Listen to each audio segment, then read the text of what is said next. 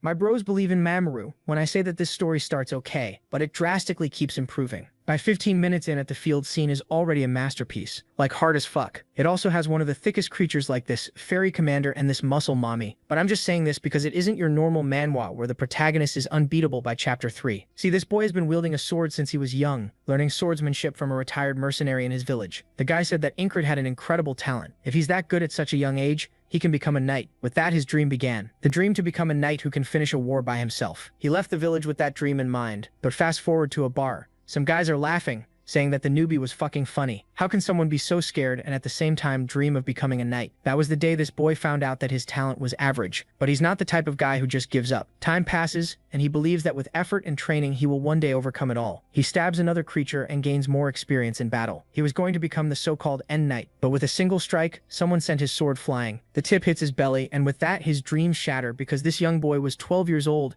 and was just starting to learn swordsmanship, but was already able to win against him with ease since he had incredible natural talent. That's when he understood that his hard work was all in vain. In despair he fell, asking if there was really no way out. But this is a guy with a strong mindset. So the next day he was back at training, spending several more hours. This guy is Rock Lee. If Rock Lee used swords, swinging at the tree thousands and thousands of times a day to the point where the iron was vibrating by itself, the sun would rise. He would once again pick up his sword and get back to training. If he couldn't be the strongest of all, he would be the most experienced of all. And now, 3 years later, he's the commander of an average squad. After a whole life of dedication, this is as far as he can get. He asks one of his friends to spar with him because he knows that there is a huge battle coming. We're talking thousands of swords and his group is one of the weakest. Fast forward to the middle of the battle as the soldiers are raging and screaming. As the protagonist finishes off a guy on the ground, another one comes to pierce his face. He looks to the side and skillfully dodges. Another one tries to hit him from behind, but he blocks with a shield. Then he looks to the side and sees one of his teammates screaming. He knows that this guy was about to die from an arrow coming from the sky, so he gets in front of him and blocks it. His friend is still surprised when another one comes from behind to stab him, but the MC pushes him aside and cuts off the guy's head. With that, he hears the scream that he's been waiting for. A body hits the ground and the guy swings his sword. This is the bastard that he has to kill. They stand face to face and our boy swears that this time he will kill this guy and survive. In a flashback, he remembers that one of his teammates told him if he wants to survive, he needs to keep his eyes open even when the weapon is already touching his neck. Like a beast, he should not know what death means, so he shouldn't fear it until the last second. The enemy in front of him thrusts his sword forward, and the MC observes death coming at him. He shouldn't be afraid of that because death makes him stronger, so he skillfully dodges it. For the first time, he had a chance against this guy, so he turns around for a counterattack.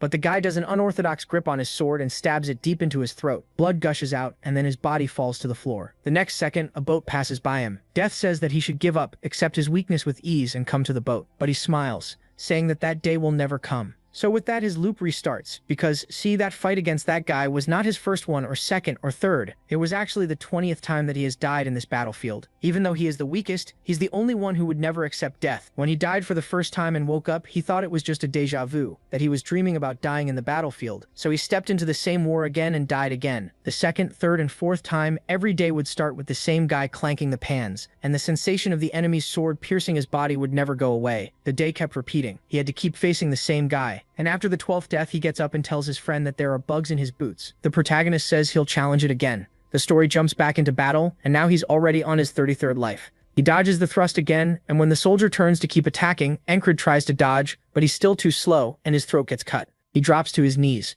As he falls, a necklace slips off him. Encred remembers that during his days as a mercenary, he took down plenty of monsters. One day, a small village asked for help, and he accepted because protecting the weak is what a knight should do. Afterward, the village elders said they were poor and offered him something. It turned out to be a charm. For risking his life, it felt like a joke, but the elder claimed it could grant a desperate wish. Encred starts to wonder if that charm is why he's stuck repeating this day. The soldier who stabbed him says he must be suffering and offers a merciful death. MC thinks, mercy my ass. It's obvious the man is enjoying killing him. Then he finishes Encred off. The pots and pans ring out again. This time he tells Rem he put the bug in his boot himself. Rem asks if he's gone crazy this early in the morning. The protagonist tells him to stop yelling and come outside. He wants to learn the heart of the beast. Rem swings his axe and Encred keeps his eyes on it and dodges. Rem is thrown off, asking how MC suddenly stopped flinching. MC says he trained. Rem doesn't buy that, saying nobody changes that fast, and there's no way someone else taught his family technique. Encred replies that he picked it up by chance. Then he grabs some weapons and asks for a spar.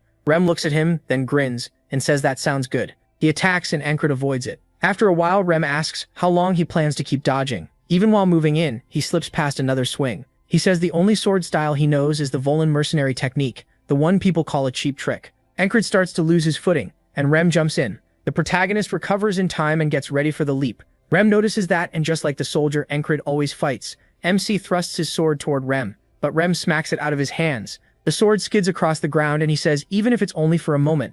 He copied that bastard's thrust. Encrid says his body already remembers it. Rem tells him that move should have made him bleed. Out of everything the protagonist has shown so far, that stab was actually pretty good. Rem even starts giving him pointers to sharpen it. He warns that if Encrid keeps doubting himself, nothing good will come of it. Instead, he needs to focus on the next move, not his own fear. That's how he keeps hold of his sword, even if he says it in his own rough way. MC looks at him and says that messy explanation still made perfect sense. The gap between his thrust and the soldier's was confidence. Encrid didn't trust his own blade, and the soldier kills him again. Once more, he talks about mercy and drives the sword into him. Then it's back to training with Rem, who sends his sword flying again. The soldier kills Encrid again, and he goes right back to sparring with Rem. He says he'll keep repeating this cruel loop, one step at a time even if those steps are tiny. He dies again, and by now he's on his 111th life, but it's still not enough. Then it jumps to his 123rd life, where that sword is at his throat yet again. In the next round, Encrid yells as he attacks Rem, and this time he actually forces Rem's axe back with the same thrust that kept killing him.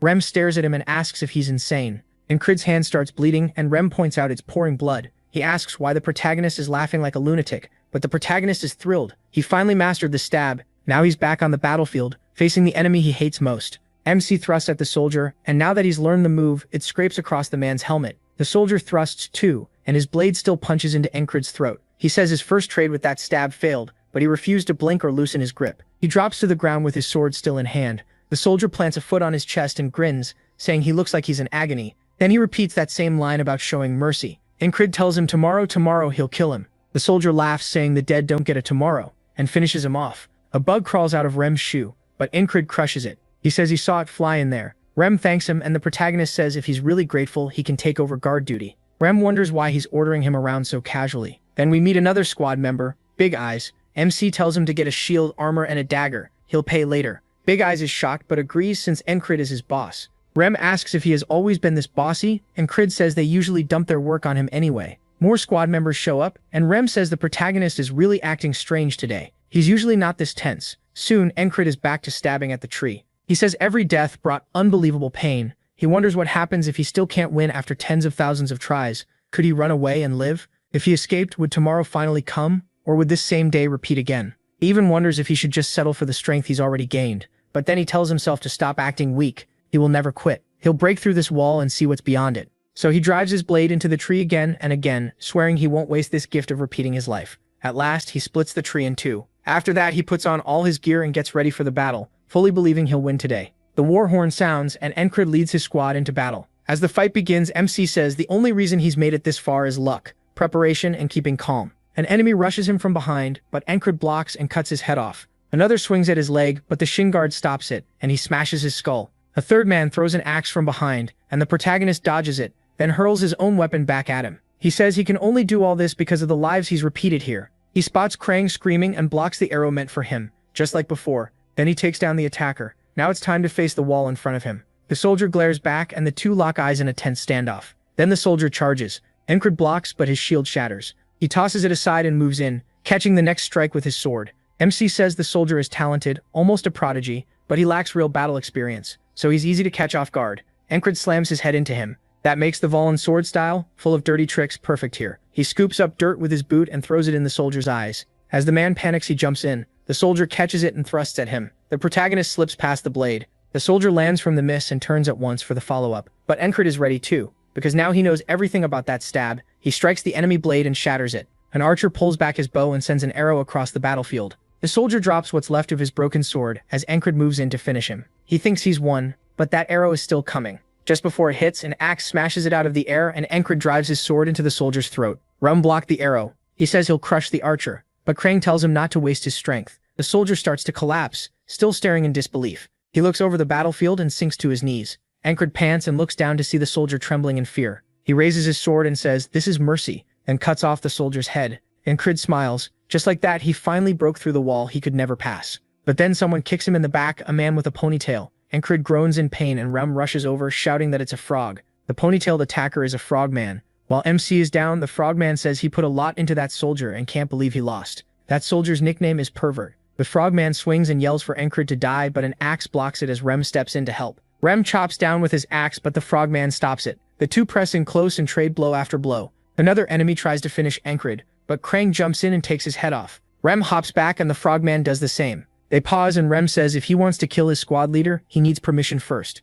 The frogman asks how a weakling like Encred became commander instead of him. Rem explains that frogs are born for battle, and to kill one, you either burn it with magic or take it down in one clean hit. The frogman eyes Rem and wonders why someone like him is on such a tiny battlefield. He says killing Rem would cost him his life too, decides it isn't worth it and walks away. Rem calls him a coward. Krang runs off while carrying Encred, and Rem blocks the soldiers in their path. Another enemy tries to chase them, but one more squad member cuts him off. A whole line of soldiers drops when another ally joins in. Encred's vision starts to blur, and when the order to retreat comes, he shuts his eyes as they fall back. Then he drops into the underworld again, where the boatman says he managed to survive one more day, but only that. Sooner or later, he won't be able to bear the walls in his way. Giving up and sinking into despair is supposed to be his fate. Encred rises to his feet, glances at the wall behind him and tells the boatman those walls exist so he can overcome them. The boatman smiles and says he'll be waiting for the day the greed and ambition in Encred's eyes finally go dark. He wakes up wrapped in bandages and Rem says he's in the infirmary tent and slept for 2 whole days.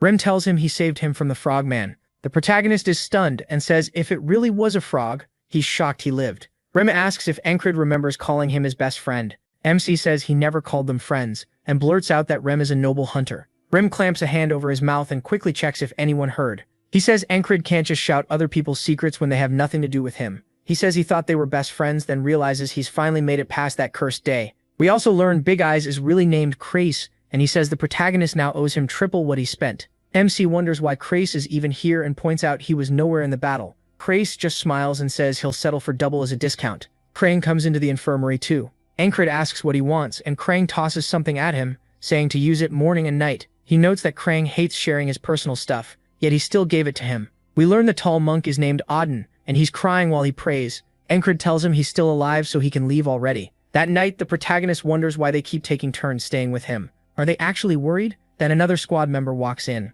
He's shocked to see Encred there and asks why he's in the infirmary. It's Ragna. He quickly backs out, and MC thinks there's no way Ragna is worried. He's usually too carefree. Besides him, 2 other soldiers are in the tent. One is a platoon commander who always picks fights with Encred, and the other is a soldier he doesn't know, just staring blankly into space. He starts wondering why that guy is here. When they hear footsteps outside, everyone turns as a long-haired elf woman walks in and asks who commands the 444th squad. Encred is confused, and the other platoon commander calls her a fairy. She asks what unit he's with, and he says his name is Vancinto, 3rd platoon commander of the 2nd company. She asks if his company trained him to greet people by pointing out their race. He apologizes, and Encred figures she must be the new 4th company commander. Then he says he's the commander she wants. She says she's heard he's handling his difficult squad well, and she expects good work from him. The protagonist is surprised she came all the way here just to say that. As she turns to leave, she asks for the young soldier's name. He answers, Krang, but sounds suspicious about it. Encred wonders if he just made that up, thinks his attitude is bad too, and starts wondering if he's a noble. The commander gives MC one last look before walking away. He has no idea what's happening. Later, he says most of the pain has faded and wonders if he should start training again. Vengeance asks where he's headed, and Encred says the training grounds. Vengeance calls him an idiot, saying a bottom-ranked soldier shouldn't act so tough. The noble stays quiet. The protagonist says he needs to replay the last battle in his head. He paid a lot to learn that skill as a kid. Then he thinks about his last move failing. Betting everything on one attack is too risky. He compares it to how Rem strikes are all meant to kill. Then the noble from the infirmary says he's been working hard. Caught off guard, Encred says he doesn't fully get it either. His hands kept twitching in the barracks and now he keeps zoning out. He explains that he was training his grip while replaying the fight. When the man asks why, MC says it's to stay alive. The noble asks if he's trying to become something by surviving. He doesn't want to answer because people always laugh at his dream. Still, he looks up and lifts his sword, saying he wants to become a knight. The noble is shocked, and Encred realizes it's the first time someone heard that dream without laughing. The man says he'd forgotten, but that just made him remember something. Now he knows what he has to do. Encred watches him go, and the man tells him that if he really becomes a knight, he should remember his name. Back at camp, a bard sings while the soldiers talk about Cyprus, the hero of the battle. Vengeance complains about breakfast, asking if they're planning to feed them nothing. Encred takes a walk instead of training, and Jackson asks how his wounds are. The protagonist says the medicine worked great, and thanks him. Jackson tells him that if he's thankful, he should hurry back. That night, the noble tells him good night, and MC answers the same. Vengeance wants no part of any of it. Encred figures the whole day was spent doing nothing. Then he hears the bard again and wonders if he was here this morning too. Vengeance repeats the exact same line about the morning rations. That's when he understands what it means. He jerks upright, saying this can't be happening. But Jackson asks about his injuries again, and Encred gives him the same answer as before, only to hear the same reply back. That proves he's stuck in a loop again. He remembers the boatman talking about the next wall. Then Encred wonders if he died in his sleep without even noticing. He says this feels worse than dying on the battlefield, but it only hardens his resolve because he's been given another trial to beat. That night again, he tries to figure out who killed him and why. The only one who should be able to get in would be a knight, so he guesses it's an assassin hiding among them. He remembers the commander saying a fairy is light and quick, perfect for killing in secret. That makes him wonder if she visited just to scout the place first. He decides to confirm it. There's only one way into the barracks, so if he spots her, he can scream and wake everyone. All he has to do is wait for the assassin, but a needle suddenly pierces his throat. He turns, stunned. He never saw them coming. Pain cuts through him, and he can only choke out a sound before falling from the bed. He realizes it's a numbing poison, then sees Vengeance with a needle in his throat too. Someone is also standing over Krang. Encred finally spots the assassin, who lifts a blade over Krang and drives it into him, killing him right away. Then another person cuts their way into the tent, a second assassin. Encred looks up and sees the commander, realizing it really was her, the leader of the 4th company. He wakes to the bard's song again, saying this is already his 3rd try. He still couldn't sense them at all, so this won't be easy. And with the company leader involved, even stopping the first assassin wouldn't help. There's no way he can fight her after. He feels completely helpless. It reminds him of how he felt a few days ago against Pervert, but he still found a way and killed him in the end. So if he keeps going, he'll find another path to win. He yanks the blanket off Vengeance, who snaps that he's insane. Encred says he was wrong to only watch the inside of the base. They need to be careful of attacks from outside too. Vengeance mocks him, asking if today's training is hunting cockroaches. He says that suits a lowlife like him. The protagonist says he's happy Vengeance cares so much, which only annoys him more because he was being sarcastic. MC sighs and says he was too. Krang asks if they're arguing again and says maybe he should come back later. Encred tells him it's fine and Vengeance lies back down. He says Krang is clearly the real target and wonders who he really is, because something about him feels off. Still, he doesn't want to pry into Krang's past if Krang doesn't want to talk, just like the others in his squad. But now he's caught up in this too, so Encred goes ahead and bluntly asks what he is. Krang freezes and the protagonist immediately wonders if he said that wrong. Krang awkwardly says that's not something he can explain. Encred asks why, and Krang only says it's a long story. MC pauses, then says that makes sense. Vengeance loses it, asking why he'd accept such a garbage answer. If he was going to let it slide anyway, why even ask? He adds that Krang clearly isn't from this kingdom, judging by his manners, and asks what country's spy he is. Krang just stares at him and Vengeance goes quiet. Krang steps closer and says he is not, and never will be, someone who betrays the kingdom. Encred says he can tell from Krang's eyes and the way he moves that he has something like a knight's presence. Vengeance asks if that's any way to speak to a superior. Krang laughs and he says he can't be a real knight since he was helpless against the assassin too. Still, he's definitely hiding something. That night they say goodnight again, and Vengeance clears his throat like he's joining in. Encred wonders if that's because he's scared of Krang. He keeps watching the tent entrance, thinking that if assassins rush in, they'll all die. He sits up, and Vengeance asks why he's awake instead of sleeping. Encred warns that assassins are coming soon, so Vengeance better help if he wants to live. Vengeance gives him a disgusted look and says he's completely lost it. Krang smiles at the whole exchange, and the protagonist says that's about what he expected. Then a voice asks how he knew, and a poison needle shoots through the tent wall into his throat. Encred is shocked. They were already inside. He reaches for his sword, but the assassin rushes in and kills Vengeance, then stabs Krang through the chest and Encred dies too. He wakes for the 4th time and realizes that without proof, no one will help him stop the assassins. So he tries warning the higher-ups, but one of them tells him to shut up and get out. Next, MC decides to predict the moment they attack. Then he hears a scream, the entrance flap shifts in the wind, and he wonders if this is it. He shouts, "Assassin," and gets stabbed in the throat anyway. The blade is pulled free, and blood pours out. Then they rush in through the front entrance. After that, he realizes he has to strike them first before they can act. The problem is, how can he fight someone he can't even detect? In the next loop, he stands guard inside the tent again, and once more they come from behind and stab his throat. He realizes none of this matters unless he can first avoid those poison needles. Then he wakes for the 20th loop. Even now, he still can't do anything against them. Then he starts thinking and smirks he's only died 20 times. First, he needs a way around the poison needle. He spots Jackson sitting nearby, cleaning his dagger, and walks over. This is the key. Encred asks Rem why he calls Jackson a perverted wild cat, and Rem says it's because he's a total pervert. He always hits from behind and slips away. Just like a sneaky wild cat, Jackson notices him and asks if his injuries are better. Encred thinks Jackson would definitely beat the assassins, but he can't bring him along. He has no rank to order him around, and this is a wall the protagonist has to cross himself. So he asks what he'd need to do to stop himself from getting assassinated. Jackson thinks for a moment and says he doesn't know, no one has ever survived one of his ambushes. That tells Encred he's asking the right person. Then he asks again if someone like Jackson tried to stab him from behind, how could he stop it? Jackson thinks it over and says the same thing, nobody's ever lived through that. But MC still looks set on finding an answer. Jackson keeps thinking, then lets out a long sigh and says Encred would need eyes on the back of his head. He asks what that's supposed to mean.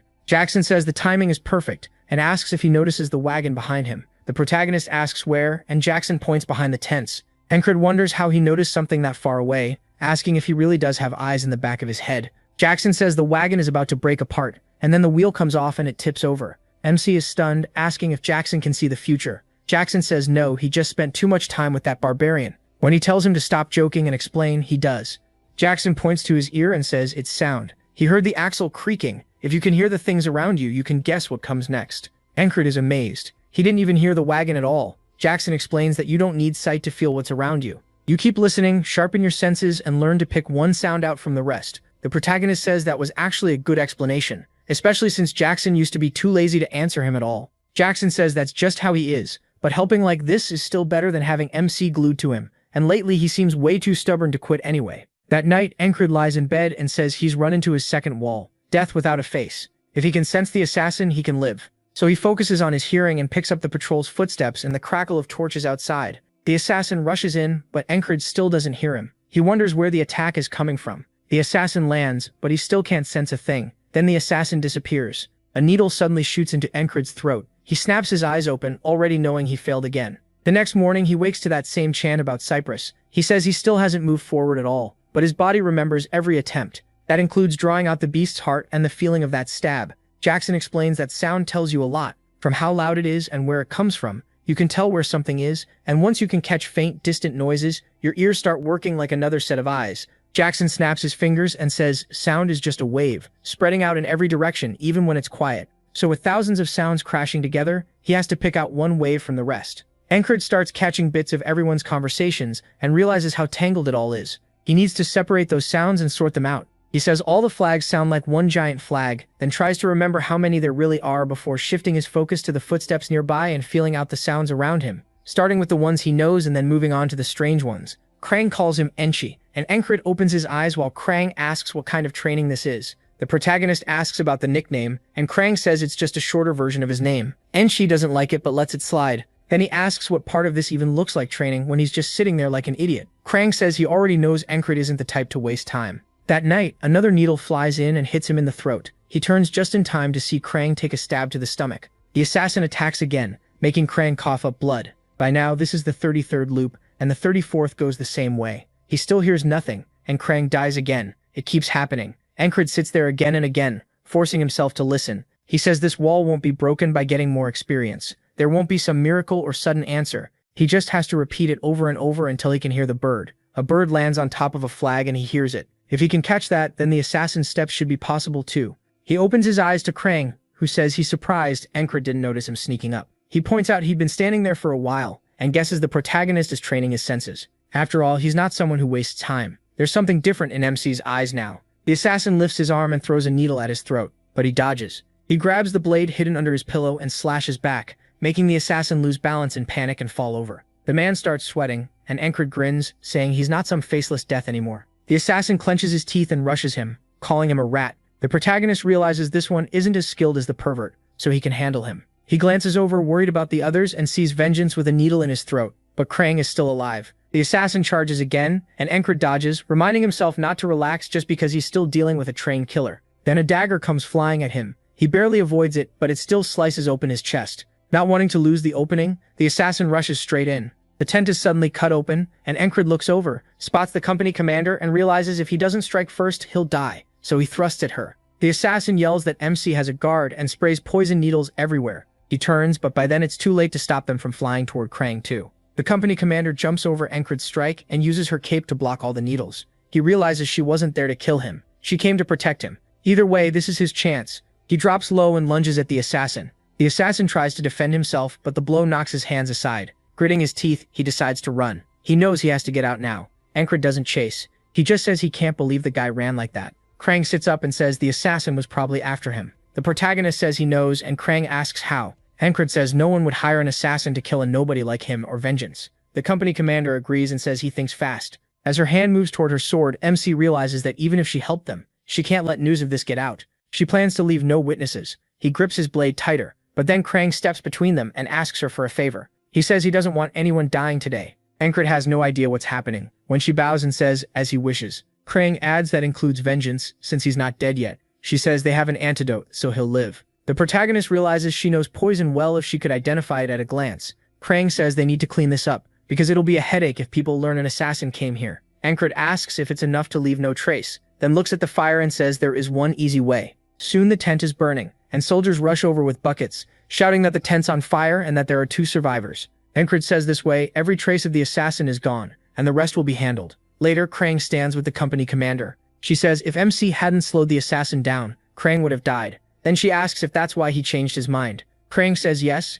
and asks if she agrees he is interesting, but she only looks away. Krang says he's been trying to avoid this, then remembers how hard Ankrit trained every morning. He smiles and says the protagonist's drive must have rubbed off on him. They'll meet again, each in their own role. A scythe rises from the water, then quickly fades as he sees the boatman instead. The boatman tells him they'll meet again, and Ankrit answers, anytime. He says he survived the second wall and woke up the next day. He can sense most things now, but he still couldn't sense the company commander, so he still has a long way to go. Ankrit adds that luckily he wasn't badly hurt, so he can head back right away. Vengeance asks if MC saved him from the fire and why. He wonders why he's getting attitude for saving him and why Vengeance hates him so much. He simply says it's because they're comrades. He doesn't need any other reason. Vengeance looks away, a little guilty, and says that after everything he's done to the protagonist, that's still way too selfless. Then he asks if MC is heading back to his squad. MC says yes, and Vengeance warns him he's out of luck. The mood there is awful. He asks why, and Vengeance says rumors are spreading that the whole base is cursed.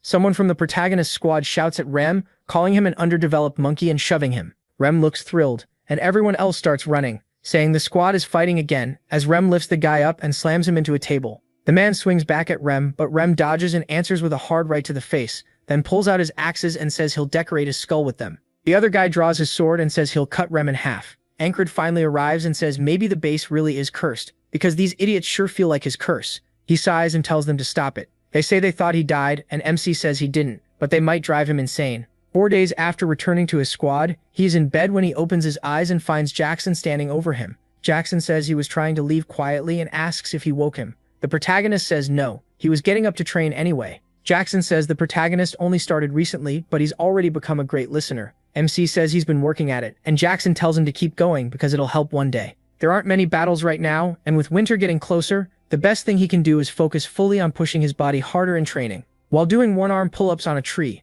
someone greets him. Ankrit looks down and sees a rock, and under it is Odd. He asks if he is coming back from morning training, and says he's staying busy. The protagonist drops the boulder and says this works for him. Odd starts to rise, towering over Ankrit, and says a trained body is a weapon by itself. It should even take a kick from a frog. But MC is still too skinny, so he needs to keep training. He says Odd is just ridiculously huge, but he'll give it a try. Odd starts talking about the training method he mentioned before, but then they hear trouble in the next tent. Rem is kicking out the same guy he fought earlier, saying it's his duty, and calling him lazy for still being asleep. The man crawls toward his sword, grabs it, and swings while telling Rem to eat his ass. Rem swings back, and Ankrit steps in, asking why they're fighting again. Odd tells them violence solves nothing. Rem says this idiot is trying to starve them. The protagonist says if it's his turn to cook, then just do it, and Ragnar says fine. Rem tries handing him an apron, saying there was no need for all this if he was going to do it anyway. Ragnar knocks the apron away, saying it stinks. Rem sniffs it and says it smells fine. Ankrit asks if he's so bored that he's starting fights over nothing. Rem admits it is that obvious, the lack of battles is driving him crazy. MC tells him to stop picking on random people and come fight him instead. Later that day, Ankrit gets kicked in the side, and Rem tells him he needs to take hits better while rushing in again with his axe, knocking his weapon away. The protagonist steadies himself with the heart of the beast, and when Rem attacks again, he knocks it aside and reminds himself to use his hearing to block incoming blows. He keeps applying what he learned through hundreds of deaths and drives a thrust at Rem's face. Rem dodges, though he admits it was a decent try. Then he catches Ankrit's sword with his axe, pins it there, and grabs his collar using MC's own movement to slam him into the ground. He says he expected more after Ankrit's recent growth. Still, he asks why he suddenly feels dull. He's seen that same stab plenty of times, so what else has he got? The protagonist pushes himself back up and says he knows he's changed. He can repeat the same thing hundreds of thousands of times. Staring Rem down, he tells him to come again. This time he'll crush him. Rem thinks that even if MC's skills still suck, he never gets tired of that stubborn look in his eyes. A grin spreads across his face as he says Ankrit can talk like that after he lands even one hit. Then rain starts falling. Both of them look up, caught off guard by how sudden it is. Back in the tent, Ankrit says, the rain comes and goes whenever it feels like it. Remin jokes that at this rate mushrooms are going to grow on his feet. Ragna is asleep while Odd is praying. Another soldier walks in, asking how many duels he has to cancel because of this rain, and says he almost believes the curse rumors now. He asks what he's talking about, and the man says he hasn't heard.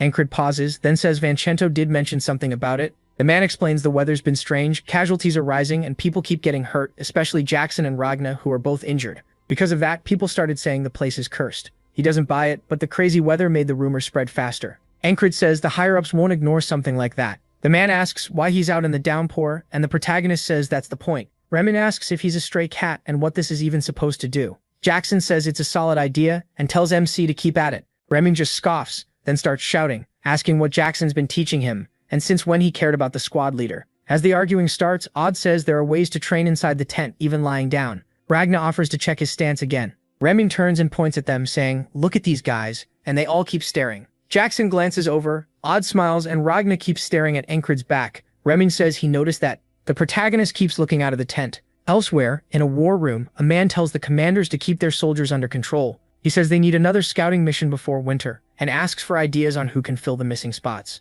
The ferry commander recommends the 444th squad leader. A man immediately says Ancred is kind of dumb and would only slow the scouts down. She argues he might bring unexpected results, and he asks why she thinks that. She says it's just a ferry's instinct. The next day, MC speaks with her, asking why he's being assigned to the scouts. She just glares at him. It cuts back to the man from earlier, asking if Ancred somehow upset the company commander. He asks what he could have even done, and the man says he must have. Why else would she choose him specifically? The protagonist wonders if she's trying to kill him now that Krang is gone. Robin asks if he's really going, saying he can help him dodge the order while holding his axe. MC says he can't exactly use an axe on a superior, and unlike Rem, he wouldn't try. Robin says that's not what he meant, and MC warns him not to do it either, especially with his history of violence. Odd prays they don't take him away, and wonders what is wrong with everyone. Ragna sits up and says he could go instead. The others give him a strange look since they all know he gets lost easily. Jackson says that if Ancred scouts through tall grass, he needs to watch for changes in the blades and any signs they've been disturbed. That's the first step to beating an ambush. Rem cuts in saying he told Jackson to stop teaching the protagonist this weird stuff. MC sighs, thinking that once he's gone, nobody will stop them from fighting. He wonders if it's really okay to leave them, but even he knows there's no one better for this job than him. After joining the army, his poor skills kept getting him moved around to fill other spots. His squad was the one place where he finally mattered. When Jackson and Rem both move to attack each other, and Crid steps right between them, catching both by surprise and their attacks stop, he tells them to knock it off. Rem asks if he's brave or just stupid, and Jackson says he should be grateful, otherwise he'd have a hole in his chest. Crid says both of them are too skilled to lose, and compared to them he wouldn't hurt their combat power much. This isn't some sudden pity party. He knows exactly where he stands, and he still has a long way to go. Soon, he heads through the woods with the scout unit toward the front. One of them notices the protagonist with his eyes shut and tells him to focus. He says they may share the same rank, but he leads this scout squad, and if Crid has a problem, they can settle it in a fight. His name is Andrew. Another man laughs and asks Andrew if he really thought MC would challenge him, calling the MC an outcast. Andrew smirks and says if he does try, he'll make sure not to hurt him too badly. Then he barks at everyone that a squad only works because of its men, and if they meet the enemy, they'll crush their skulls. The protagonist says they're way too loud and asks if they even know what scouting is. To him, Andrew is too green for this.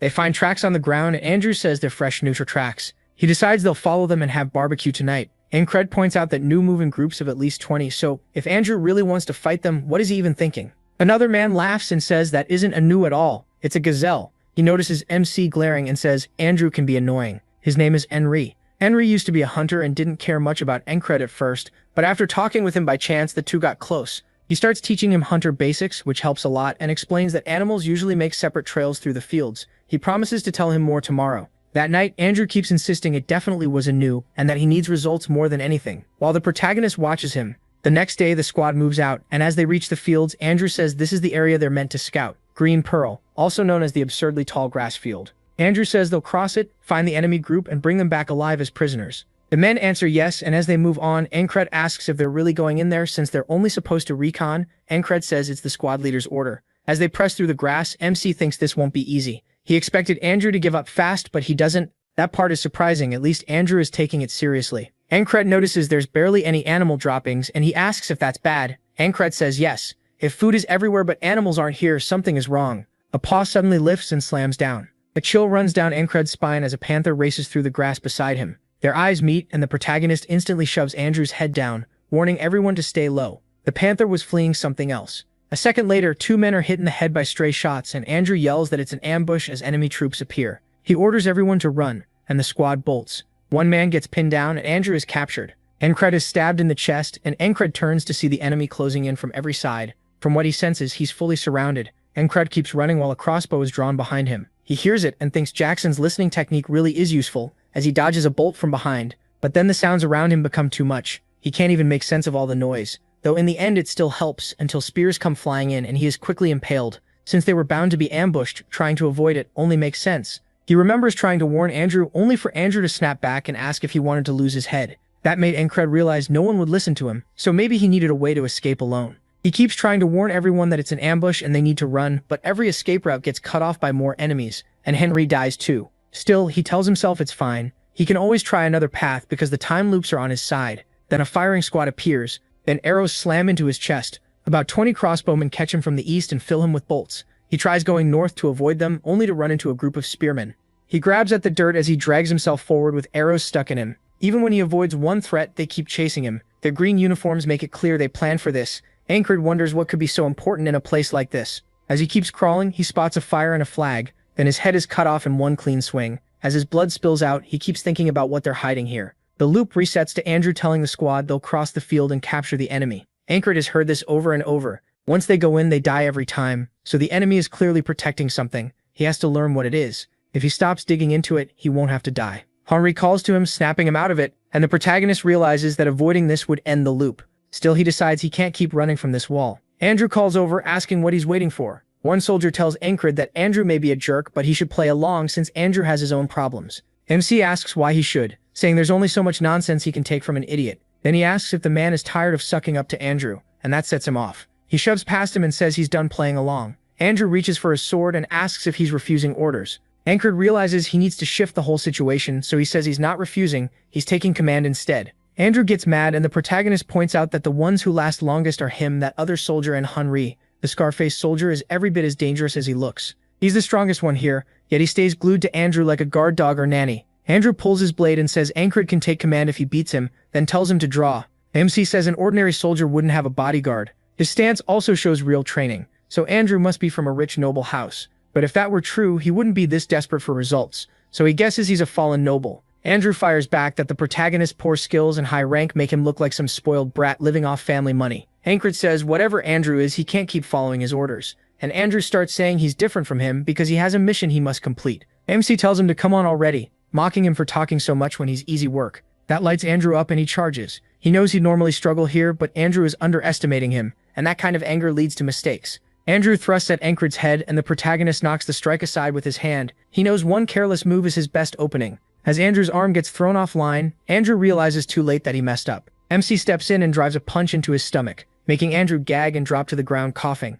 Encred and Andrew's babysitter are both shocked that one punch did it. They thought Encred was weak. He declares that from now on he leads the squad and asks if anyone has a problem with that. Encred is left speechless, while the babysitter thinks it over and glances at Andrew, who's frustrated with himself. The man lets out a sigh, and Encred says this is only the beginning. As they move through the field, the others wonder what the protagonist is planning. Then MC asks Henri what his dream is. Henri is caught off guard and asks why Encred wants to know, but admits he wants to marry a beautiful woman who owns a flower shop. He tells him he'll need to stay alive first. He asks another soldier, who says he just became a father. The protagonist tells him the same thing. If he wants to keep being one, he has to survive. He keeps going. One man wants to start a business, another just wants to go home. When MC asks Andrew, Andrew says he wants to carry out his mother's wish by restoring House Gardner. Encred says they all have dreams, and if they want to reach them, they need to get out of here alive. He stops and tells them they're not just going to try, they're going to make sure every possible man gets out alive. That catches everyone off guard. He says he needs them acting on their own, because nothing pushes a man harder than wanting to live. The enemy will show up soon, and his plan is to break through. He points into the grass and tells Henri to fire an arrow there at head level. Henri says there's nothing there, but Encred cuts him off and orders him to shoot. Henri lets the arrow fly, and it buries itself in a hidden soldier's face. The enemy yells that they've been ambushed, stunning Henri and the others. Encred draws his sword and tells Andrew to stay close behind him. Andrew clenches his teeth and rushes in. The protagonist says he was wrong before. If they want the advantage, they need to find the enemy first and strike first. He drives his blade through one man's back, then turns to the next target. The enemy panics, shouting for everyone to kill them. Andrew jams his blade into one man's throat. Encred says they need to use the confusion to cut down as many as they can. He brought Andrew along because the bodyguard would come too. When one enemy moves in from behind, the babysitter instantly decapitates him and hacks him apart. MC knows this is their best opening. As he slices off another man's arm, he notes the enemy force has dropped from 12 to 8. The rest are closing in, and then the rest of his squad arrives. He orders them to kill every last one. The squad surges forward. In grass this tall, the enemy struggles to track them too. There's a reason the protagonist found them first. The panther rushes past again. One enemy gets startled by it and swings at the beast, but Encred comes in from the side and stabs him in the gut. One MC realizes they were chasing that panther the first time, and that's how they happened to find his squad. Now they miss his ambush because they're focused on hunting it. Since things are finally going well, he won't let the beast die. Henry reports that it's over. Andrew is breathing hard while his babysitter calmly wipes his sword. Encred says they move out right now, with the panther quietly watching from behind. After losing one man, they have 6 left. Even with all these loops, the protagonist still can't save everyone. But this is the most he's ever kept alive, and he wants to push farther. An enemy guard stands watch, and Encred quickly cuts his head off. Thanks to the loops, he knows where the enemy troops are and how many there are. If they go straight, 30 crossbowmen will wipe them out, so they need to turn right. The spearmen who chase them down in every loop have to be dealt with fast, or they'll slow the whole escape. By using quick ambushes and pulling back, they slip out of the encirclement. Andrew kills one of the enemy soldiers. His babysitter warns that he's pushing himself too hard, and once it gets dark, finding the exit will be much harder. They need to break out before sunset. MC tells them to keep moving. When someone asks why he's going deeper in, MC says this is the right way, and he won't hear complaints. They just need to follow him. The babysitter doesn't like that at all. Then Henry is shocked when the man points his sword at him and says he won't march to his death. If killing Encred is what it takes, he'll do it to survive. The protagonist replies that even he should know it's too late to turn back. After all the noise they made, the retreat route is already swarming with enemies. The man asks if he really expects them to trust him, and MC answers that he wants to make one thing clear. He wants to live too. Andrew had thought he was just worthless trash, like his father who gave up on everything and wasted what was left of their house. But Encred isn't like that. If anything, he reminds Andrew of his mother. She told Andrew that even if their house was finished, she still hoped he'd become someone who could lead their people. To do that, he had to earn their trust and rebuild the family. Andrew admits he's always wanted to be like her. Looking at the protagonist now, he sees someone who opens the path ahead. The protagonist tells them to trust him. They will survive. Andrew steps forward and says he does trust him. Calling MC captain, his babysitter starts to object, but Andrew says he is the captain now and the squad follows its captain's orders. The babysitter is stunned, and Encred tells everyone to crouch until his signal and stay close together. Step 1 to escaping is to seize the lead and break through with an ambush. Step 2, while they quietly move through the grass, they hear rustling. Enemy soldiers pass nearby, and there are a lot of them. Encred says the key thing he learned after dozens of loops is that only at this exact time and place can they let the enemy walk right past without starting a fight. This is their only real way out. Everyone waits in silence, tense and nervous. Encred strains his hearing as much as he can, and once he can no longer hear anyone else, the others wait for his word. He says everything has gone just as planned. His plan. Now comes the last step. Once the sun goes down, the field gets too hard to escape. Encred tells them they've reached the key spot. And Harry stares in shock and blurts out, "No way." One of the others just smacks his forehead. After all that effort, they somehow ended up right in the enemy camp. The protagonist explains that Aspen soldiers are wiping out everyone in the field to keep a secret buried here. Whatever they're hiding, no one can be allowed to learn about it. At the center of the camp stands a shrine, covered with flags and surrounded by bones. And Cred wonders what happens if something more important than hunting them suddenly demands the camp's attention. Then he tells them it's time to move. If they go in now, a path out should open up. Mac can't believe it. MC wants to burn down the enemy camp. To him, that's insane. He warns they'll probably get surrounded and die. He cuts in and finally asks his name. At last, we learn the babysitter is called Mac. Encred tells Mac straight up he won't accept anyone disobeying him. Mac starts snapping back, but Andrew shuts that down fast. He tells him to keep quiet and immediately follows the protagonist's lead. Mac grumbles that Andrew doesn't need to lecture him. With clouds covering the night sky, they won't find their way out alone. So like it or not, they have to trust their squad leader. MC slices open a tent, and Mac is sure this is where they die. But when they slip inside, nobody's there. That makes Mac even more suspicious. Encred knows way too much about this place, and walking through the middle of enemy lines still feels crazy. Even stranger, they haven't run into a single soldier. They're definitely inside the camp, so how is it this empty? Encred finally halts them when they reach the shrine. He tells everyone to stay put. Then he reveals he snuck into this camp over a dozen times. The first time he noticed that flag and touched it, the whole camp turned on him. So that's what the soldiers are protecting. The flag is their top priority. Now he wants to see what happens if the camp catches fire too. Mac is stunned. How did Encred know the flag was here? His mind starts running wild. Did the ferry commander tell him? After all, she was the one who put this so-called nobody in charge. He says once the fire starts, the soldiers will focus on saving the flag. Maybe that's why he took command and led them into the camp in the first place, like he's carrying out some hidden mission. While the camp scrambles, they'll make their escape. From here, they split in two. One team will lure the enemy away, and the other starts the fire. Mac says he'll join the bait team, and that catches Encred off guard. He's been complaining the whole time, so this sudden teamwork is a surprise, but the protagonist decides it works in his favor. He's led people into this camp plenty of times before, but never with this many still alive beside him. To Encred, this is the best run yet, and for once it feels possible. Then one of the guards gets hit in the head with a rock. They spot Mac running and start shouting, sending the others after him. MC tells himself this time he'll make it. He reaches for a torch, thinking this is their best shot at reaching tomorrow. But out of nowhere, a huge man appears beside him and brings his blade down with brutal force, splitting the torch in half. A chill shoots through Encred. He didn't even sense this guy coming. As he grabs his sword, he realizes he's never seen this man in any previous loop. Still, one look is enough. This guy is deadly. He wonders where someone this strong came from. The man glares at him and calls him a rat. Encred just says they're too late. The man asks what he's talking about, then notices a tent already burning. A robed man rushes out yelling, while the others dash off carrying barrels. The big man orders everyone to put out the fire. The protagonist realizes Mac drew most of the soldiers away, and Andrew used that opening to light the tents. Now Encred only has to get out alive. He plants his foot, reminding himself that every attack begins from the ground up as he lines up a thrust, drive off the earth, launch forward, and aim for the opening in the man's guard. Encred lunges while the man is distracted, but the man snaps his head around and locks eyes with him, dodging the strike with perfect clean movement. In the next instant, he's behind MC. Before MC can react, Encred knows this is bad the second he feels his stomach get cut. Clutching the wound, he realizes that was the best thrust he had. He turns and faces the man again as the man calls him weak. Encred can feel the massive gap between them. Right now, he can't win. He fought through endless ambushes just to get here. Loop after loop, watching everyone die but himself.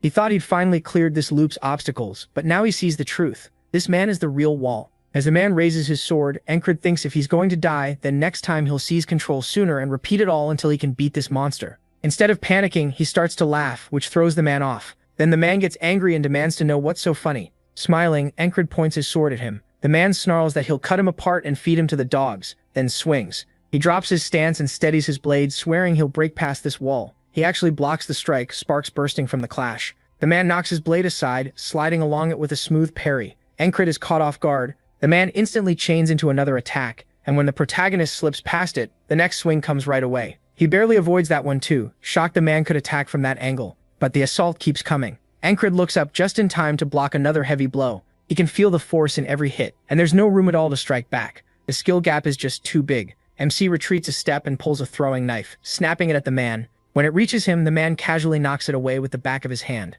Encred did not expect that. The man closes in again at once, driving his blade straight for his chest, then shouts about the spreading fire ring out, and the attack slips past the protagonist's face when the man gets distracted. The shrine is burning now, and the flames are spreading toward the flag. The robed man from before calls to his commander, asking if he understands what's at risk. The commander realizes Encred isn't the kind of man who'll fall quietly. There's no fear in his eyes, so he calls out to him, promising they'll meet again, then turns and walks off. Encred is stunned that he's leaving so easily. Maybe this wasn't the true wall after all, but whether it was or not, he still has to beat this loop, and at least now he knows he can keep getting stronger. Then he hears Andrew shouting that they need to leave right now. Encred looks back one last time at the commander, while Andrew keeps yelling for him. The commander turns and their eyes meet. Encred wants to keep fighting, but he finally sheaths his sword, knowing the right move is to escape alive, so he orders the retreat while the enemy scrambles to save the shrine. The soldiers rush to put out the flames. They start calling for more help. As the squad runs out, MC notes that one of the men who went another way never came back. That leaves only 5 of them. Mac asks if that's it. Won't the enemy send pursuers?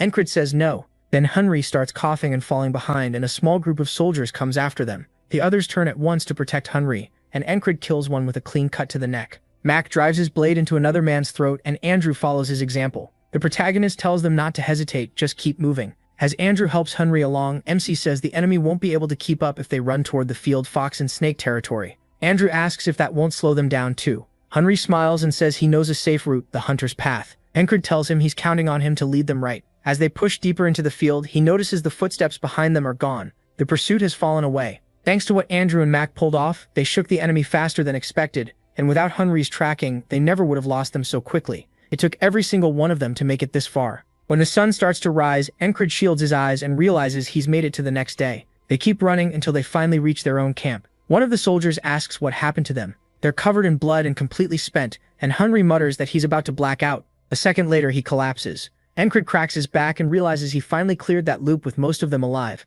Now he can move on to the next day. Back at the shrine, the flag is still standing, but nearly everything around it is wrecked. Someone asks the roadman what happened, and he says they'll have to prepare it again. He didn't expect the famous Grey Dog to fail against a few nobodies. The company commander called Grey Dog admits he can't make sense of it. The soldiers there were supposed to be the elite, yet a handful of enemies broke in, set fires, and escaped. The Grey Dog is an independent company, basically hired fighters. Its name comes from the Grey Dog of the Principality of Aspen, a beast known for clinging to whatever target it chooses. In war or on its own, Grey Dog lives up to its name. They cling to a target and never let go, so people call them the persistent lovers. Grey Dog asks the man from before if his opponent was actually strong. We learn that man's name is Mitch. He says if the fire hadn't broken out, he would have killed Encred with no trouble. Grey Dog says the protagonist got lucky, but luck counts too. Mitch vows it won't happen again. Back in his tent, MC can't stop thinking about that wall he hit and failed to pass. He wanted the fight to keep going, and he knows they'll face each other again soon. Mitch is thinking the same thing, set on killing Encred next time.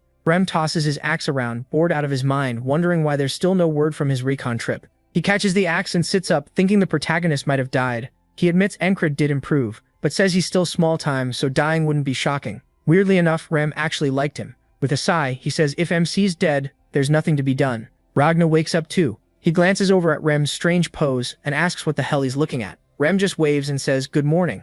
Ragnar waves back. Then Rem grins and says he suddenly feels like killing him, gripping his axes. Ragnar starts drawing his sword and calls him a mad dog. Later, the company commander questions Encred about the scout mission, mainly how it ended with the whole place on fire. He says he just made the best choices he could and got lucky. She locks eyes with him, repeats the word lucky, then tells him to get some rest and recover. She expected him to do something useful, just not something this huge, and starts wondering who he really is. As Encred leaves, he admits he has no clue what she's thinking. Then Andrew calls out, bows and apologizes for how he acted at first, saying he's alive because of him. He asks if they'll meet again. The protagonist gives a small wave and says maybe, if their paths cross. Then he turns to go. Andrew grabs his sword and bows again to Encred, and the others follow, showing their respect. MC thinks about how he brought 4 of them back, but still wonders if that was really the best he could do. 2 members died, and he can't help thinking that if he'd been stronger, he could have saved them too. With his loops, he can keep pushing past his limits. Someday he'll stop just struggling to survive and move toward his real goal, becoming a knight. That's what he'll use these loops for. And if he wants to stop reliving the same day, he has to get much stronger. Then he hears his squad yelling that they're at it again. Rajna and Rem are already clashing, blow for blow. Both of them wear far more serious looks than usual. Encred says he's never seen them like this. He's sparred with them so many times but never seen those faces. One soldier mutters that they aren't even human. They're animals. He realizes they never had to go all out against him. That means he needs to focus. Next time they spar, he wants to make them show those same faces against him. Rajna blocks one of Rem's swings, then glances over and spots Encred. Rem tells him if he's back, he should report in instead of lurking around again. He yells at the others that if they won't fight him, they should get lost. Rajna notices the protagonist is hurt, but he brushes it off as a scratch. When MC tries asking about their techniques, Rem cuts him off and tells him to wash up and rest. So Encred turns to Rajna and asks instead. Rajna stares at him and asks if he's serious. He asks if the timing is bad. Rajna looks away and says it's nothing. The protagonist feels like he has more to say, but leaves it alone for now. Soon everyone starts packing as the battalion commander moves the whole force closer to the tall grass field. During the trip, Encred's wounds heal a lot, and he keeps thinking over his training. The red-haired guy asks if he's really training now, reminds him they're moving tomorrow, and wonders why he isn't resting. MC says he's only heading out for a bit. Rem clicks his tongue and warns that if he keeps this up, he'll die young unless he rests. The next morning, Rajna wakes to the sound of a sword cutting the air. Seeing Encred's bed already made, he figures he's out training again. Rajna stretches and picks up his sword, thinking he was always naturally good with it. Getting stronger came easy, and he even had what it took to become a knight. But to him, it was all boring. He never found a reason to spend his life chasing that path. Without meaning, he lost his purpose. That's why he ended up in this squad. Then he watches Encred keep swinging. He grunts in pain with each strike and drops to his knees, still not fully healed. Ragnar points out that the protagonist's basics are a mess and says proper fundamentals have to be built from the start. If he keeps covering bad basics with shortcuts, he'll never really improve. Still, Encred grabs his sword again. His eyes are full of resolve, and Ragnar can't understand why he's pushing his body this hard, so he asks him directly. Encred answers that he wants to become stronger. Ragnar asks what for, and MC says he wants to be a knight.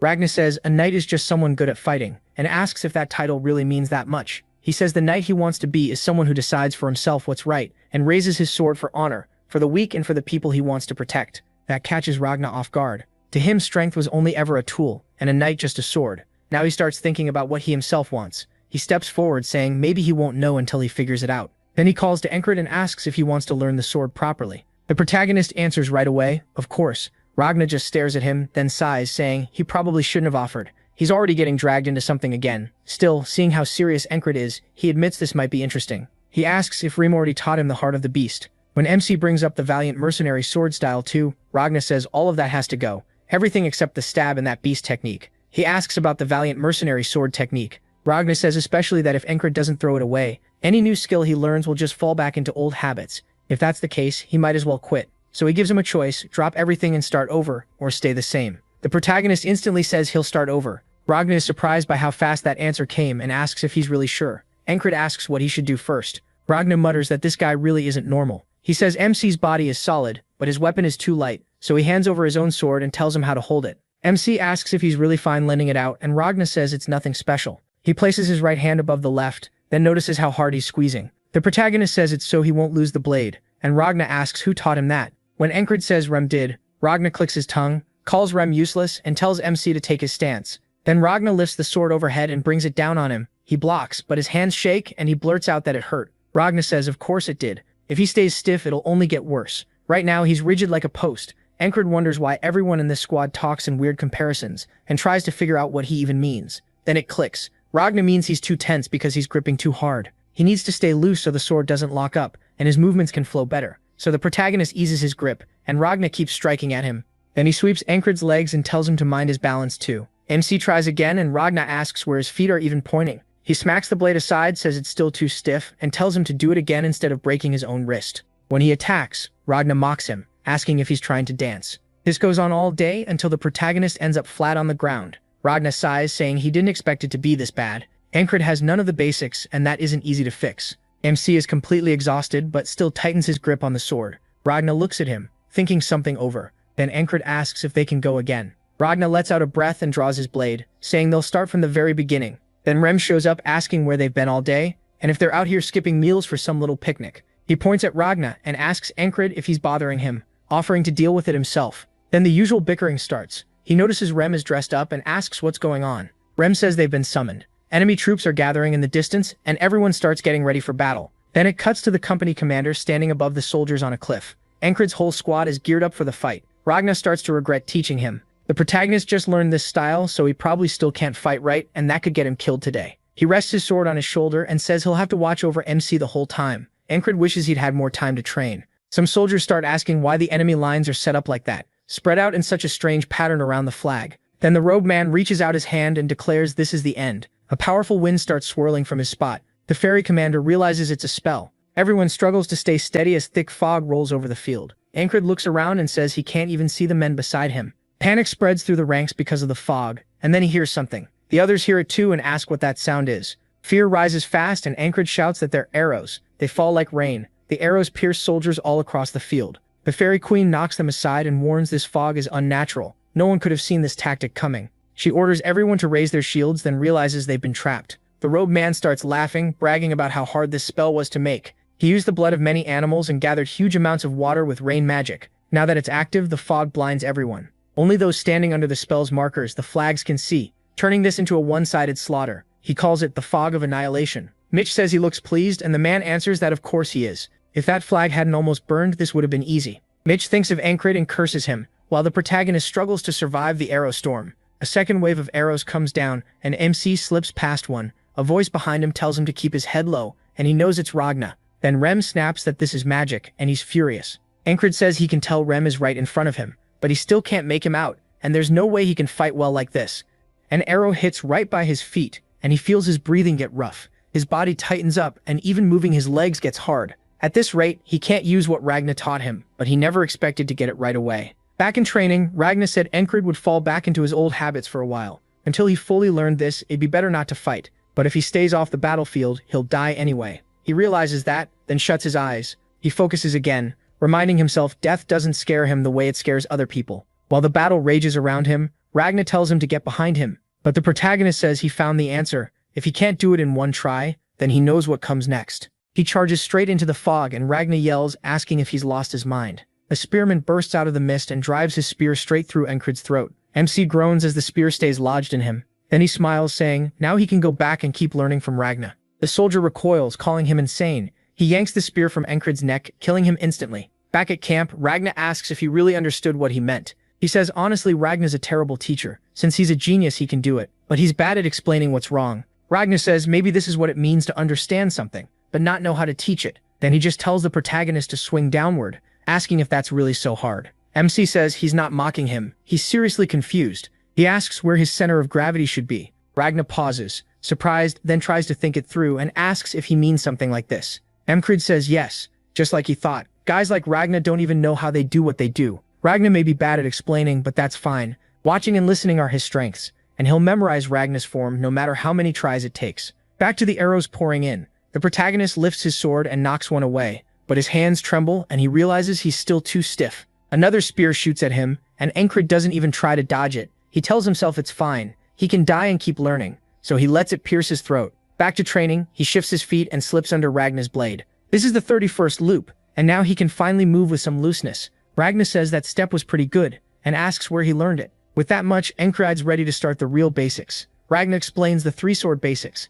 cutting, stabbing, and slashing. For defense, use the blade's edge, and with a good sword even the sides can work. The shortest path between you and your enemy is the line of attack. Sword fighting is about shutting down your enemy's line while stretching out your own. Draw them in, then meet them with your blade. Back on the battlefield, the spearman thrusts, but Enkrid watches it slide past him, and he realizes his feet feel light now. He can dodge this easily. Then 4 more spears stab out at once, killing him on the spot. Still, he says the loops are changing little by little. In training, he even manages to parry Ragnar's sword, shocking him. Ragnar asks if he really just parried that. MC stays set on one thing: he'll keep going. Even if the progress is tiny, he'll keep repeating this cycle, and he follows up with a diagonal slash at Ragnar. Ragnar says that move doesn't need fixing anymore. He sounds surprised, but Enkrid says even baby steps can turn into huge gains. As he runs through the fog, Ragnar shouts after him, only for the protagonist to die again, still smiling and saying that if he keeps improving, he'll die as many times as he has to. In training, Ragnar lifts his blade and swings down. Enkrid ducks in and brings his own sword up, knocking Ragnar's strike away. This is the 100th loop. Ragnar stares at his sword in total shock, then looks back at MC, asking what the hell he is. He can't even read his own captain's moves anymore. Enkrid notices Ragnar doesn't see him the same way now. He thought his talent had a limit, but as he runs forward again, Ragnar calls out to him. He keeps moving, saying he's gone past his old level. He dodges the first spear and stays close to it, running right past the enemy without killing him because he has a goal, the path to becoming a knight. He pushes straight into the spearman's back line where they stab him again. Even as he dies, he smiles and says this is so fun he might really be going crazy. Back at training, Ragnar calls to him, asking if he wants to learn the sword again. Enkrid says he'll do anything to become stronger, smiling like he's ready to die as many times as needed to reach that goal. Ragnar says there's no way he should be this good, confused, and asks if the protagonist had been fighting badly on purpose this whole time. The protagonist says no, but Ragnar goes on, saying he already has the basics and mostly just needs experience now. Back on the field, more arrows fall. Enkrid says this is now his 200th attempt. An arrow flies at his head, but he plants his heel, leans in, and ducks under it. Today he wants to see how far these techniques can carry him. The usual spearman thrusts, but Enkrid slips under it and swings back, cutting off the man's arms and head. He already knows where enemies will appear through the fog. He pulls a throwing knife and says that even if he can't see them, he can still catch a few, then throws it and drops another soldier. The enemy starts to panic. One soldier looks around through the fog, wondering what's happening, because he can't see anyone, and Enkrid slices off his leg. The crossbowmen start freaking out too, asking what's going on. One raises his crossbow to fire, and MC remembers Ragnar telling him to watch closely, predict what comes next, and move his feet to match it. He ducks under the crossbow, then drives his sword through the man's chest.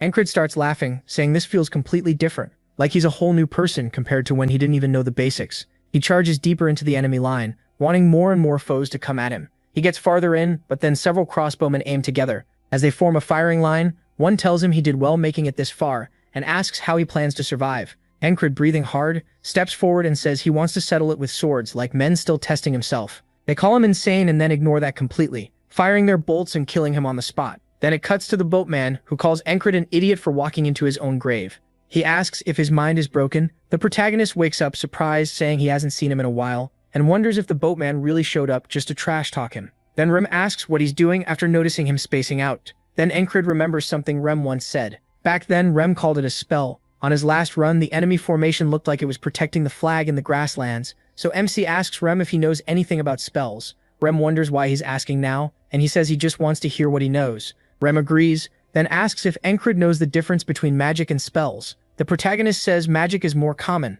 Rem says that's partly right, but spells need a medium. More than that, the medium is everything. Without it, a spell can't exist. MC thinks it over and realizes the fog came from the enemy's spell. That means the flag must be the medium. If it gets destroyed, the fog should disappear. He asks if Rem's tribe uses spells too, since spells came from the west, and that's where Rem is from. Rem smiles and says he's seen them before. Then he adds that true spellcasters are rare. Most are just hexcasters. Encred ignores that, and Rem asks where he's headed. He says he's going to train. Ragnazon says their training routes seem pretty similar. Then he asks if the protagonist knows the Unyuk sword style. He explains that 500 years ago, a once-in-a-million genius was born. As a child on a sword farm, he killed 12 bandits with nothing but a fireplace poker. After losing his parents young, he started sword training early, and later a noble took him in after hearing the rumors that prodigy was named Leona Sunyuk. But no matter how gifted he was also cursed. He began losing strength at 10 and was fully paralyzed by 12. Just like that, the great prodigy seemed lost to history. But Rem says that by age 20, even fully paralyzed, Leona still carved his name into swordsmanship forever. He studied every sword style in the land and sorted them into 5 types: the righteous elaborate sword, the heavy strong sword, the flowing confounding sword, the fast swift sword, and the gentle parrying sword. Leona changed sword history, and because of that, the Unyuk family became the Empire's greatest house. That influence still remains, since modern swordsmanship is built on it. Ragnazon says the northern heavy sword and many other styles, even eastern ones that use ki, exist, and the style he learned comes from the northern heavy sword. He tries to recall what Rem taught him, and asks if it was called the conscience of the beast. Encred corrects him, it was the heart of the beast. Then Ragnazon says what he's about to teach is even more useful. Concentrate on a single point. He tells MC to shut out everything else and focus only on his sword and the enemies, then takes his stance to demonstrate. He wonders what he's about to do. Then Ragnazon thrusts straight at him, grazing the side of his neck. Encred is shocked. It was even faster than Rem's axe. He almost died, and Ragnazon asks if he felt anything. From the side, Rem calls him a degenerate, asking if he's seriously trying to kill the squad leader. Ragnazon says people focus best when death is right in front of them. He's only helping. Rem snaps back that Encred can't learn if he's dead. He asks how long Rem thinks it took to learn the heart of the beast. Ragnazon says of course it took forever with a dumb barbarian teaching it, and the protagonist cuts in that both of them are terrible teachers. Rem fires back that his people live farther north, so that should make him the bigger barbarian. Ragnazon denies it, saying Rem is from the southern barbarian tribe. While they keep arguing, MC tells them that's enough. They should go, since he's waiting for the departure order. Before leaving, Ragnazon tells him to remember how sharp he felt just now, right before death. If he masters concentrate on a single point, everything else will vanish, and his sword will move exactly as he wants. Back on the battlefield, Encred says it's like the heart of the beast, but also totally different. The heart of the beast dulls your fear of death. This one sharpens you instead, and he needs real combat to grasp it. He needs more practice with it. He looks toward the field and spots the flag as the fog rolls in. The protagonist says he'll add one more goal besides gaining experience. He's going to destroy the flag. He pushes forward and takes a soldier's head, saying it'll be easy to get there with Rem and Raja. But he wants to do it alone and cuts down another enemy as he advances. He wipes the blood from his blade, excited to learn this new technique. And Crid says he's died too many times because he wasn't ready, which is why concentrate on a single point matters so much. To survive the assassin, he trained his hearing. To live through battle, he learned the heart of the beast. But this new method still doesn't click for him. Rajan thrusts his sword right at him again and stops just short of his face, asking if he gets it now. He says that if it worked, Encred should have felt the blade tip slow down or something like that. MC shakes his head and wonders if the heart of the beast is getting in the way, but he doubts it. Rajan tells him everything except the enemy's sword should fade, and he should be able to read where that sword is going. Then he asks if he has ever felt anything like that. The protagonist says using his fear of death might not be the right path for this, and asks how Rajan learned it. Rajan says he never had to learn. It always came naturally. The name says it all, just focus on a single point. Encred lets out a sigh, realizing he won't get a helpful answer from him and will have to solve it himself. Still, he can't rush it. He'll keep practicing on the side, but his main goal is bringing down one of the flags. He wants to cut losses for his allies and break straight through the enemy line. As the fog rolls in again, everyone starts to panic, but MC shouts for them to get down. This time, they obey at once, and he orders them to raise their shields. Arrows rain down, but the shields stop the volley while Encred takes command. He's gone through this loop more than 300 times. He knows where every attack is coming from, even without looking. The enemy is confused by the fog too, and he uses that to his advantage, slipping past one man and stabbing him through the side of the head, then following with another swing that drops 2 more. The enemy yells that he's just one man, they can handle him. But their allies keep dropping in the fog, and when another group closes in, Encred draws his sword back and cuts them down. He only cares about one thing now, the flag. One soldier shouts for everyone to pull themselves together and stop him. He grins as he gets closer. He's actually having fun. He brings his sword down and an enemy blocks, sparks flying off the clash. Encred powers through anyway, smashing down hard enough to break the blade in 2. Then he grabs that soldier and slams him into the pole, snapping it. He says it took him 10 loops to reach this flag. As it finally breaks, he says that's all he wanted.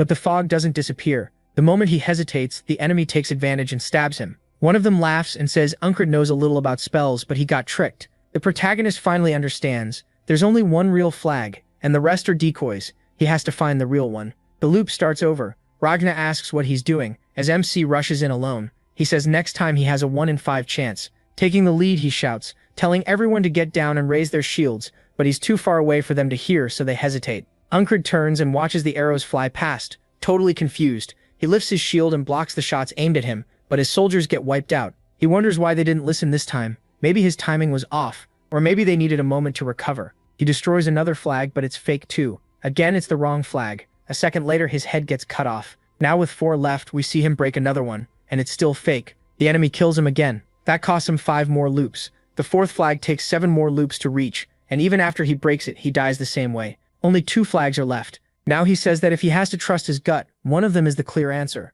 because it sits farther away than all the others. And right beside it stands the robed man from the camp. Unkred kneels and orders everyone to get down and raise their shields. And this time, they listen. The arrows are blocked again, and he tells Rem to come with him. Rem asks if he's lost his mind as they charge through the arrows. Unkred says even if it's far, he can't waste all his strength before reaching the flag. When they hit the spearman, the protagonist doesn't even swing. Rem is with him and drops one with a thrown axe. MC says the plan is for Rem to draw their eyes while he slips through. Rem grabs a soldier and demands to know who cast the spell, but the man is already dead, his brain spilled out. So Rem tosses him aside and says he'll ask the next one. He keeps cutting through enemies while he notes it's been over a year of repeating this loop. He rushes toward the flag and raises his blade, saying this should be the end of the fog. But the second he swings, his sword is stopped. A familiar voice asks if this is a dream. It's Mitch, and he knocks Unkred's blade away from the flag. Mitch says God finally answered his prayers. He's wanted to kill the protagonist with his own hands, and he's been waiting for this chance. Unkred stares at him, not out of fear, but because he has no idea who this guy is. That catches Mitch off guard, and then he gets mad, asking how MC could forget him after only a few days. He's confused, because for him it's been way longer, so he just asks Mitch who he is. Mitch lifts his sword and says the protagonist will remember soon enough. Then he rushes in, saying maybe a stab will bring his memory back. Unkred sees the blade coming, and twists his body to avoid it. He pushes off hard and lunges in with a counter. Mitch hops back, thrown off by what he's seeing. In just a few days, Unkred has gotten insanely stronger. Mitch gets irritated that MC almost caught him with one step. While Mitch hesitates, he closes the distance and brings his sword down. Mitch blocks, and their blades spark. The protagonist realizes Mitch sticks to the basics with the righteous sword style, but also mixes in the flowing style to knock attacks away. Unkred's learning in real time. Mitch tries to force him back, but MC won't let him. He knocks Mitch's sword aside and reminds himself to keep every sense fixed on what's right in front of him. Mitch raises his weapon and thrusts. He knows that if his focus slips for even a second, the whole balance breaks. He has to forget the flag, the result, even the sword styles. Everything else needs to disappear until only the swords remain. They both strike at once, and the tips crash together. Mitch grits his teeth and shoves harder, knocking Unkred's blade away. The protagonist is caught off guard, and before he can answer, Mitch drives his sword straight through MC's chest. Coughing with the blade still in him, Unkred looks up and says he remembers now. He's the guy standing by the flagpole in the grass. Mitch gives his title, the Aspen Principality's Greyhound Squad Platoon Commander. He introduces himself too as the Nolilia Kingdom Squad Commander. Some soldiers ask Mitch if the protagonist is an enemy. Mitch says yes and says he's good at hiding. One of the men mutters that MC is a weird one, and when Mitch looks back down, he's confused. Why is Unkred smiling right now? He says Ragim is wrong. It wasn't fear of death that he needed. What he really needed was a strong rival, someone ready to risk everything and push him higher. Maybe he's just a freak, because he yanks the sword out of his own chest and says he's not trying to keep up with that. That takes him back to Ragna talking about focusing on one point again. Unkred glances aside and says he gets it, but Ragna thinks he isn't listening and might be giving up. Then Rem walks over and says they've been called to move out. The protagonist tells Ragna it's time. Ragna says MC actually looks more fired up than before. He's acting strange today, and maybe he should push harder during warm-ups. As the fog rolls in, Unkred shouts for everyone to get down and raise their shields. A volley of arrows rains in. Before Rem can say his usual line, he cuts him off and tells him to follow. Rem asks what he's doing, and Ragna says he's coming too. Rem snaps at him, asking if he got hit in the head, because both of them are acting weird. Ragna tells him if he doesn't want an arrow in his skull, he better watch ahead. The enemy is already there, while Unkred slips right through their lines. Raji and Reem don't have it that easy, and have to smash their way forward. The protagonist wanted to open the path like before so he could face Mitch again, and soon the two lock eyes. MC gives off total psycho energy, saying it's good to see him calling Mitch his friend and asking for a fight. Mitch asks if he really came looking for him, and he asks if this is his first confession because it was love at first sight. Mitch says he's usually the one who finds people. This is the first time someone hunted him down. Encrid asks if that bothers him. Mitch just raises his sword and says, of course not. The protagonist admits reaching that state again where only the sword exists is harder than he thought, and then Mitch stabs him in the chest. Mitch says he didn't expect MC to go down this easily and doesn't know why he thought they could really fight. That's when he understands his approach was wrong. He can't force it. He has to fall into the fight naturally. As they clash again with each new loop, he decides to repeat this battle again and again until he finds that feeling. By the 18th loop, everything but the sword finally fades away and the feeling returns. On his 28th fight with Mitch, he can enter that state on purpose. By the 48th time meeting Mitch, Ragna is saying he'll show him the trick again and thrusts at Encrid like always. This time the protagonist is fully focused, watching only the blade. As it nears his eye, the rest of the world fades, and at the perfect moment he lifts his sword and deflects Ragna's strike. Ragna is left speechless.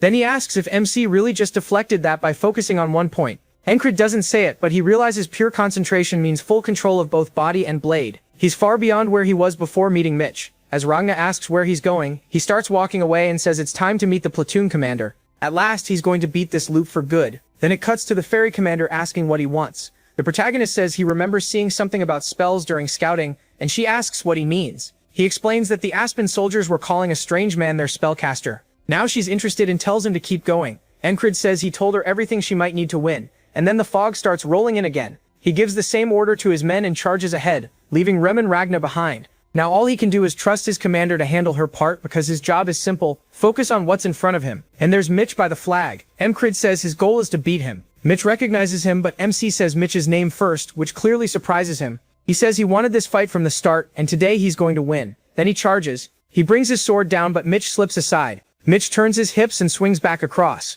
Encrid reacts fast, turning his blade sideways and bracing it with his arm to stop the hit. Mitch is surprised by how solid his guard is. The protagonist answers with a thrust, and Mitch barely gets his blade in the way before swinging hard enough to knock Encrid's sword back. They crash into each other again, sparks flying. Mitch asks if MC was hiding his real skill. He says yes. Mitch asks his name and the protagonist gives it. Then they keep trading strike for strike. Mitch says he'll remember that name. Encrid tells him not to worry, if he forgets, he'll remind him. Then MC locks in, watching only Mitch's sword. He sees Mitch's balance shift onto his right foot, a sign that a diagonal slash is coming. Encrid steps aside, saying he learned this through all those loops and all that repeated experience. Now lets him read Mitch's moves. They both thrust for each other's necks, barely missing, but each leaves a cut. Mitch looks down and realizes he actually kept going with his swing, forcing Mitch to duck under it at the last second. Mitch thought this would be over in a few moves, and now he can't understand why he's struggling so much. Angry now, he grits his teeth and realizes Encrid's righteous and flowing styles are great for parries, so he needs a real finishing blow. Mitch decides to use the ultimate technique he learned for exactly that. He stomps in and swings diagonally, starting low and carving up in a huge arc, the wheel cut. As Mitch sets up the heavy strike, Encrid finally sees the line of it. He's died to this move so many times because he couldn't tell where it began or when it started. But not this time. As the blade rises, the protagonist smiles, glad he gets to see it again, and he actually parries the wheel cut. Mitch's heart drops. How did Encrid see it, let alone block it? Then we get more on Mitch's family. It's one of the three great houses ruling the Aspen Kingdom. House Hurrier stood for pure force and took in anyone with sword talent. Mitch was brought in from a regional branch for that reason, and after taking the Hurrier name, he proved himself fast, beating 2 grown knights at 15, a town champion at 18, and becoming a whole city's champion by 22. Skill alone made him one of the Greyhound's top 3 fighters. Very few people could match his talent. Watching others train, Mitch wonders why they even work so hard. He used to wonder why anyone would swing a sword until their hand bled, when it only took him a few tries to get it. He was happy with that, and way too confident. That pride was his mistake. Mitch got careless for a second, and Encrid took advantage. He lunges in and drives his blade through Mitch's shoulder, taking control of the fight. Mitch tries to recover, but MC yanks the sword free and gets ready again. Then Mitch bends forward and coughs up blood as Encrid walks toward him. Mitch finally sees he misjudged him. He thought that attack would end it for sure. Even now, he says he still loses to him in power and skill. The protagonist agrees but points out he still beat him. Mitch clenches his teeth and knows he's right. Encrid lifts his sword to finish him, saying he had fun. Mitch regrets being cocky and trusting only his talent, but then someone shouts for Mitch to be protected. Mitch watches MC's blade come down to end it, only for Greydog to block it. He immediately jumps back. Mitch's men rush in and start treating his wound, and Greydog orders them to get Mitch somewhere safe. He admits he didn't expect one man to create this much chaos, and raises his sword, promising Encrid a painful death. The protagonist reminds himself that enemies are everywhere. Greydog in front, crossbows behind. His real goal is still the same, destroy the flag and break out. That's the wall he has to get past in this loop. His gaze sharpens and Greydog shouts for his men to fire. Bolts fly straight at Encrid.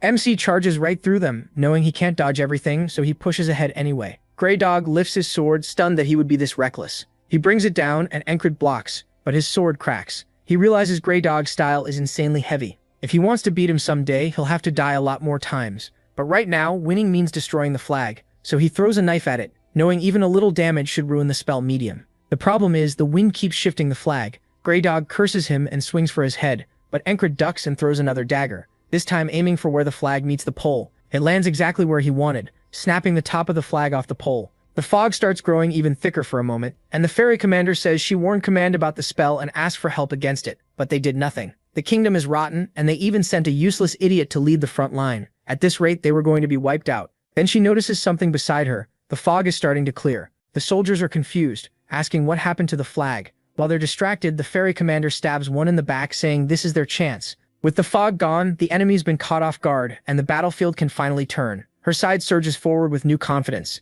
She says things look much better now, but wonders who broke the spell. Could it have been Encred? He's still standing with arrows stuck in him. The protagonist realizes he messed up. After destroying the flag, he ran toward where he thought friendly forces and maybe Ragna or Rem would be. Instead, it's all enemies. So where are they? Back with Rem, he's grabbed an enemy soldier and is barking at the others to take him to the spellcaster, or he'll kill the man. Ragna is having a different problem. He somehow ended up back at the allied camp, and everyone is staring at him like he's lost his mind. He pauses while his brain slowly catches up, then realizes these aren't enemies at all. The soldiers demand to know what's wrong with him, and if he wants to be executed. Back to Encred. The enemy calls him a rat and asks why he's still trying to live in that condition. One soldier steps close and tells him to give up, raising his sword to finish it. Before he can strike, a puma jumps in from the side and bites him. MC recognizes it at once. The same one from the tall grass fields. Their eyes meet. The soldiers can't understand why a beast is helping him, and they lift their crossbows. The puma doesn't wait and leaps at them first. It tears through their crossbows by snapping the strings, then stands in front of Encred like a shield.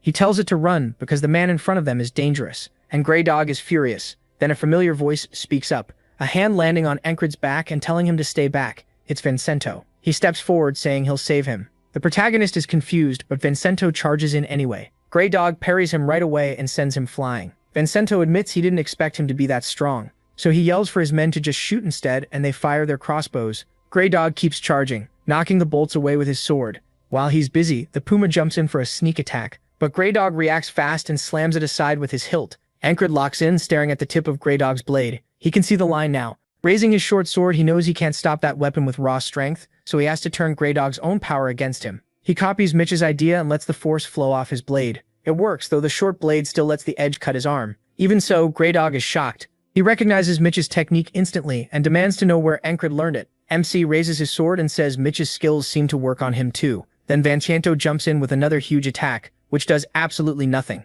Grey Dog glances over and spots reinforcements rushing in. He clicks his tongue and turns away, telling Encred he won't forget him. He tells him to do whatever he wants, and Grey Dog orders a retreat. Vincento runs over and says they need to fall back since he has no bandages for the protagonist's shoulder. The protagonist says to bring the Odin Pumre too, and picks it up. Vincento calls him insane and tells him to worry about himself first. Then while Encred is still carrying the Odin Pumre, Vincento helps haul him back and orders his men to move. MC's eyes grow heavy, and even though Vincento keeps shouting at him to stay awake, he's lost too much blood. The boatman asks if he finally did what he wanted, calling him one stubborn bastard, and asks what really drives him, while Vincento and his men fight to get him back alive. The scene shifts to a tent. People are talking about Encred, hoping he wakes up okay. He starts to come to, feeling something odd against his hand. When he opens his eyes, he finds the Odin Pumre curled up beside him. Rem asks if he's finally awake, saying he really thought he died this time. The whole squad is there watching him. The protagonist asks what's going on, and Jackson checks if he feels okay. Encred says he's thirsty, so Jackson gives him a drink, and tells him he lost a lot of blood. Luckily, the medic said there won't be lasting damage. Luck was on his side. MC says he must have passed out during the retreat. Jackson says he'll leave now that he's awake, and Rodna says he's going to sleep. The protagonist is just relieved he made it through another day. Rem stays quiet, clearly thinking hard, so Encred asks why he's staring like that and jokes if he wants to pet the Odin Pumre. Rem says no, he's not into beasts. Instead, he asks how MC knew it was a spell. MC knows Rem would never believe the repeating days, so he thinks about lying but stops himself. Rem has always trusted him, and he wants to return that, so he says he once knew someone like Rem, a settler, and guessed it from what he learned back then. In his head, Encred thinks that lie works perfectly, because he really did hear it from a settler. Rem sighs and says it's fine if he doesn't want to explain. He just shouldn't get too involved with spells. He says Rem is pretty sharp, even if he doesn't look it. Then he asks what Rem was doing during the battle. Rem says he went after the bastard who set up the flag, but didn't like his face, so he took his head off. The protagonist says that explains why he never saw the spellcaster. Krasa tries offering the puma food so he can touch its paws, but it hisses at him. Encrid warns that it might tear him apart, and Krasa says it would still be worth 10,000 krona. He explains that its blue eyes mean it's a lake panther, a beast said to hold lake energy inside it. Each claw is worth more than 10,000 krona, and they grow back. MC figures that's about a gold coin, way more than he earns. After he collapsed, their side pushed the enemy back easily once the flag was gone. Still, the battle wasn't fully decided, and since then no one has marched out. Now he wonders if he could pull off that same parry again if he tried, but he's not sure. Jackson warns him he won't heal if he keeps moving, but Encrid says he's not pushing too hard. This is enough. Ragnar tells him stretching is the most he should do for now, then keep resting. Rape asks if he's trying to pass his laziness onto everyone else, and tells him to stop blocking the walkway. Rajana goes to get his sword. Ramp asks if he's seriously trying to fight, but the protagonist says he just has a question about it. He says he pulled off a move he never trained before and wants to know if that's normal. Ramp says it's not that strange. With the heart of the beast, he can read an enemy's movements, so Encrid could have picked up their swing and how they use their strength. Ragnar adds that since he already knows the basics, it should be easier. If he focused on one point, he probably saw even more. Though luck still played a part. MC accepts that, but to him that last day wasn't just one day. It felt like hundreds of days of struggle. He didn't grow stronger just by copying patterns. He earned it through brutal effort, and even with weak talent, he can still keep improving. Then he tells Rem and Ragnar that he wants a duel. Rem says people call him crazy, but Encrid sounds even worse. Ragnar agrees for once and asks what he thinks he can do in that condition. With his body like this, a duel isn't happening. Then the fairy commander steps into the tent. She asks if he was the one who broke the spell. Encrid figured Command would ask sooner or later, but he didn't expect her herself. He admits he did it, and says he spotted it during patrol because he knew a little about that kind of spell already. She says there were 5 decoys and asks how he found the real one. The protagonist says he guessed. She still looks doubtful, then turns to leave and he asks if that's all she came for. She says she also wanted to see his face. Then she tells him she truly believes fate brought them together. After she leaves, Encrid wonders what she even means by fate. Rem laughs and asks if something's going on between them. Ragnar says he didn't know MC was so good with women, and MC tells him to shut up. Krasa says he always knew him would be perfect for opening a host bar with him and promises him a great deal. He just wonders why she acts like that. Then Krasa brings actual good news. A squire from the Knight Order has arrived. Encrid hears it's from the Scarlet Cloaked Knight Order. The battalion he's with is called the Cyprus Division, named after a knight, and Cyprus belongs to the Scarlet Cloaked Knight Order. Knights are famous for their skill across the whole continent.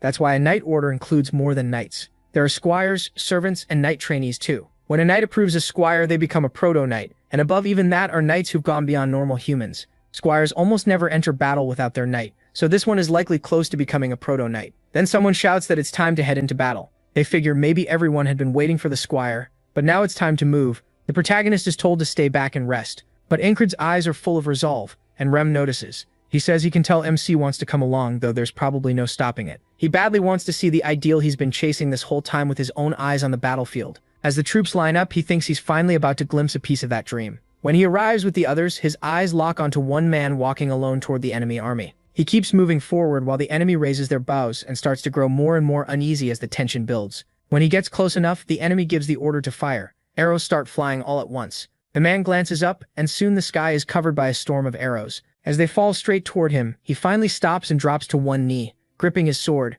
A strange aura gathers around his legs, and Ragnar says he used determination there. Wind surges upward around him, then he explodes off the ground, knocks the arrows aside, and crashes into the enemy front line. Encrid can't even speak as the man halts right before the front ranks. In one smooth motion, he draws his blade and cuts through them, sending half the bodies into the air with a single strike. That's when Encrid understands just how huge the gap really is. The enemy soldiers can barely believe what they're seeing. The man lowers himself again, then bursts left with a slash that throws a whole group away, dashes again and cuts right, tearing open the front line. To the enemy, it's like a disaster in human form, one man wrecking an entire army. Their commander screams at them to stop him, calling them idiots, but he reacts too late as the man jumps up and takes his head in one blow. Then he lands on the commander's horse, and Encrid can only stare in awe. Ram says the guy's the real deal. There's a reason they call him the war specialist. Ragnar starts thinking that would be a fun fight, but Jackson says the enemy had at least 5 chances to stop him and their commander was a complete fool. Auden prays for the dead and Christ says this battle might end without their side needing to do much. Encrid keeps studying the sword style, wondering if it's the righteous sword, then rejects that, saying it also has parts of the heavy sword and the swift sword. He recalls that the righteous sword is careful and precise, pulling the enemy into your rhythm. The heavy sword uses raw power to crush through anything and overpower the foe. The confounding sword tricks the enemy and strikes from angles they don't expect. The swift sword beats them with speed, and the flowing sword softly parries attacks before answering back. Encrid says that even though the heavy and swift swords are total opposites, he can see both inside this one man's style. Then something clicks.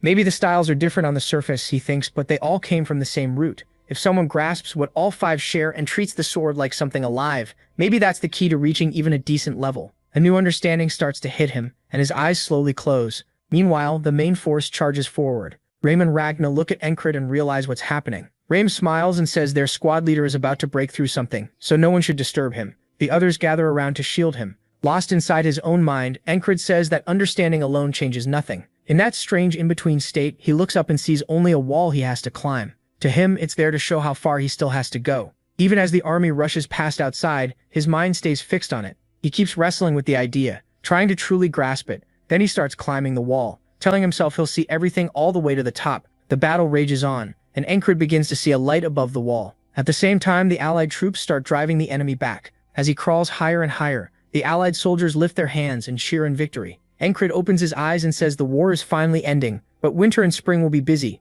Elsewhere, in the Principality of Aspen, we learn it is ruled by three great families: Aspen, the sovereign; Courier, the mighty; and Akins, the administrator. The administrator says they're using the frog general as an excuse, and since the frogs must be dealt with every night, no one can really argue back. The king gets angry and says the Greyhounds will pay for this. Greyhound answers that things won't end well for their enemies. Back with the army marching home, Encred says that after the long war, the Aspen forces also pulled back, so his side had no choice but to return too. They head to Borderguard, the kingdom's far-off fortress city near Aspen. It's heavily militarized. 1 out of every 5 people there is a soldier. The city commander praises the Empire's heroes, especially the Nolalia heroes who led them to victory. Then he calls Encred forward and says he'll be rewarded for destroying Aspen's spells. As the protagonist steps onto the stage, people whisper, asking how a useless squad leader like him could have broken the spell. They call him weak and say he must be stealing credit from his squad. While the talk keeps going, Max steps up and tells them to shut it. Andrew backs him up, saying MC isn't someone they should look down on. Everyone who has shared part of his journey smiles as they watch him get rewarded, because they know he's far more than the crowd realizes.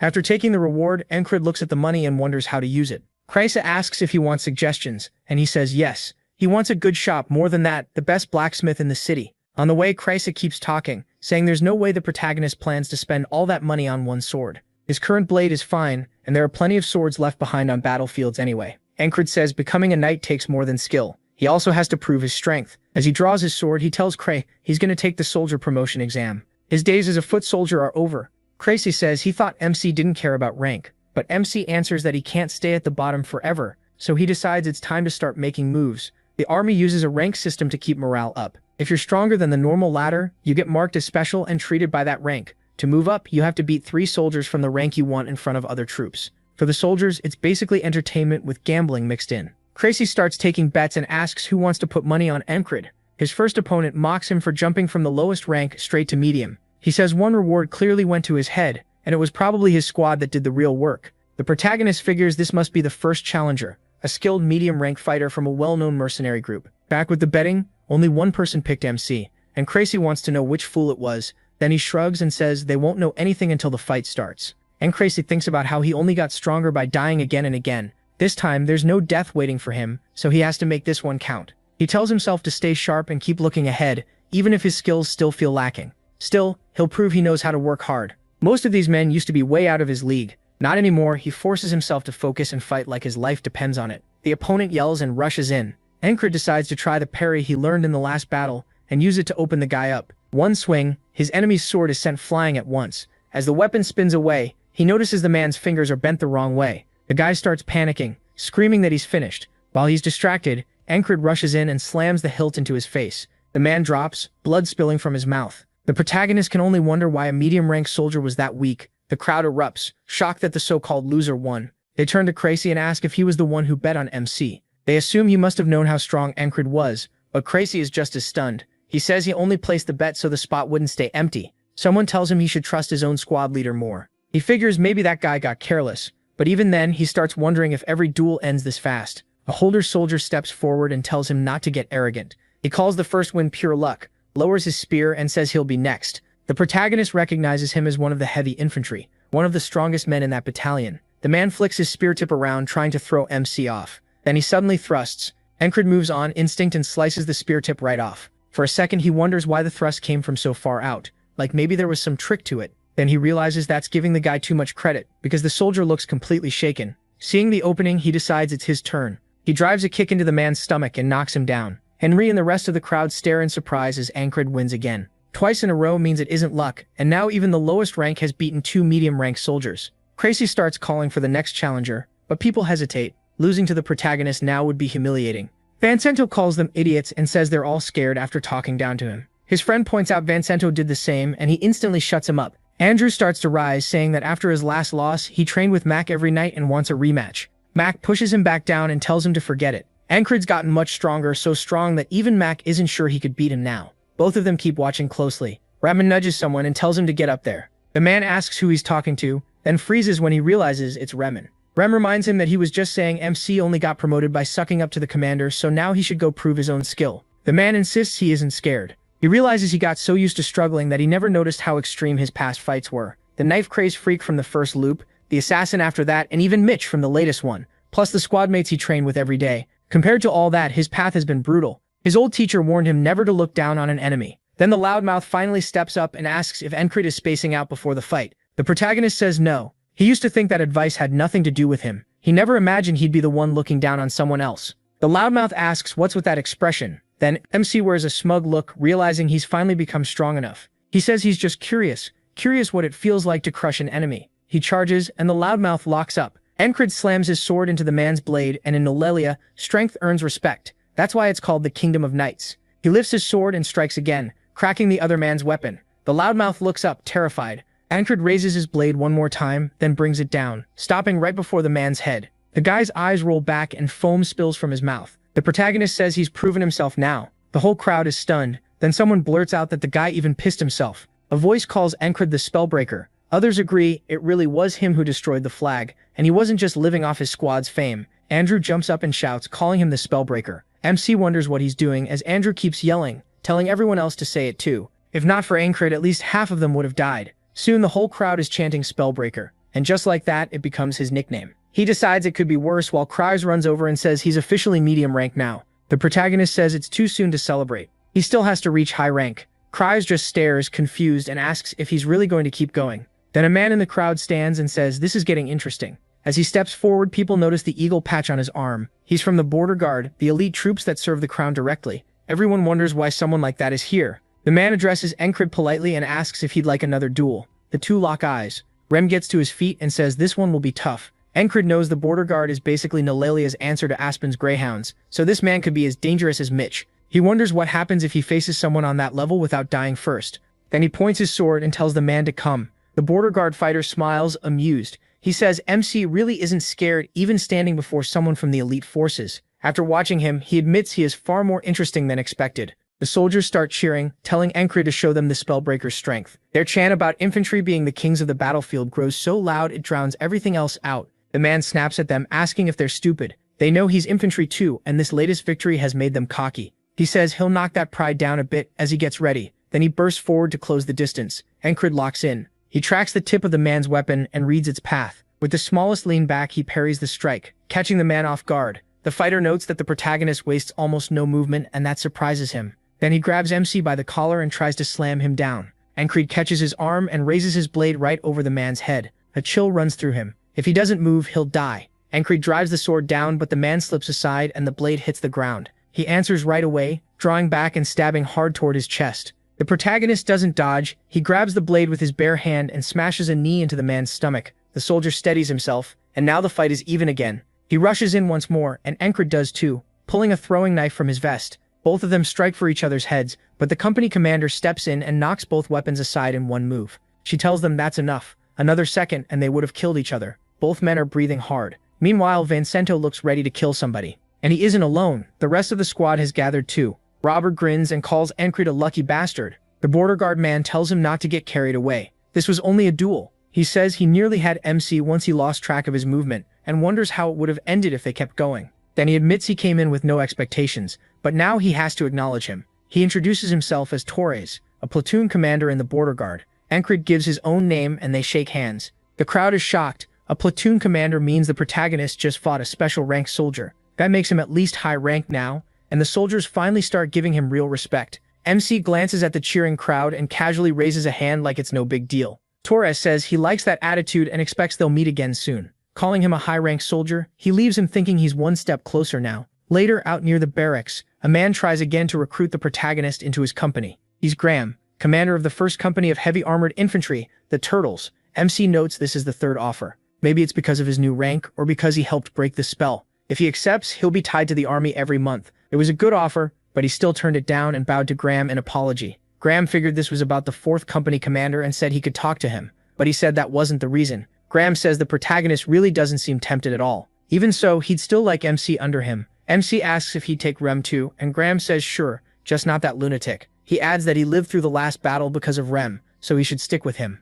Crazy asks if that means it's time to pack up, but the protagonist says no. Crazy asks why he keeps turning everyone down when any unit would treat him well right now. As Encrid starts to explain, someone else walks in. They turn and see Torres asking MC how he's been. Torres gets straight to it. He wants Encrid and the border guards. He points out that the border guards answer directly to the crown, making this an even better offer than the Turtles gave him. Robert says this is the kind of chance the protagonist could only dream about before. Passing on the others was one thing, but rejecting this would be insane. Torres says he knew what he wanted the moment they crossed blades. He wants a real challenge, and if MC joins him, he'll put him through brutal training and crazy missions. That way, Encrid can bring out everything he's got. Rem thinks it's settled, and Ragna and the others do too. They're already acting like the choice is made. After a short pause, Encrid says if Torres means non-stop hellish training, then he's already in the perfect place. What he wants isn't to reach his limit, it's to go past it. Later, Rem is shivering in bed, whining that it's freezing and wishing he could chop the cold apart with his axe. He asks where he is going and tells him to bring back hot stones. He says now that the battle's over, Rem's completely useless. Odd says moving around will warm him up and invites him outside to train. Rem snaps back that he'll kill him. Odd then asks the protagonist to train with him too, saying it'll loosen up his frozen body. The protagonist says he has duty first and will do it after. Rem still yells after him not to forget the hot stones. As MC heads out, he notes how fast winter came. At the market, Encrid explains the border guard's main job is fighting. But since there isn't a war right now, they patrol the city instead. He's paired up with 2 men, Jack and Bo, and the 3 of them will patrol together today. He wonders if they're from the recon mission. Those names sound familiar. Jack says it's an honor to patrol with the famous Spellbreaker, and Bo adds that the protagonist even got promoted to high rank. Jumping from the very bottom all the way up there is incredible. Encrid just says he got lucky. Jack wants to test his strength and asks for a duel later. MC agrees and Jack says it's a promise. As the patrol goes on, Jack and Bo keep edging closer, complaining about having to work in this freezing weather. He asks why they're standing so close, since he's not big enough to block the wind. Then a robed figure starts walking toward them. Encrid notices something off just as the figure stumbles. He moves to help the kid, but a dagger flashes out, and before he can react, it's buried straight in his chest. Blood fills his mouth and he wonders what just happened. Jack and Bo quickly play it off, saying he drank too early, while shielding him from the crowd. That's when Encrid realizes they're all in on it. The robed assassin asks if he's shocked, then says a greyhound never forgets its target. The protagonist figures this half-fairy killer was sent after him for breaking the spell. The assassin yanks the knife from Encrid's chest, dropping him to his knees while Jack and Bo walk away. Jack says the mission's done and they should leave.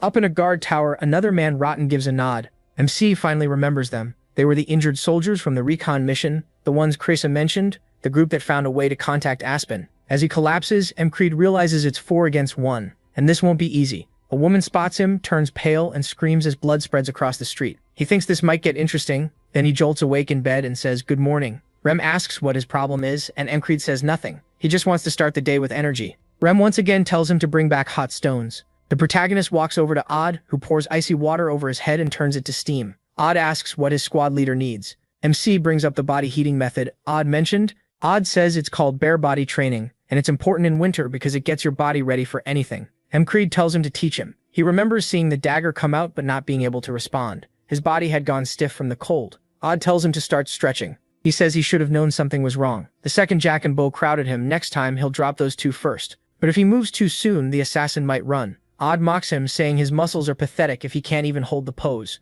And Encrid says they're already screaming. Soon he's introduced to Jack and Bo again and politely says it's nice to meet them. They ask if he's cold without his cloak. He says he was just training. Then they start closing in again, and the protagonist shows that his body still isn't at its best, even after Odd's training. This should be about when the assassin appears and Encrid spots him in the crowd right on cue. MC instantly throws his arms back, smashing Jack in the face, but Bo slips under the swing. Bo asks if Encrid figured it out and reaches for his weapon. He sees the assassin and knows he'll either rush in or flee, so he draws his blades and tries to finish these 2 fast. The assassin suddenly throws something that lets out a sharp whistle. The protagonist barely has time to wonder what that sound is before the blade punches into his chest. He looks down, stunned. Whatever it was moved too fast to see, and from that distance through a crowd, the man still hit dead center. His aim is terrifying. The assassin repeats that line. A greyhound never forgets its target. And Creed realizes the dagger pierced his heart before he even saw it. A blade faster than sound. The same woman as before screams that someone just died. MC understands he has to deal with close-range fighters and a ranged killer at the same time.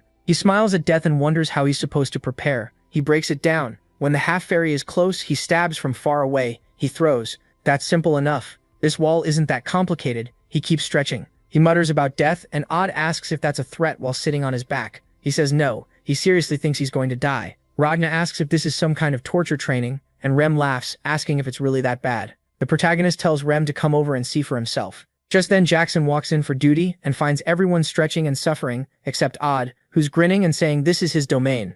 Jackson looks confused, and Encred tells him not to make that face, they're just training. Then MC starts sketching in the dirt, saying he needs a way to block the dagger before it hits. Its speed and aim are on another level, and the shape is strange too. Jackson asks if it's a whistle dagger. He asks if that's the name, and Jackson says yes because of the sound it makes in flight. Used right, the target won't know what killed them, so the best move is staying far away from anyone carrying one. Encred says he'll remember that, but even a great thrower can't land the hit if the attack is blocked first. So the protagonist raises his hands again and swings at Jack and Bo. Jack gets hit again, but Bo avoids it. Bo asks if MC caught on, and MC grabs him by the robe and drags him in front as a shield, deciding these two idiots are his best protection against the dagger. The whistle comes too late. He gets stabbed in the stomach, and Bo takes one in the back. Jack also gets hit, the blade punching into his throat. The protagonist realizes the assassin threw 3 in an instant. This guy is insanely skilled. The assassin grins and laughs while people scatter, screaming about murder. Encred notes that he'll even kill his own side if they get in the way, or maybe he never saw them as allies at all.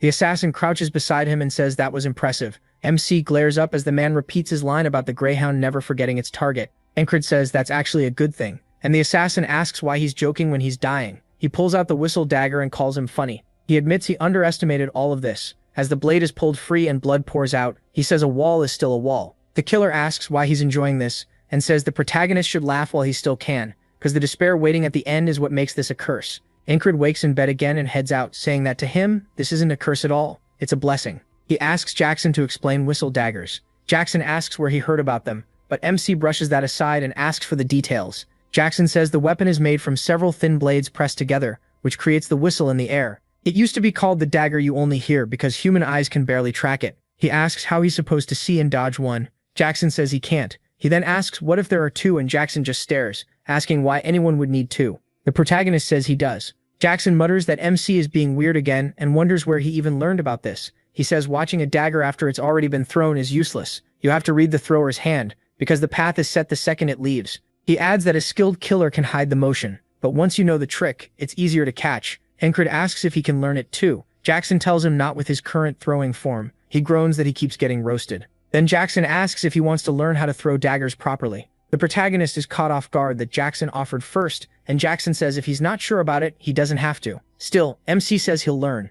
Back at the market, Jack and Bo are tailing him again. Encred recalls that the instant a dagger is thrown, he has to loosen his whole body, then sharpen his focus as it leaves the hand. Seeing it and dodging it follow the same rule. While watching for the spot where the assassin usually shows up, he catches only the man's feet before pulling his sword. He instantly beheads Jack. When Bo reaches for his weapon, Encred turns and cuts through his stomach. The woman who always witnesses his death screams, yelling that there's been a murder as Jack and Bo collapse. The assassin starts walking closer, and Encred reminds himself to watch the enemy and shift from loose to focused. If he wants to live, he has to protect his heart, and he needs to read the very tip of the man's hand. A dagger slams into his arm at once, and he never even saw it. He glances at the wound, only to take another blade right in the chest. He curses, that was way too fast. It all happened in a blink, but he knows he caught something at the start. There was a flash in the assassin's hand, and he's sure of it. The assassin starts saying his usual line, but Encred cuts in first, finishing it. A greyhound never forgets its target. The man freezes and asks how he knew that. He just smiles and says he'll see him again, because after a few more loops he'll know every trick he has.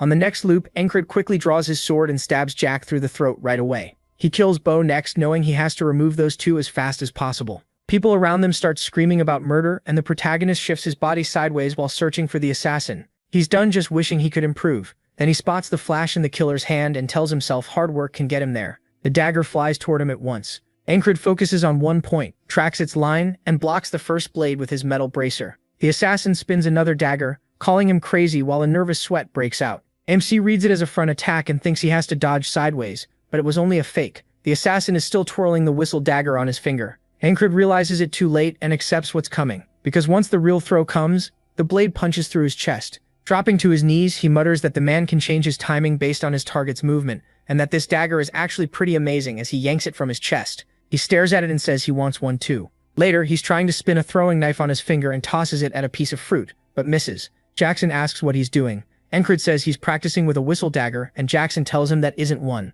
He says he'll get a real one soon. While he keeps spinning the knife, the string snaps and it zips right past Jackson's head, leaving a long, awkward pause. Encred says this is the 8th loop. The whistle dagger comes straight at him, and he ducks under it. Sure he won't get tricked by a delayed attack again. Then a sharp pain hits his back. He forgot Rotten was in the tower with a bow. On the 9th loop, Encred throws his own dagger and nails Rotten in the throat. The assassin mocks him for looking away, throws his dagger, and the protagonist dies again. Later, the fruit he had been aiming at finally gets pierced while Jackson is holding it, and it drops to the floor. Jackson stares at MC in shock as MC says the arm and hand only guide the throw.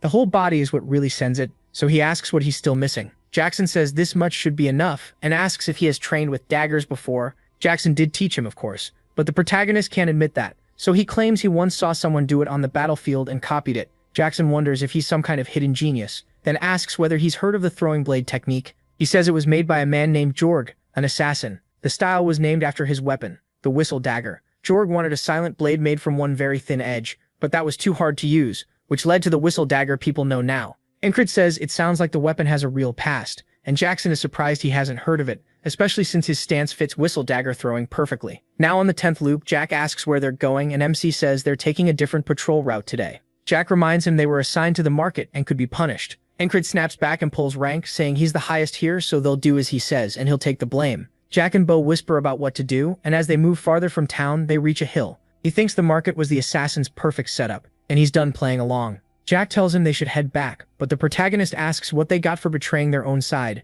Jack and Bo realize they've been exposed, and rush him with their weapons drawn. And Craig cuts Jack open with a horizontal slash and drives his sword straight through Bo, killing them both. Then he looks over as the assassin comes up the hill, with Rotten there too. Rotten looks shocked, and Encred tells them they're late. He already got started. The assassin throws 3 whistle daggers at once. MC plants a hand on the ground and lifts himself over them, saying the number doesn't matter as long as he can read the hands. Rotten tries to shoot him in the back, but Encred whips a knife into his skull. The assassin calls him an idiot for looking away, but he blocks the next blade with his bracer. Now the assassin starts breaking into a cold sweat as Encred slowly turns back and fixes him with a brutal stare. The assassin begins to shake and asks who the hell he is. The protagonist says he doesn't need to know, then pulls the dagger from his forearm. He asks how many whistle daggers the man still has. The assassin realizes Encred understands the weapon too, and wonders if he's an assassin himself. Then he admits he has 2 left. MC says he's jealous, since he only has 1. The assassin says joking right now takes real nerve, and that MC must be insane. He warns that the moment he throws that one blade, he's dead. He replies that there's only one way to find out, and they'll know when it happens. The man might hide his hand, but he can't hide the whole arm. Encred narrows his focus, deciding the assassin's posture is the real key to dodging the daggers. Right then, the assassin's arm comes into view. While one hand keeps twirling a blade, the protagonist realizes there are actually 2. The assassin throws them, and MC slips past both. He fires back with his own dagger. The assassin dodges, but his cape gets clipped. Encred keeps his eyes locked on him, guessing he actually has more. When he spots extra blades in the man's hands, he knows he was right. He raises his own, and the assassin is stunned because he thought the protagonist only had 1. MC dodges the whistle daggers and throws his own, which the assassin barely avoids too. The man accuses him of lying as he draws a blade and calls him a bastard. Encred says he did the same, and this is something he hasn't seen from him before. Looks like there's no rule saying assassins have to fight from far away. The assassin charges low, and he notes this is a new move. When the man lunges, Encred dodges and grabs his wrist, saying it doesn't matter. Now the assassin realizes he's in serious trouble as the protagonist yanks him in. He lifts his sword and says this is the end, then brings it down, splitting the assassin's skull and carving into his chest. He pants as the body drops when he pulls the sword free. Encred says it took 10 tries to get past this wall. He lets out a breath and looks up, saying this loop of fighting, losing, getting stronger, and finally winning feels way too good. Then he looks back at the corpse and wonders if there are more whistle daggers on him. He searches the body and finds several on the chest, then decides to keep them. Back at the commander's place, the beast commander asks if he almost got assassinated, saying she figured as much since he led them away. He says it was only a coincidence, while the whistle daggers are now tucked on his chest.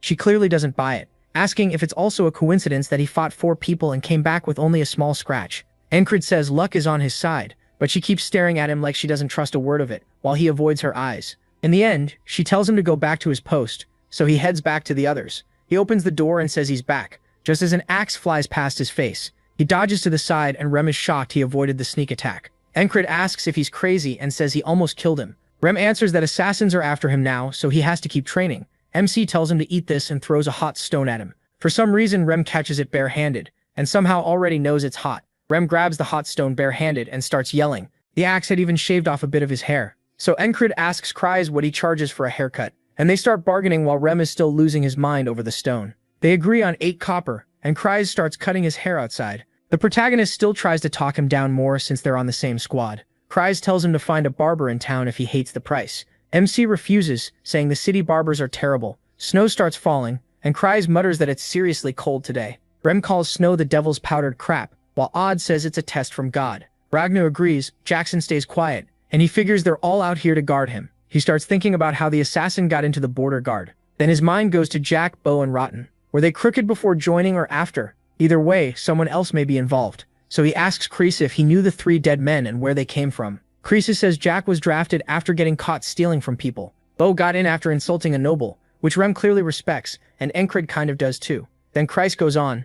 Rotten used to work as a mercs for a merchant group that collapsed. All 3 joined within the last year, and Kreis thinks they were part of the same guild. After hearing that, the protagonist says only one answer makes sense to him. The Thieves Guild. It's a guild in name only, really just a nest of criminals. And if one of them was involved, they'd know the city inside and out. He asks Jackson what he knows about the Thieves Guild. Jackson pushes back, asking why MC came to him, and MC says he just figured he'd know something. Jackson admits he's gotten too easy to read, then says this much. After the guild got rebuilt, his contact there went silent. That's all he has. Kreis finishes the cut, and Rim says his barber really cleaned him up. He notices his hair is shorter, then glances at the falling snow and says it's really piling up. Jackson says he'll be heading into the city tonight. Rem instantly calls him out, saying he's just dodging snow shoveling duty. That gets the protagonist thinking. He suggests they all take a mission instead. If everyone agrees, nobody has to shovel snow. The second he says that, they all jump on it. Even Kreis is in, and Kreis can't believe this whole group hates shoveling that much. He says he'll go ask the commander for permission, and Ragnar calls him lazy for not doing that first.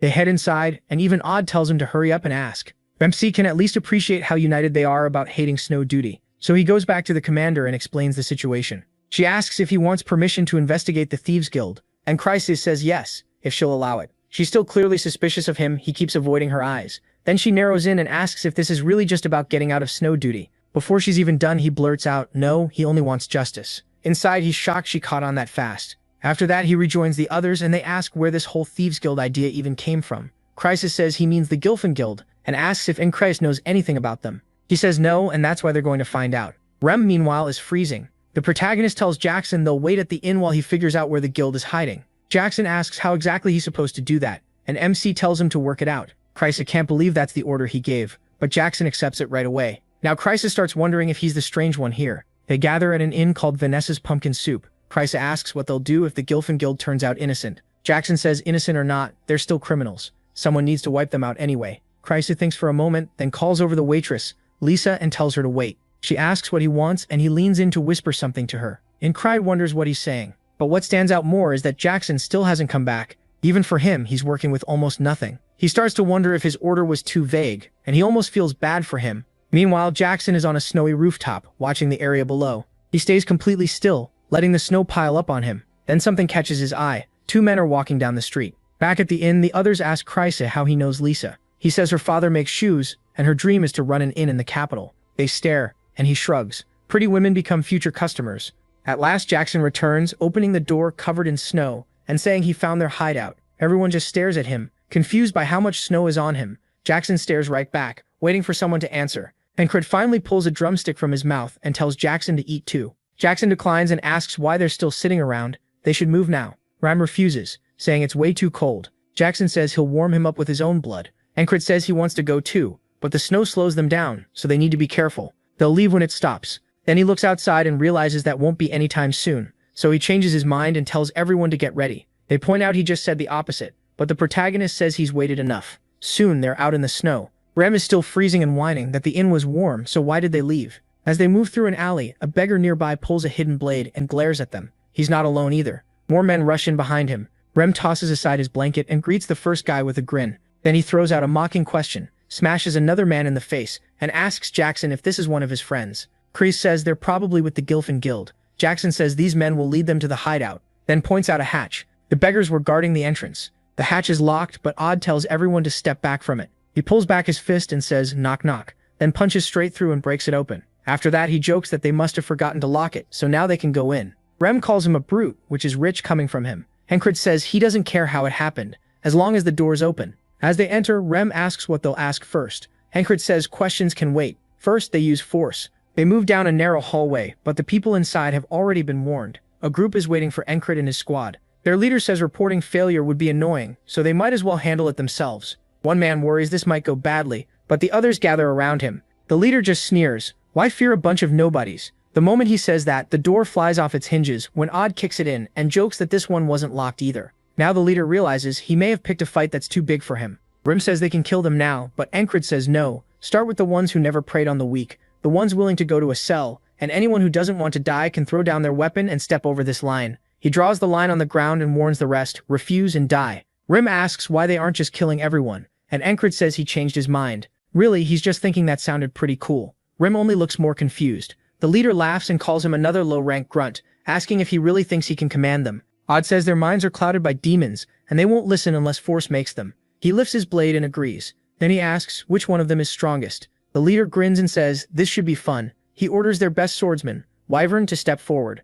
Mullet obeys and walks up. He starts thinking Encred probably can't even stop his sword. After all, he's never lost. But before that thought is done, he lunges in with a sudden attack. The protagonist knocks the strike aside and drives his blade straight through Mullet's chest. He says that's the Volan mercenary sword-style talk while stabbing, and he's gotten very used to it. The leader starts sweating, and Encred asks if that was their strongest, because he'd like to see the rest. Mullet is still screaming on the floor. MC gives them one last warning, surrender or die. The others just stare at him. A few of them seem to be wondering if he's seriously trying to look cool right now. They hesitate, then some finally drop their weapons and surrender. The leader snaps, calls one of them a coward, and swings at him. The man turns toward the blade, but before it lands, a whistle dagger slams into the leader's forehead. Encred threw it to save the surrendering man. The leader drops to his knees and dies on the spot while the others stare at the body. Rao admits that was actually pretty cool. Odd and Chryseus seem to agree. Jackson does too. Ragnar just looks annoyed. He didn't get his own moment. Encred can tell they all thought that was amazing. The rest instantly fall to their knees, surrendering and begging not to die.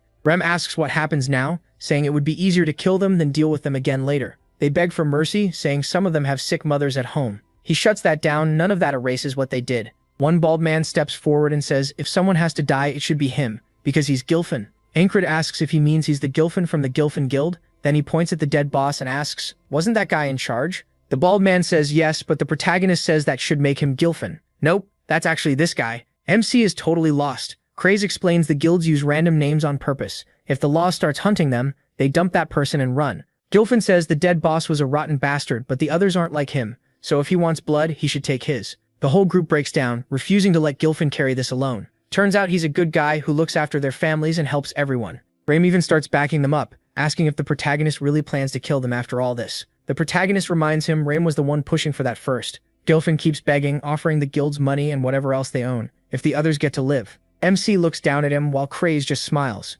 Gilfin says most of the money is locked in a safe, but the key was hidden by the dead boss. That doesn't matter much with Odon around. He just tears the vault open and reveals the gold inside. Gilfin can only mutter that it's his fault. Encred tells the others to go ahead, and they start taking what they want. Jackson picks a knife, Rem grabs some warm leather, and Rodna asks why nobody's taking the cash. He starts digging through the pile too. Then he finds something he likes. A leather armor set that's both tough and flexible. He says he's taking it, and Craze calls out to him. Craze says they should take over the guild. Encred asks if he's telling him to become a thief. Craze says yes, but a kind that doesn't kill. Even if they wipe this guild out, another one will pop up in a month. So Craze thinks it's smarter to keep Gilfin in charge and control the guild through him. The protagonist thinks it over and says this all feels way too neat. He starts wondering if it began when Craze was talking to Lisa, and Craze figures Craze must have told her everyone would gather here. Craze laughs and admits that was exactly the plan. He adds that if MC agrees, the guild can pay him every month and feed them useful information too. He says he doesn't really care that much about money. Still, extra money isn't a bad thing, so he agrees. Craze then tells Gilfin that from now on there'll be a thieves guild that doesn't kill. They'll weed out the worst members, hand them over, and slowly clean the whole group up. Gilfin warns that if they don't disband, they're all going to die. Craze asks why. Gilfin explains the dead boss worked for Aspen, and their collector, a man called a Frog, comes by every spring and fall to inspect the guild. If that guy finds out what happened here, he'll kill all of them. Craze says that won't be a problem. They've got monsters worse than that on their side, and he points at the others. Encred tells everyone that if they got what they came for, it's time to head back. Rem looks at him and asks if he really thinks they're done shoveling the snow. Encred instantly realizes he forgot something huge. He looks outside and sees it piling up with snow. Ragnar says there's still some unfinished business left here, whatever that means. Odon sits by the fire and says he's going to pray, reflect, and preach a little more. Jackson says he has something to handle too, so he'll be gone until morning. The protagonist didn't expect everyone to be this busy. As for him, he just lies down and the group gets ready for a big nap. The next day, Encred reports to the ferry commander that they found and destroyed the Thieves Guild. She asks if he enjoyed skipping snow duty. He plays dumb though. In his head, he's amazed she figured it out. Then she says she heard he never refuses a duel. He tells her that's mostly true. Pointing her sword at him, she asks for a spar. Encred agrees, confused why he's getting a duel instead of punishment. He thought she was mad. A second later, she sweeps his leg. He can't react at all and hits the ground. She tells him to stand up. The moment he reaches for his sword, she comes in with another sweep and flips him over again. Encred starts wondering what's happening. Her first sword has always been this thin, almost like a whip. She keeps ordering him up, only to drop him over and over again. Before long, he's flat on the ground, completely out of breath. Looking down at him, she says he used to react like he could see the future, but right now he looks blind. She says she still doesn't really know who he is, but one thing is true, he broke the spell and killed 4 assassins. Then she looks up, says it's snowing again, and warns that she'll be watching him. Encred can't believe she was really mad about the snow. He calls himself pathetic. He's trained with a sword, but never really with his bare hands. Now he sees what he's missing, something that uses the whole body. Martial arts. And Odon is the one who can teach him. The scene jumps to Odon squatting with an entire tree. He tells Encred one basic rule of martial arts is building a trained body, then slams the tree down. Honestly, he's not wrong. MC thinks it over while someone in the background yells, asking who ripped out that tree. Odon ignores the question and says he has a training method. He asks about the tree, but Odon keeps going. This method pushes the body to its limit, and it's called the isolation method. Smiling, he says, it hurts so much, the protagonist should just think of himself as already dead. Death is something Encred knows very well, so he says that part is his specialty. Then training begins with a boulder strapped to his back while he does lunges. MC says he's seriously going to die. Odon explains that the core of isolation training is overload. Tear the muscles down and they'll grow back stronger. As he starts shaking, Odon says he has to hold it for 10 seconds, and that he knows the protagonist's limits better than the protagonist does. The protagonist wonders how that makes any sense, right as Odon pushes down on the rock. Odon grins and says MC must regret not starting this earlier. He adds that he still needs to build his body a lot more before real martial arts can start. He cuts him off. He doesn't have time for regret. The past is gone, and he stays focused on the present. If he didn't, he never would have survived the first loop. He looks up at Odon and asks him to teach something else, while he's still holding the pose. Odon is stunned by how serious he is. Smiling, he says he respects his squad leader, and they move on to the next step. With even more rocks added in, Odon tells Encred he'll be crawling back to camp on all fours today. The leopard watches this whole murder session in broad daylight. Odon has the protagonist holding stones with both arms stretched out. He's obviously struggling, but he still refuses to quit, and the leopard just keeps watching. That night, Encred faceplants into the barracks doorway, and Rem asks if someone's bullying him. He wants to know why MC keeps coming back half dead.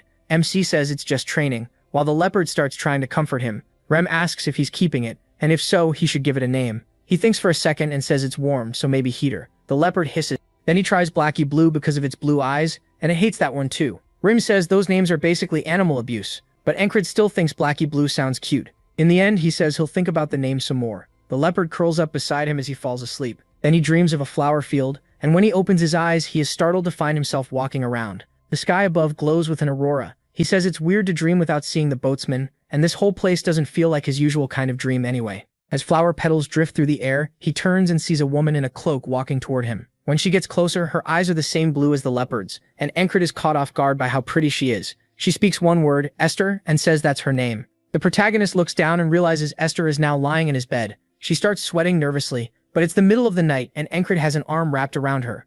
She blushes while he tells Esther goodnight, holds her close, and falls asleep again. The next morning, Encred heads out and Rem asks where he's going. MC says training. Rem calls that gross and asks if he isn't still hurting from yesterday. He says his body actually feels light. Esther says of course it does. She used magic on him. He has to free her from her curse, so she can't let him die throwing his body around like that. Rem asks if he met a priest last night or something. Encred says no. He dreamed about some woman. Rem says he didn't take him for that kind of dreamer, and asks what she looked like. The protagonist remembers Esther's face and says she was really pretty. Esther sighs, saying at least his eyes work. She explains that magicians naturally keep chasing deeper magic and mystery, but while seeking more knowledge, she got cursed, turned into a beast, and had her powers sealed too. One day, Esther followed the smell of a curse through the fields and it led her straight to Encred. She keeps watching his training and Odon is shocked. Usually the soreness lasts a week, but MC is already hitting harder than yesterday. After finishing his set, he stacks the rocks neatly. he calls out to Blackie Blue. Esther hisses and he quickly apologizes, then asks how long she's been watching.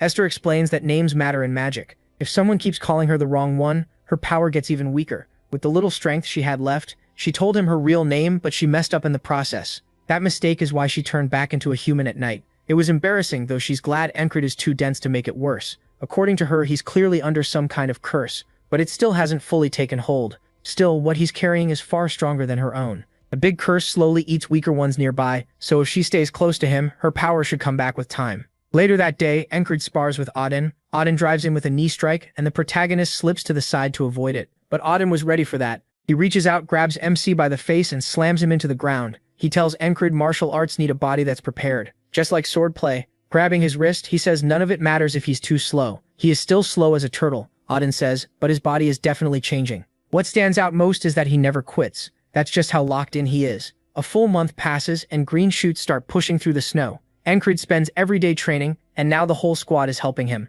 He thrusts his sword at Rem, and Rem grins, surprised by how much he's improved. Now he can actually fight. After that, the protagonist finishes eating and asks Ragna for a spar. Ragna tells him to wait until he's done eating, then beats him anyway, saying Encred still lacks adaptability. His basics are solid for now, and his muscle memory should be able to handle them without thought, but he'll still need endless repetition. MC just sighs, smiles, and says that's exactly what he's best at. That night, he studies his blade and thinks training with the squad helps, but real field experience would help too. Then a rustle nearby makes him jump. Jackson rushes him with a surprise attack, but Encred blocks it. Jackson says he won't die to an ambush anymore, and he really has gotten better. Cricey tells him to go outside if he wants to train. Jackson fires back, asking why Cricey is in so early instead of out making money. Then Esther rises from the bed and Cricey thinks he's found his chance. He starts searching for a claw, sure one must have fallen off again. Free money in his eyes. Then someone knocks on the door. As Encred gets out of bed, he wonders if Cricey is lazy or hardworking. The visitor is the ferry commander, and she tells the protagonist to come with her. He assumes it's because the snow is gone, but she says that's not why she's here. There's a new job and he needs to handle one listed on the mercenary soldier board. MC explains that this board works beside the normal soldier ranking system. It lets city people hire soldiers as mercenaries. They're cheaper than regular mercenaries, usually better trained and more polite, so the system is popular. He'd wanted to try it himself, so this is perfect. Nearby, a guy yawns, saying he's finally done with his duty after working non-stop and needs something else to do. Then he spots Encred and the ferry commander. He asks how many people they need. She says 3 total, and he should bring 1 squad mate. She'll be the 3rd. That shocks him. Why is she going herself? The guy passing by mentions hearing they dueled the other day, then wonders if they're actually dating. The ferry commander notices Encred's face and asks if going on a mission with her makes him uneasy. The bystander instantly reads it as romance and starts spreading the story. Before long, the whole camp is saying the company commander and the spellbreaker are together and somehow already have kids. Later, while the protagonist trains, people keep talking about it. They can't believe he pulled a fairy with a face like his, but admit they look good together. And Crises has no idea what is happening with these rumors. The moment he gets back to the barracks, Rim shouts, "Papa's home," then asks how far along it is since he heard the baby is coming soon. MC says they got it all wrong. Everyone is misunderstanding the rumors, but Cricey tells him not to be shy. They'll find out eventually. He flat out says no. Ragnar says it sounds great, tells him to keep her close and keep training, and adds that even Odon is praising him now. And Cricey says just feels like bullying. Remy asks when the date is, saying being the 3rd wheel will be awkward, but he'll do it for his boy. The protagonist asks if he's talking about the mission, then says Rem is absolutely not coming. Rem argues he has no one else to take, but MC points to Jackson instead. Jackson says he's ready, and they head out. Rem can't believe he chose the damn cat over him and asks if he got hit in the head. He says if Rem got mad, he'd probably try to axe the commissioner, so no chance. Jackson asks if he's only being picked because he won't cause trouble. And Cricey says no. Jackson does these jobs a lot, so he'd be useful. Jackson says he has one piece of advice, warning him not to give too much of his heart to one woman, or it'll come back to hurt him. The protagonist says he doesn't need advice about that. When they meet the commander, MC asks when the commissioner will arrive. She says soon. He glances aside, thinking she probably hasn't heard the rumors yet, and it'd be awkward if she had. Then she immediately brings up the part about them having kids together. Encred blurts out no, while Jackson struggles not to laugh. He asks if he's laughing. Jackson denies it, but he knows he definitely heard. The ferry commander asks if her questions bother him. He says no. Then she asks if he's happy about it, and he says no, before quickly changing it to yes, getting more confused as she keeps teasing him. A carriage arrives and Jackson says the commissioner is here. The ferry commander clicks her tongue, saying it was just getting fun. She turns away and Encred can't believe she was joking with such a blank face. The mission is to protect the child of a rich merchant while the Rogue Fried Trading Company decides which of 2 heirs will become the next head. Their job is to make sure the heirs don't hurt each other. Encred expects some greedy little toad, but a beautiful woman steps out instead and introduces herself as Leona, heiress of the Rogue Fried Company. She politely greets them all, then they head into town. On the way, Leona whispers to a woman beside her, while the protagonist rides in the back. Since the greeting, she hasn't spoken to them directly, and even the little communication they get comes through her maid, who says they'll first take a room at the inn and wait for the others. So really, they're here just to escort her, nothing more. Ankred remembers Odon's lesson. Age, body, stance, position, and gaze all matter. Figuring out an enemy's plan is a skill by itself, so he starts studying the group. One guard is left-handed, her steps are heavy like she's carrying a lot of gear, and his sword sense tells him she's pretty strong. None of them seem to be on special rank level, but for now his read is good enough. Jackson asks if he's bored and suggests a sound game. Jackson calls out noises, and MC has to say where they're from. A rustling paper bag? MC says a woman at the food market. They keep going. Then Jackson asks about a tongue click. As he starts focusing, Jackson says he's too late. It came from a man near the shoe store. The game is about finding and identifying sounds fast, and it's much harder than it sounds. At the inn, a guard tells them Leona will take a room upstairs, while the rest wait below. The commander sits with them, says the game looks interesting, and wants in. The protagonist mentions that fairies have much sharper senses than humans. They continue. Jackson says a knife hit the floor, and before Ankred can answer, the fairy commander says it came from the second floor beside the stairs. Next, Jackson mentions a dagger being drawn, and she instantly says it was at the inn entrance. MC complains that he can't even join anymore. Then he notices the directions in the game are getting more serious, like this isn't a game anymore. Jackson asks where someone is secretly watching them from. The fairy commander answers, right behind him, as a man reaches for his blade. In the same instant, both of them move and kill the attackers behind them. Jackson says they're under attack, and she agrees. The other mercenaries panic as assassins appear. Another one comes at Ankred from behind, but he turns and cuts the man's throat. Then a scream comes from upstairs, and he says the commissioner comes first. He rushes up the stairs, but an assassin shouts and throws knives at him. Jackson blocks them with a frying pan like he's in PUBG, while the fairy commander tears through the assassins on the first floor. The assassins are shocked by how strong they are, but decide to win with numbers. Jackson drives a blade into one man's throat, while Ankred sprints upstairs. The fairy commander says every soldier in his squad is stronger than he is, yet they all follow him without question, and she wants to know why. An assassin rushes her with a scream, but she just smiles, calls it interesting, and kills him in one move through the arm and throat. Upstairs, Ankred pins an assassin to the wall with a stab to the chest, and says that after dealing with the one who targeted Krang and that half-fairy killer too, attacks like this don't shake him anymore. All his training has changed him so much that he barely feels like the same person. Even if Odon still says he's too slow, the protagonist can tell his movements are cleaner now, as he kicks another assassin through the railing and off the second floor. Then he sees the female guard get thrown out of Leona's room and slam into the railing. He rushes to the door and sees an assassin shouting, "Glory to Aspen," as he goes for Leona. Her maid jumps in front of her yelling no and telling Leona to get down. Ankred knows he's too close to stop with whistle daggers, and he's not even sure he can reach them in time. Then he remembers a way to close the gap fast. He's seen it once. Thinking back to that night on the battlefield, he knows he can't copy it perfectly at his level, but he still tries. Even doing a rough version should be enough, and he bursts forward to get there in time. The assassin's blade comes down and Ankred cuts in front of it. He takes the hit on his back to protect Leona. The blade scrapes across him, and the assassin freezes in shock. The strike didn't go through. MC's armor stopped it. Glad he got it from the Gilfin Guild, he tells the assassin they can continue this downstairs. Then he grabs the man, throws him over his shoulder, and crashes out the window with him, both landing outside. The assassin coughs hard, while Ankred gets up and says he's softened the fall with the other guy. Leona looks out the window, stunned, and he tells her the second floor is clear. This assassin is hurting from the fall, but he still rises and pulls out a second blade. Calling the protagonist crazy, he asks if he's a border guard. The protagonist says no. That only makes the assassin more sure he can win, as he readies both swords. MC notices the blades are different lengths, but the man isn't thrown off at all. He wonders if this is the flowing sword style. Then the assassin says he'll kill him first and butcher Leona next. He asks if anyone's ever told him he talks too much. Annoyed, the assassin charges, and Ankred admits this is his first real fight in a while, and this guy is strong. He shifts his back foot, settling into stance and thinking about what to test first. The assassin lines up one blade for a thrust and lifts the other high. Ankred realizes both strikes will come together. It's a Valen duet. One blade goes for his head, so he slips left. The next swing follows right away, and he ducks under it. The assassin thrusts again, forcing the protagonist to step back. With space opened up, the man lunges in hard, but MC ducks past him to the other side. Now he's behind the assassin, and the man realizes he may have messed up some. Nobody just dodged everything. Ankred tells him he's impressed. He could never learn that style himself because he lacks the talent, but from the speed and aim, this guy is around the level of that stabbing freak from his first loop. The assassin rushes back in, asking what nonsense he's talking about and calling him insane. He sharpens his focus, locking onto the twin blades, and then it clicks. Now he can read which line of attack is coming next. Ankred lifts his arm and sends his sword forward in one smooth motion, driving it into the assassin's chest with no wasted movement. Even the protagonist is a bit surprised. He says he aimed for the heart, but missed a little. The man screams as Encred pulls the blade back out. He knows he still has a long way to go, and he needs more training with Ragna and Jackson. MC watches the assassin collapse while the others flee out the back, yelling that they need to retreat. He wants to go after all of them, but Jackson stops him. His fight already drew too much attention. Encred points out that they're escaping, and Jackson says that's fine, making him wonder why they aren't chasing. Jackson reminds him they weren't hired to hunt criminals. The enemies ran on their own, so the commissioner is safe.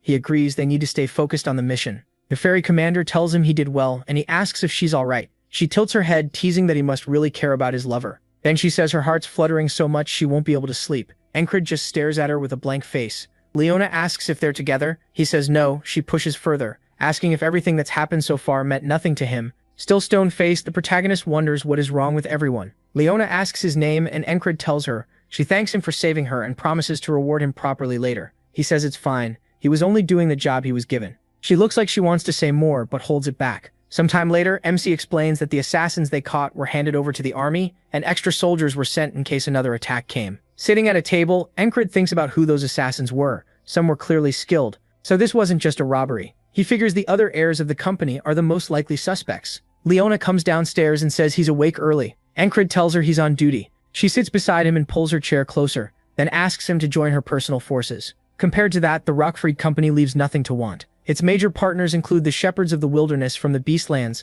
the Black Leather Guild, famous for dragon hunting, and the Glacial Rangers, protectors of the permafrost. Even their company map with trade routes and local specialties is valuable enough to make someone rich for life. To him, that's too much to walk away from. Leona says the former owner's sons are idiots, and if she's going to protect and grow the association, she needs capable people. People skilled enough to save her when she's near death, and honest enough not to demand more after. Most would kill for a place in her association, and she doubts he's any different. Once again, she says she'll give him whatever he wants if he joins her. Encred simply says no. She can't believe he turned her down without even thinking, and asks why. Jackson comes downstairs and says that keeping at it after being rejected isn't a good look. The commander adds that it doesn't suit a merchant either. Leona bows and admits they're right. Then she says the other heirs will arrive at noon, so she has to get ready. After she heads upstairs, the other two walk over to Encred. Jackson says he somehow charmed a rich heiress too, and asks if hard-to-handle women are his type. He says no, but Jackson keeps going, saying he needs to stop seducing every woman he meets. He fires back that he never did that to begin with. Then the ferry commander calls him a two-timer and says that really hurts.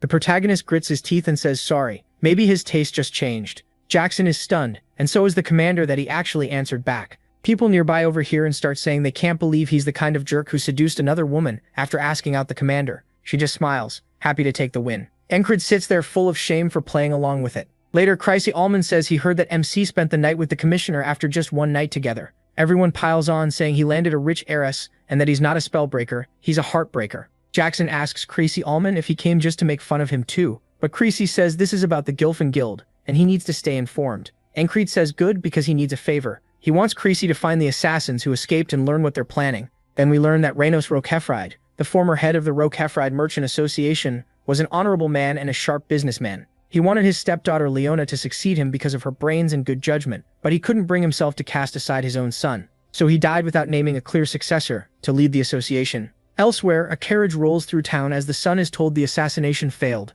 His men say he should have left it to them, and that they wasted a perfect chance. The son's name is Polid. The man across from him says they'll find another way, and their deal still stands. Polid agrees and promises a huge reward if he inherits everything. The third man in the carriage stays silent. Soon they reach the inn and step inside. Encred and the others look over as Polid says the place is filthy with dust and sneers that only Leona would summon him somewhere like this. His eyes move to the black-haired man, and he can tell right away from the way he carries himself that he's strong. That man looks down and meets Encred's gaze. Then he looks away like the protagonist isn't worth worrying about. Polid points at them and orders them to go get Leona. MC thinks bringing Jackson was a smart move because if it had been Rem, he would have taken that guy for a monster and smashed his head in. Then he notices Jackson drawing his sword and stops him. Polid snaps, asking what he's doing and telling him to move. Leona comes downstairs and tells him to quit yelling. It doesn't suit him and he's late. He fires back that he's not late at all, then tells her to train her bodyguards. Leona answers with a hard slap, and Encred thinks nobody around him is normal. He lets out a sigh, while Jackson still seems clueless that he's the weird one too. Polid shouts, asking if she's crazy. Leona says he's the crazy one, messing with soldiers hired by the border guards. Does he want to spend the rest of his life in prison? He quickly says he didn't know, and the man behind him clears his throat, making Polid jump.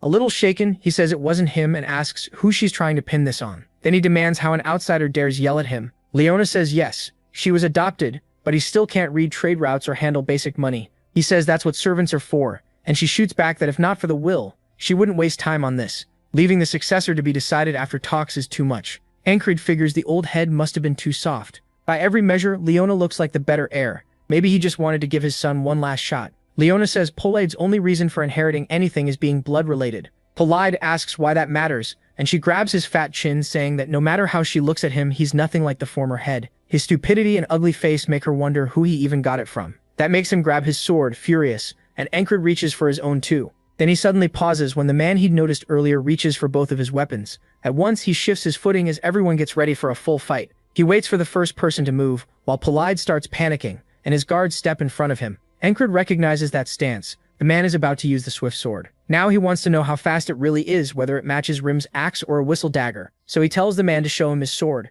As the blade starts to come out, Ancred smiles and draws his own. But before anyone can strike, a voice orders them to stop. The one entering is Tutors. He says he's with the border guards under the crown, and if they don't put their weapons away, it'll be treated as treason. Polide looks thrown off. The protagonist doesn't look happy either, then clicks his tongue. Jackson stares at him, remembering how Ancred said nobody here was normal, and decides MC is the strangest one of all. Meanwhile, Torres says the assassins they caught were foreigners, so the border guards are taking the case. Those men admitted they were hired by a merchant association, so maybe Polide really did hire them over the inheritance fight. The man pulling Polide's string steps in, asking whether any of them named their specific merchant association. If not, then there is no proof. Torres says he talks too much. Does he really think they're that stupid? Leona says she has a proposal. Keep searching for proof and identify whoever is truly behind this, and until then, lock up both her and Polide. Polide immediately says he never agreed to that, and Ancred thinks it's weird that the victim is asking to be imprisoned. Torres explains the people they caught were just underlings. They knew nothing and only kept saying their boss gave the order. Leona says there are still others to question, since some people escaped that scene. One of them could be the boss or at least know the details, so they need to track them down. Torres asks what happens if they still can't find the mastermind, and she says that's his problem to handle. Still, since it's not wise to keep arguing over the heir issue in front of the border guards, they'll return to the city as long as everyone comes back if summoned. Ancred points out they won't be guarding her once they leave town. Her own guards can't stop Polide's side, especially the man with the rapier, so she'll die the moment she's out from under border guard protection. She has to know that, so what is she thinking? Then her maid hands her something. Leona says she's a merchant. She never asked for work without proper payment, and she'll give this to whoever catches the people who escaped. As she starts to draw it, Jackson is clearly shaken, and Ancred wonders why. Leona says it's the fourth piece in the Carmen collection, Carmen's stiletto. She asks if that's enough to make them go after the fugitives. Jackson steps forward and calls to him, saying he's taking this job. Ancred can't figure out why he's suddenly so fired up, or why that dagger matters so much to him. Even Polide recognizes it, and asks if she's out of her mind. Does she even know what it's worth? Leona says it's hers, so she'll do what she wants with it. The protagonist asks if it's really that special, and Jackson says he's shocked he hasn't heard of it. The weapon was made by the legendary smith Carmen. Carmen started life as a slave, became an assassin out for revenge, and fought with 7 weapons he made himself. The fourth of those was this stiletto. Some people would trade human lives just to get one of his weapons. Then Torres says since everyone is here, they're all staying under watch and nobody leaves the inn. Ancred tells Jackson not to stress about the stiletto, because he already asked Crace to find the men who escaped earlier, so news should come soon.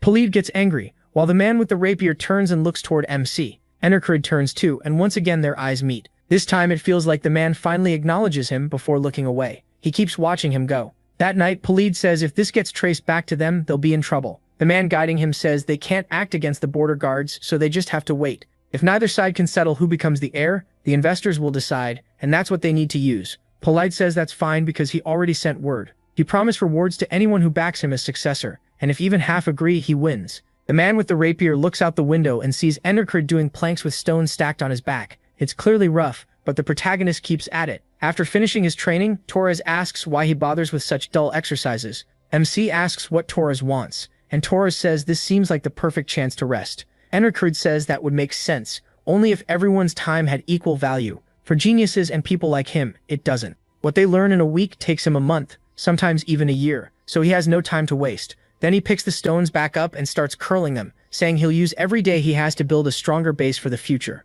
One of Torres's men says he is really strange, or maybe they're just lazy. Torres thinks about that for a moment, then gets up and tells Ancred to stop obsessing over getting stronger. He's already strong enough. Their last match was only a draw because Torres didn't expect that much from him. So what does the protagonist think would happen now? MC looks at him, then smiles and nods. That means they're about to fight again. Soon people are cheering as Torres launches in, and both men stop with their blades just short of the other's throat. Still, Torres would have won. The crowd cheers that it's his 7th win, and Torres says that's how it should be. Though they remind him Enrollment has beaten him 4 times too. He tells him to go again. Torres asks if he's seriously not tired yet, calling him a monster since they've already fought 11 times. One of Torres's men says he wants a turn, and another joins in too. They all start yelling that they need to take the protagonist down, while Paulette watches and calls them barbarians for doing this so late. The next man steps in and throws Enrollment to the ground, and the moment he lands, the rapier user is shown watching very closely. MC asks what that move was and tells him to do it again. The man calls him insane. The rapier user notes that losing doesn't wound his pride.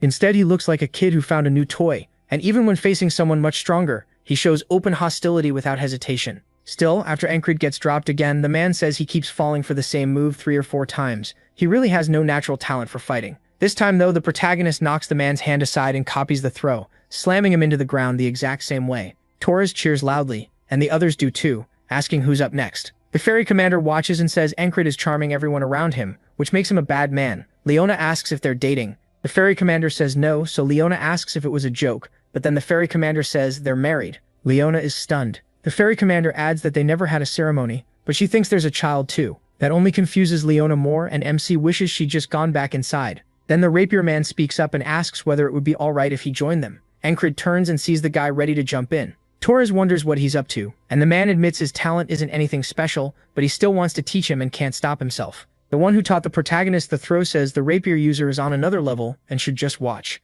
MC refuses, saying he's been waiting for this. The man looks at him and realizes Enrollment gets it, then smiles while Jackson watches from above. He says that even if the only thing in that man's hand is a wooden stick, he's still incredibly dangerous. He grips his blade and says he has to be ready. Enrollment raises his own stick as the rapier man takes his stance. The two lock eyes, then the man lifts his wooden sword. He says the pressure is spreading through his whole body like he's back on a battlefield. Then the man thrusts, and Enrollment sharpens his focus. By fixing his eyes on one point, he can trace the attack's line. There's a tiny feint in it, but it's aimed at his neck. He tries to shut down that path and strike first, but then it feels like his throat gets pierced, catching him off guard. Enrollment couldn't move in time, and it's not just him, everyone else is shocked too. The man tells him he read it right, but he's too slow. The protagonist admits the swift sword lives up to its name. It's far faster than he thought. He believed he'd grown a lot stronger, but not enough. That man's level is so high, it feels crushing. As the man starts to leave, Enrollment laughs and calls after him, asking for one more round. The man smiles and says his spirit is remarkable.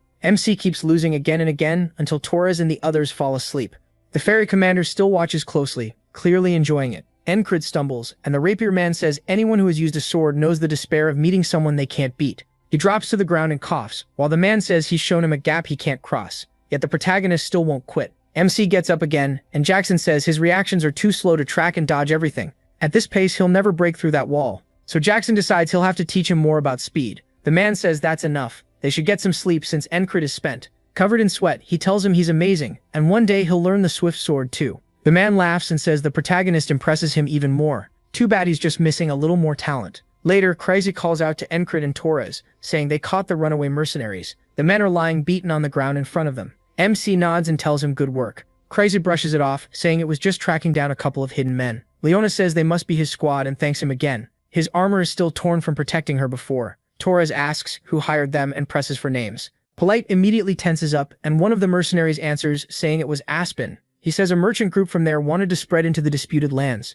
He doesn't know which one, he only got a letter, and payment was promised after the job. Leona says that may be true, but the border guards will decide what happens next. Torres says she seems happy with that, then asks if she wasn't hoping the ugly fool was behind it. She says of course she was, enough to offer her precious stiletto as a reward. Torres says crushing these bastards is their job, and the rope-fried people are free to leave. As everyone starts to head out, Jackson pulls out the stiletto. Enrollment tells him not to wave it around in public, amazed by how excited he is like a kid. Krisa warns the protagonist not to fall for Leona because she's scary. He says he isn't, and asks if Krisa's even listening. Then Krisa says something feels off. No matter how he looks at it, those men were hired by Polite, but they claimed it was Aspen. He had a run-in yesterday after they found them. In that flashback, a man enters the room with the mercenaries and asks if he's Chris from the 444th Squad. He says he serves Leona, which leaves Chris confused. Chris explains to Enrollment that they already knew where the mercenaries were and had the Gilfin Guild under watch. They planned to pay the army to release them and made them give that story. MC asks why, pointing out this puts Leona at a disadvantage. If Polite was exposed, that would have helped her more. Right then, Leona says she's relieved he wasn't behind it, because that would stain the last leader's record. Encred realizes she did it out of loyalty to the former leader. She says he probably doesn't care much for matters like that. He asks if she'll really be okay, since she won't have their protection once she leaves the border, and if Polite attacks again, she'll be in danger. She tells him it's already handled, so he doesn't need to worry. A large group of troops is waiting at the gate. At their front stands a knightly man with his unit behind him. He introduces himself as Mattis, commander of the Rope-Fried Merchant Association Guard Corps, and says he has come to escort their new leader, Leona. They all bow to her. Encred realizes she stalled them on purpose while getting the shareholders to vote. She has loyalty, quick judgment, and information. She's truly a frightening woman. Leona says asking again would be beneath her, so she won't tell him to come with her, but people naturally end up cheering for him. She hopes they meet again someday as friends. Encred looks at her hand and shakes it, saying, of course. Polite jumps from his carriage and demands to know what Mattis is doing, calling him a traitor and asking if he forgot how kind his father was. Mattis tells him to stop shaming his family name and flat out calls him an idiot. That scares Polite badly. The puppeteer says the plan was a failure, and the rapier man replies they still gained something. At least now they know the new head of Rope Fried is very cunning. He adds that he also found out about an unusual soldier. In a flashback, the rapier man tells Encred to lower his sword. He says he respects the protagonist's effort and strength, but without talent it's just painful to watch. MC says he hasn't heard that in a while, but he never listened to it in the past either, and he got this far by pushing through. The rapier man can only wonder where that drive comes from as he walks away. The next day in the city, Encred tells Rem to get up. Rem grumbles that he only wakes him to go train with that cat-like jerk, but the protagonist says he needs Rem's help. Rem instantly lights up and Encred starts practicing the swift sword with him. He says the first step is choosing the best line. Focusing on one point, he prepares his thrust and says the second step is mastering explosive movement. Every strike has to be efficient. Then he draws blood from Rem's neck and MC is shocked as it runs down. Rem looks at it, surprised too. Encred realizes that with this he's now faster than Rem, his repeated basics, flexibility and muscle strength all working together to make this new power. Rem says that caught him off guard and he finally learned how to swing fast. Now it's Rem's turn to speed up for the first time in a while. Encred wonders what he means but barely blocks Rem's next attack and knows he was serious. The impact is heavy enough to make his hands sting. Then he sees an axe flying straight at his head and barely ducks under it. Realizing Rem was always fast, but now he's even faster. Rem comes in with another swing and Encred charges in to meet it head-on, knowing he still has a long way to go. That night, he keeps training and senses something intercepting an attack from Jackson's dagger. Jackson tells him his eyes and ears are doing well now, so he doesn't need more training there. Encred asks if he came all this way just to say that. As Jackson walks off, he only says, for now. The protagonist sighs and says that's why Rem calls him a cat-like jerk. Then Jackson suddenly appears behind him and cuts his throat. MC grabs at it with a scream, but Jackson is already far away, saying that's called murderous intent. It's the killing will a person gives off. If Encred can't read attacks with sight or hearing, then he'll have to sense them. That means detecting something beyond the five senses, the sixth sense. Jackson says he'll teach it to him as thanks for the stiletto. He is thrilled there's still more to learn and says even more fun is waiting for him. The next day, Jackson explains that the sixth sense is close to instinct, so the protagonist can't depend only on perception tied to the usual five senses. Direction, movement, hunting skill. Those are all tools predators use on prey. They all come from instinct. If he keeps fighting with every sense sharpened, he'll eventually start to detect hostile intent too. Encred spins and says he can feel Jackson behind him, but Jackson tells him this won't come easy right away. If he keeps working at it, his sixth sense will open up too. That night, Rem says MC feels a little different. Encred jokes that it's because he got more muscle, but Rem says that's not it. Odd cuts in, saying he smells more rotten. Ragna says that's not the whole thing either. Craze figures he's even crazier than usual. Rem agrees, and the others back him up. He says he's the only normal one in this pack of lunatics. That's just how they see him. Jackson meanwhile wonders when he will realize he's the maddest one there. That night, when they get ready to sleep, Esther crawls onto Encred's bed. Rem asks if he smells like food since she always ends up sleeping with him. Esther ignores him and thinks about how the protagonist pushed his body too far again. Curling up on his chest, she notes he trains hard enough to die every day.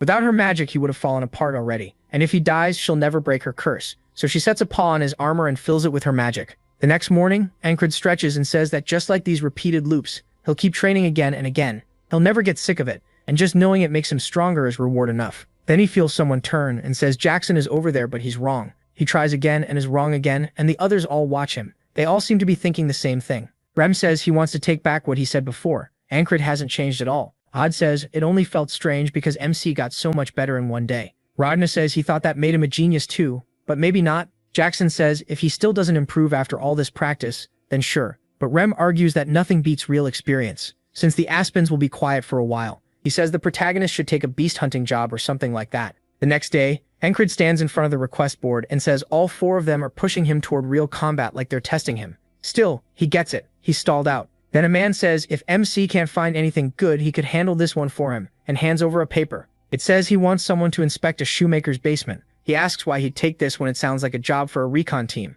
The man says a recon team won't cut it because the shoemaker claims there are undead in the basement. That gets Encrid's attention. He says there's no way undead are hiding in the city. It was probably just rats, but he does need experience. The man begs him to take it, calling him the spellbreaker. Nobody else wants the job, and while the shoemaker has a bad temper, he's a decent man. His wife also went missing recently, so he's on edge. The man asks the protagonist to at least check it out. Encrid says he's sorry, but this request is too much, then caves instantly and accepts it anyway. When he arrives, a woman tells him if he's here for the request, he needs to get to the basement fast, because the man just keeps digging. MC mutters that he did hear the shoemaker was short-tempered, and then the shoemaker calls him over, saying this is what he meant. He points out the ground and shows him the tunnel he found. The protagonist is shocked there's a tunnel under the middle of the city, and says this definitely wasn't made by a rat. He lights a torch and heads in, saying it looks man-made. It's wide too, which means there really could be monsters down here. Then he stops when he sees several paths ahead, 6 in all. He says the place was built like a maze. The shoemaker tells him to listen. A strange rattling echoes through the tunnel, and he says maybe there really are undead down here. MC tells him not to come any closer and says he'll go first, so the man needs to stay back. The moment MC steps forward, the whole tunnel is hit by a blinding blue flash. A wave of heat crashes over them, and he wonders what this is, as it rushes closer. The light swallows them completely, and both of them are burned to ash on the spot. Encrid's eyes snap open with Esther still on his chest. He says the second he felt that heat, he was dead. He didn't even get another step in, and that had to be a magic trap. Against magicians, the smart move is to run. Right then, Rem says he and the others talked and decided the protagonist needs real experience. MC keeps thinking, if you die fighting a magician, you're lucky. If you live, what comes next can be worse. And that goes for traps made by magicians too. He wonders how anyone is supposed to beat something like that, because he doesn't even know what skill he needs to train. Then the man at the board tells him that if he still doesn't see anything good, he should take care of this one. The shoemaker's request again. Encrid says this needs a magic expert or help from higher command. This isn't a wall he can smash through head-on like the others, and the ferry company commander would probably hear him out. But before that hot-headed shoemaker goes down there alone, he realizes he barely made it in time last loop. He takes off running, gritting his teeth. He can't be late. He races to the shoemaker's house and kicks the door open. The daughter jumps in fear. He asks where her father is, and she says the basement. Encrid dives into the hole without hesitating, because this time he took a little too long to accept the request, and the father is already gone. As he slides down, he realizes he's too late. The shoemaker is already ahead, walking down the center path. Encrid runs after him, shouting for him to stop. The shoemaker turns, startled and confused, but his foot has already gone too far, and that bright blue light starts to rise behind him. The protagonist yells out, and both of them are turned to ash again. In the waters of the afterlife, Encrid says he needs a faster way. He has to reach the shoemaker first and keep him out of the basement. The boatman says it may have lasted only a moment, but MC still felt his flesh burn away through his whole body until he became ash. Even so, he still plans to walk back toward that flame. Encrid says the pain was just like he said, like a million needles tearing through him in one instant. But even that doesn't hurt as much as standing by and watching an innocent person die. To him, that's what being a knight really means. He jumps right out of bed and starts heading out. Rem asks where he's going, saying they need to talk, but he says he's off to save one annoying old shoemaker. Rem just stares, wondering if there are leather boot monsters now and why Encrid is running to a shoemaker. This time, the protagonist gets there early enough to catch the man still digging. He thinks he can stop the shoemaker and make him stay away, but he still can't leave something this dangerous alone. He tells the shoemaker he's going in alone and not to follow. The man protests that it's his house, but MC shuts him down. This isn't up for debate, and the shoemaker gives in. He says getting a magic specialist would take too long and they might not even listen to the request. What they have is a strange trap, and he at least knows a little about it. If someone explores this place blind, somebody's going to die. That could even happen to him and his squad. So he needs to learn everything he can. One of these paths has to be trapped, and he wonders if the only way to know is to walk them himself. Then he says relying on repeated loops alone is the easy way out. There has to be a better method. If he can find even one clue that tells him where the trap is, he might be able to solve this. Then he starts wondering how many times he's died and what he felt each time. He thinks about every helpless moment, when a blade cut his throat, when an enemy knocked away his sword, even when he first met that pervert, and could feel a killer's intent on instinct. Jackson's words echo in his mind. It's the presence of something that wants nothing but your death. Something glints in the dark and rushes toward Encrid, and this time he senses it. He stops dead and says he actually did it. Then he steps forward, saying he really felt it just now, right before the trap slices clean through him. The cut is so perfect, his blood is still spraying before his body even falls apart. Even while dying, he grins. He really did sense the trap's killing intent. The next day, he heads straight back to the shoemaker's place and says, today's wall is learning to detect the trap's murderous intent. Standing before the entrances, he says he can't just rush in. Instead, he needs to move back and forth until he gets a real feel for it. With each slow step, he stays focused, saying he still hasn't placed his foot on this path, and he doesn't feel anything yet. He wonders if this is the right one. He slowly lowers his foot, then quickly turns, saying this is where the blade came from. He steps toward it again and pictures the blade shooting at him. But nothing comes, and he admits he didn't really sense it. He only remembered what happened. The shoemaker asks why the protagonist keeps pacing around and jokes that he should just go take a leak. The protagonist reminds him to stay upstairs. He says he still hasn't gone down this route before, so he'll keep at it until he can sense the trap. He keeps testing it, stepping in and out until night falls. The shoemaker finally asks what he's doing down there without even eating. MC says he'll be back tomorrow morning and warns him not to come in. There are traps all over the place. The shoemaker begs him to help, saying he can't even sleep because he's scared he'll lose his daughter too. Encred asks if he has any clue where his missing wife might be. The shoemaker says a lot of people have gone missing lately, so no one really dealt with it. Then he says that if he sees a brunette with freckles and this wedding ring, he should tell him right away. The protagonist says he gets it. That night at the barracks, MC sits there deep in thought, with Esther resting on his lap. He suddenly turns, thinking he felt Jackson, but the presence is actually from the other side. Raim says he's acting weird after spending time with that idiot shoemaker. He tells him to get some sleep. He then realizes this is the first loop he's ended without dying. He starts wondering what happens if the day just ends normally. Will it move on to the next day or reset anyway? He figures he'll find out soon enough. Then he takes one more step back into the boatman's realm, the waters of the afterlife, and wakes up the next day. Remsam then mentions they talked it over yesterday and think the protagonist needs more experience. That's when the protagonist realizes he's back on the same day and starts wondering what happens if he doesn't sleep at all. So he stays up watching the moon sink while the sun rises. His eyes grow heavy and he starts drifting off only to wake up in bed again. He says he only blinked, but somehow he's back in his room. Rem repeats that he needs more experience, and Completes realizes he can't get past this loop without breaking through that wall. Still, he's fine with that. He was never planning to face it before he was ready. 10 days pass, then 20. Encred says this isn't just plain fear. He has to truly feel it. As he lowers his foot toward the path, he says that brush with death is something he needs to get used to. He keeps lowering his foot little by little.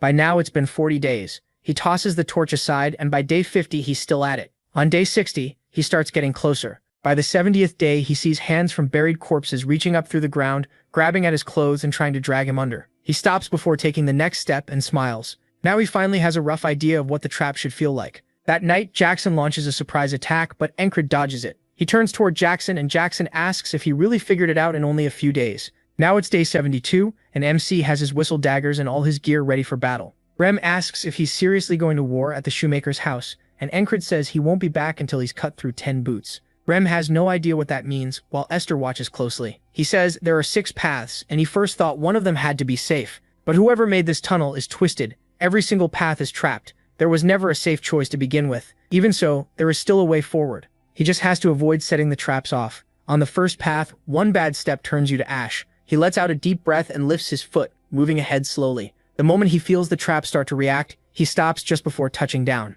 He realizes this is how he'll need to move the whole way through. Keeping his foot in the air, he starts sliding it to the side, then plants it down with confidence. This time, the trap doesn't react at all. He stays completely focused, trusting his senses and telling himself one step at a time is enough. He just has to keep that slow rhythm, tiny steps, full focus, no mistakes. As his senses sharpen, he starts to feel the safe route open up ahead and moves forward as naturally as breathing, guided by that sixth sense. Then he steps into a lit area. When he opens his eyes, he sees torches ahead and says he's broken through another wall. A ghoul lunges at him, but Encred cuts it clean in half and sends part of it flying. He grins and thanks this cycle for the amazing gift it's given him. As more ghouls rush in, the protagonist says their claws carry a strong poison. Even a small scratch can turn serious. Usually it takes several soldiers to bring down one ghoul, but Encred charges straight in, slicing through a whole pack. He spins through the motion, driving with his hips like a baseball swing, and cuts the group in front of him in half too. And he's still not finished, gritting his teeth. He drops his blade and brings it down in a huge overhead slash, carving through more ghouls. Then he leaps with his sword pulled back and slashes forward, splitting one ghoul in half and taking the head off another behind it. When he lands, the bodies start dropping. Now he's breathing hard. He says he fought pretty well just now, and his squad should have seen it after the way they've treated him lately. Then he hears barking and more creatures rushing his way. One look over and the things are pure nightmare fuel. He first calls it a demon wolf, then notices it's mixed with other beasts and monsters, making him wonder what's waiting deeper ahead. At the same time, Esther moves from roof to roof, saying Encred seemed off today. She wonders why he would visit a shoemaker while carrying so many weapons, and figures it'll be bad if he gets himself killed doing something reckless. Then she feels an energy coming from the shoemaker's house and says it smells like a spell. Even she looks cautious about getting closer. Back with Encred, he drives his sword into one of the wolves and stands there panting. Then he hears strange breathing from deeper in the cave. It's weak, like it could stop at any moment. He wonders if it's another demon or the one who dug this tunnel. But what he finds next stuns him. The area is packed with corpses. He looks over them and says he's spent enough time on battlefields that normal dead bodies don't shake him. But this is nothing like that. Then he hears a woman begging someone to give her peace. She begs him to kill her, and then he notices the wedding ring on her finger. It's the shoemaker's wife. He remembers being told she was a brunette with freckles, and Ankrid is instantly furious. A man speaks up saying he heard noise and looks like he just got fresh new material. He doesn't know how MC got here, but that's fine. Now he can make a friend for Bamillo.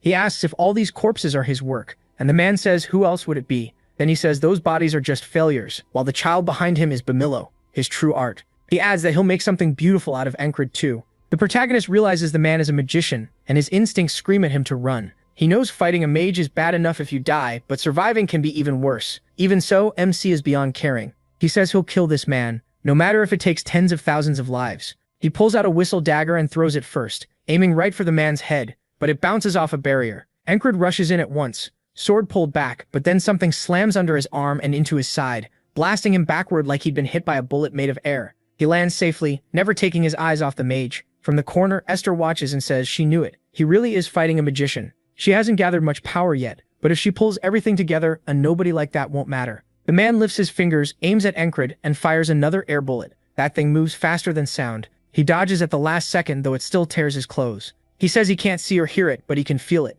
What he feels is the magician's killing intent, and the mage is shocked. He dodged it all. As Ankrid closes in again, the magician fires 4 more blasts at him. The protagonist remembers asking his squad what to do against a mage, and Rem's answer was simple: shoot him with an arrow. Again, MC barely avoids the attack, though his clothes get cut. Jackson's advice was to kill the mage when he isn't looking. Odd said the answer was getting in close and beating him down. The next 2 attacks come flying in. Ragjit had said anything that breathes can be cut, and nothing is exempt from that. Now the magician finally starts to look worried, because Ankrid is already above him, sword raised to strike. He says the mage has an invisible shield around him. If the whistle daggers can't break it, then he'll smash through with raw force, and he pours everything into the blow. The magician just smiles and tells him to try. With Ankrid fully committed and no room to pull back, the mage fires a counterspell. Esther watches as it shoots straight toward the protagonist's chest. She says he's won. The spell hits the vest Esther blessed the night before, and the magic is erased on contact. The room flashes and the mage's barrier shatters. Fear fills his eyes at once as Ankrid's sword keeps coming down.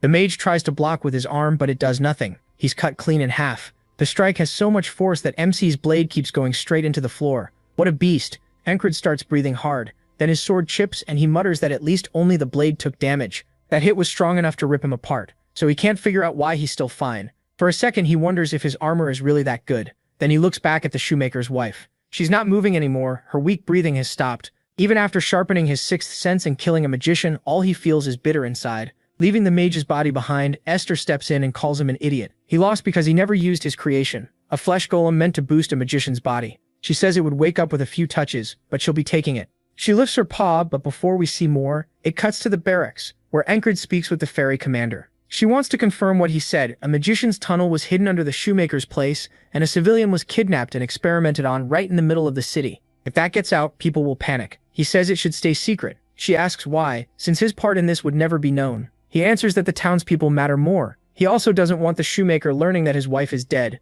While the men fill in the hole, bystanders ask what happened to the shop. They're told Thieves Guild members dug the tunnel. The shoemaker says he's shocked it was thieves, then offers Ankrid a gift. Seeing how worn his shoes are, he wants to fix them. That eases his mind a little, and he says he just hopes his wife comes home safe. The protagonist looks at him quietly, while the shoemaker says he knows Ankrid has already done a lot, but he still hopes he'll find her. MC tries to hide his face and with a strained voice says he'll do what he can. Later, as he watches the sun come up, he wonders if lying to the shoemaker was wrong. Maybe the truth would have been better, even if it crushed him. He thinks that if he becomes a knight, maybe he can stop things like this, though he's still not sure. He plants his sword in the ground and walks off, leaving it like a gravestone for the man's wife and a reminder of a regret he won't forget. Sometime later, demon dogs rush the group. They cut them down easily, holding a shield wall while the men inside finish off the wolves. Ankrid says that right after killing the magician, they took a monster hunt job. But compared to what he's used to, the fight feels slow, with the wolves going down one by one at a crawl. It's so dull Rem is almost falling asleep, and Ankrid says this won't make him any stronger.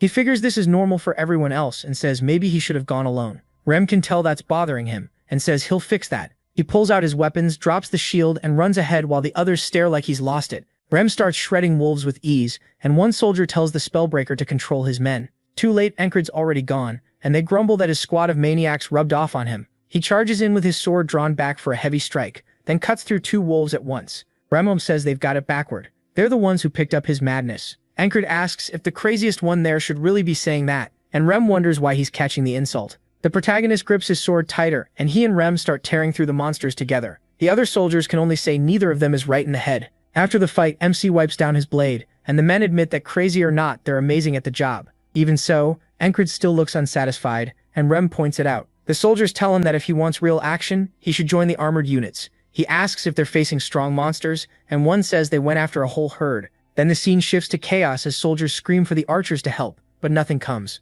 Something suddenly swoops in from off-screen, and one man looks up in horror to see a harpy diving at them. The soldiers get snatched up one after another, forced into a circle, as the harpies lift them into the air and drop them, killing some and badly wounding others. Robert just says that looks painful. Encred spots the harpies and remembers that, back when he was a mercenary, his group was wiped out by them, people he truly cared about. He starts drawing his sword, swearing he won't let anyone else die today. He and Rem sprint straight at the harpies. One harpy screeches, making the regular soldiers cover their ears. Encred explains that a harpy's cry throws you off. As one dives in, he says it still hurts less than dying, so he powers through by force of will. His sword slashes into its wing, and he keeps going until the wing is cut clean off. Robert shouts that he's doing great while hanging onto another harpy's leg, then says they should bet on who kills more before smashing it into the ground. Another harpy rushes Encred, coming right for the back of his head. He says they're not here to play around, dodges the hit at the last second, and kills that one too with a swing. The other soldiers are stunned. They knew Rem was strong, but they can't believe the spellbreaker is matching him. Robert goes after another one, and the harpy tries to block with its claw, but his axe punches through and drives it into the dirt. Encred follows with an upward diagonal slash, splitting another harpy in half. Torres says the protagonist has gotten stronger. His men ask if they should really just sit there when they came to back him up, even as he stays planted on the ground. He tells them they aren't needed anymore. A few harpies make one more pass, and one knocks Encred's sword out of his hand. Now there's space between him and the blade, so the harpies screech and dive in like they've already won. A whistle dagger suddenly buries itself in one harpy's forehead. With only one left, it charges while Encred rushes too. Now it's a race to reach his sword before the attack lands. Right when the harpy is on him, he grabs the weapon, then swings up and splits the creature in two. Only then do they notice the last harpies screeching, circling overhead, and retreating. The soldiers can't believe the harpies fled, and say that if these two scared monsters away, then they must be monsters too. Encred says these aren't the same harpies that killed his mercenary group. He remembers a man saying those people died saving him because he was weak, that it was all his fault. Those words stayed with him, and now he says he'll be the one saving others. Torres says the harpies are gone and asks if they should head back. His men argue that returning empty-handed would look bad, so they should at least kill some dogs. MC and Rem are told support has arrived and they can leave. Robert asks MC what he wants to do, and he says it's too early to go back. At that point, Torres and all his men decide he's completely insane. Back at camp, people are talking about how he helped the heavy armored corps. While the protagonist does his lunge squats, they keep talking about how much he's changed and how hard he trains, enough to make them think they should do the same. MC grabs another request from the board, and a guy asks if he didn't just finish one yesterday. MC says he'll wrap this one up fast and do another tonight. The guy asks if he has clones.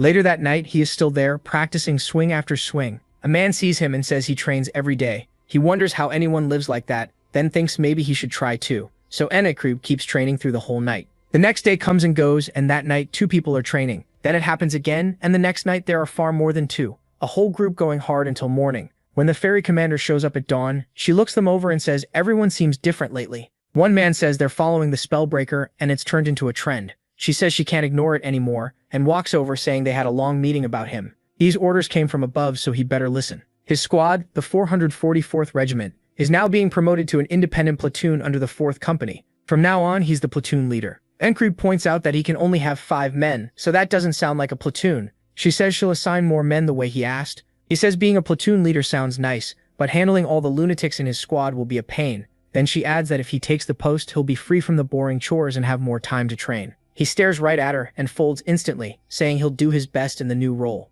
She says it's a shame to end it there and asks if he wants a duel. She lifts her hands and says those will be her weapons. She wants to fight unarmed again. Encred says that ever since he lost to her last time, he's trained like crazy with aura. He drops his sword saying this is perfect, and now it's time to see how much stronger he's gotten. As they face off, he remembers Odon saying hand-to-hand fighting is all about closing the gap fast, and simple beats fancy moves. The ferry commander rushes in, throws a strike, and Encred blocks it. That was exactly what Odon had been teaching him. While forcing her arm back, he remembers to use his bigger frame against her. Once he gets the advantage, he drives her down to the ground and plants an arm on her chest, saying he won. She asks if he's sure, joking that for a human, his proposal is pretty aggressive. Anicaps can't believe she's doing this again. Then her leg hooks around his side, and in a flash, she flips the whole thing and ends up on top. She says reading an enemy's weak spots and using your own strengths was smart. Then she praises him for calling himself her fiancé and says he should keep that up. He snaps back that he's not her fiancé and tells her to get off. She lets him up. As they brush themselves off, she apologizes.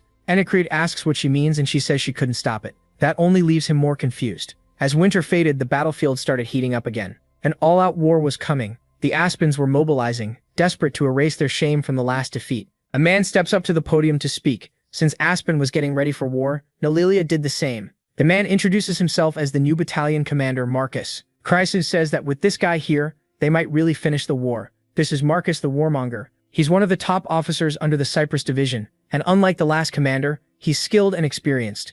Marcus thinks the Aspens aren't weak at all. The real problem is that his own army is full of weaklings, aside from the heavy armored corps and the border guards. Out of everyone else, the only one who caught his eye was that platoon leader, the Spellbreaker. After all the things he did in the last battle, Marcus wants to know if it was luck or real talent. Now Ankrit has to prove he's worth using. Later, Rem asks if they're really being sent to scout near the Pennonal River, and if the order came straight from the battalion commander. The protagonist says this must be what the ferry commander meant. Chris starts talking about the area, but a familiar voice cuts in. Henri. He says it's near Crossguard, Aspen's fortress city. It was built for military use, much like the border guards. Good thing Henri managed to join them. He adds that if they head out now, then Creasy finishes it for him. They're only going to gather intel. Robert says MC shouldn't go, but MC reminds him he can't refuse the commander's order. Robert sighs and says he'll get ready too. Then another familiar voice shows up. Andrew. He says the battalion commander ordered them to follow the new squad leader's commands. Mac is right there with him too. Robert walks up and slowly licks his blade like a total maniac, asking why there's an insect among them.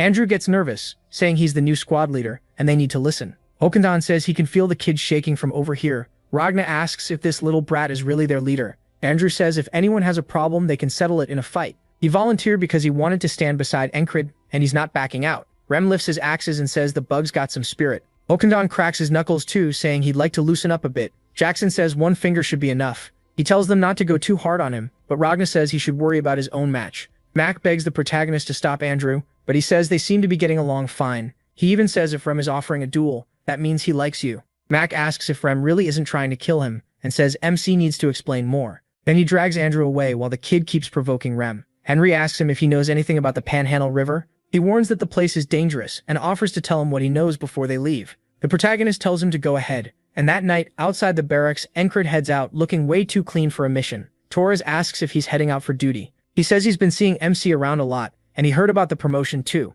After congratulating him, Torres says they're the same rank now. Enkrid says he can't compare himself to one of the king's best, but Torres tells him to relax. It's not that serious. Then he asks his age and he says he's 30. Torres is shocked the protagonist is older than him and asks why his face looks so young. MC just wonders why Torres looks so old. Torres says he's the only one aging here. He tells him he did say to relax, then asks what the mission is. Torres explains that the two of them will cross the Panhandle River first, and he'll explain the rest after they meet the others.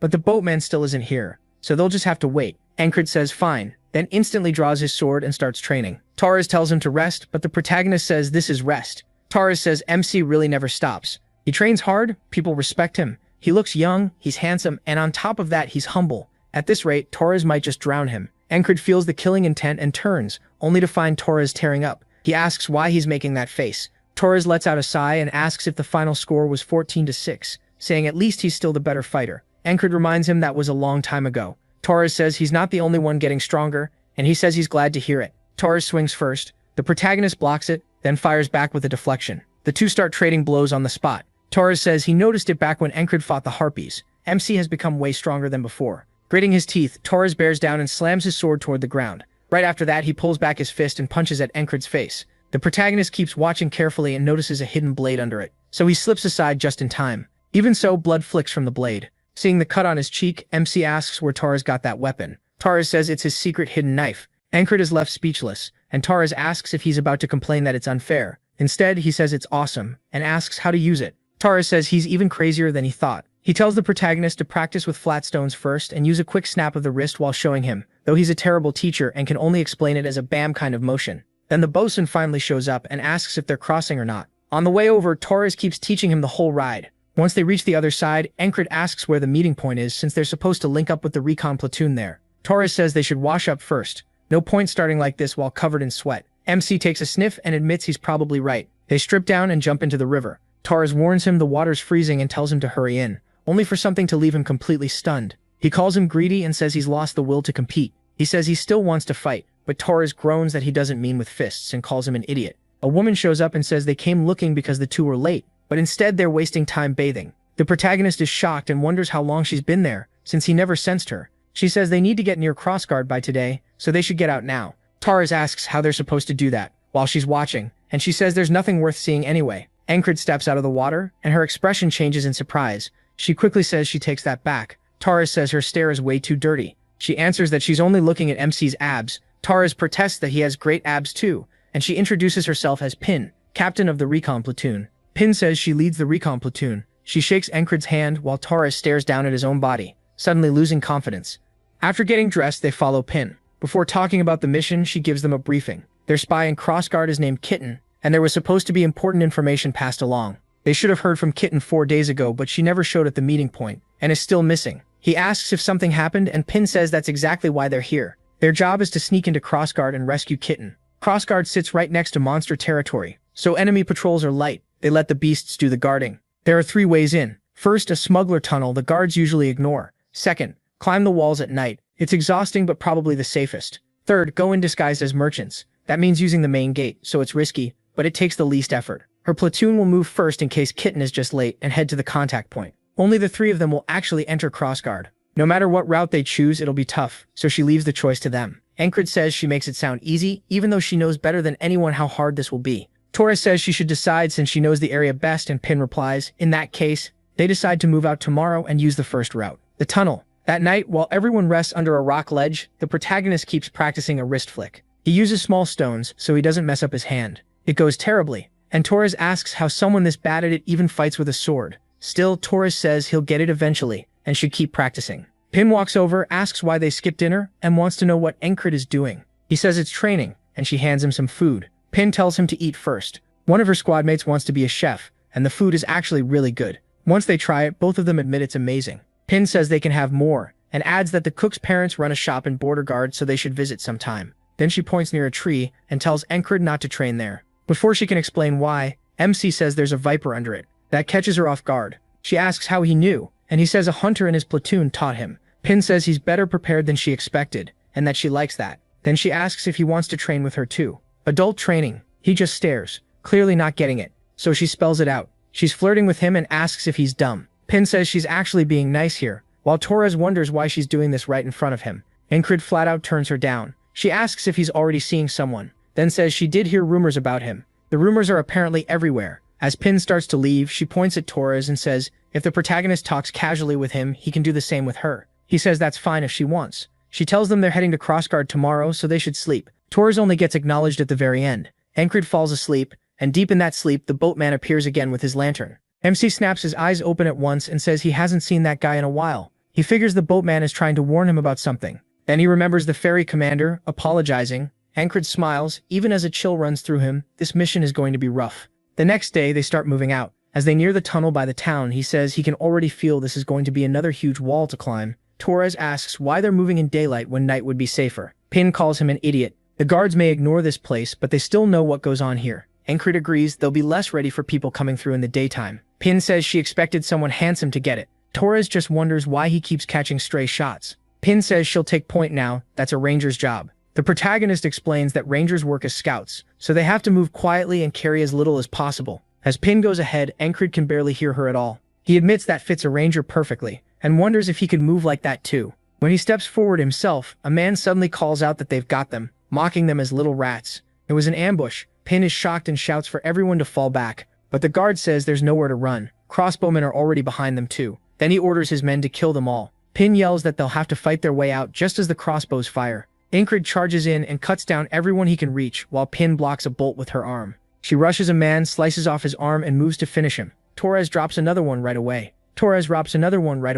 Encred realizes both of them struggle in this kind of fight. Against a bigger group, they can't use their full strength. Then one enemy gets behind Pin to kill her, and another does the same to Torres. Encred can only watch as both of them are killed right in front of him. As the enemy closes in, he says this really is a tall wall, but he's not dying that easily. He throws several whistle daggers, killing 2 crossbowmen on the spot. Then he rushes in and slashes another man's throat, before moving straight to the next and cutting him in half. The guard shouts for everyone to surround him. One soldier kicks Ankred hard in the chest, knocking him down, and the others pile on, stabbing him over and over. Even while collapsing, he drives his blade into one of them, and his eyes still burn with pure resolve. But with that many enemies on him, there isn't much he can do.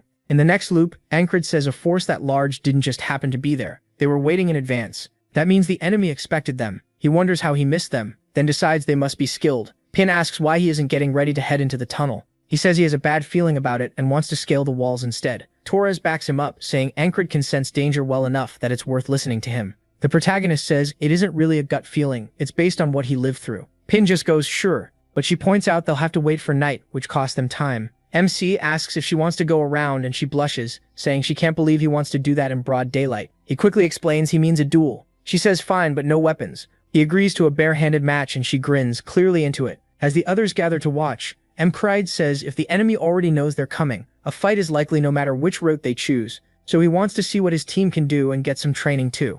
He offers her the first move, but she tells him to go ahead. He charges with his fist pulled back, aiming at her head. She ducks under it and drives a knee into his chest, but he manages to block. As the impact starts to push him back, she pivots with the same motion and whips a roundhouse at his head. He barely slips away from it, and Cred decides to use the same trick as the fairy commander, win with size and strength. He grabs her, slams her to the ground, and plants a hand beside her head. Pin says that was the wrong move. She grabs his wrist and wraps her legs around him. In the next second, she locks in a triangle choke and starts crushing his neck. Torres calls the match there and gives her the win. Enkred says she may be small, but she's all muscle, and now he gets why she likes fighting barehanded more than with swords. She asks if he understands he lost. He says she's exactly the kind of person he needs to train with, and asks for another round. She smiles and starts blushing, so Enkred quickly says he means sparring. She asks how he knew what she was thinking, and Torres tells them to quit doing that in front of him. As night falls, Pin asks the protagonist if he's really climbing like that. He asks what's wrong. She says he's carrying too many weapons and will collapse from exhaustion before getting halfway up.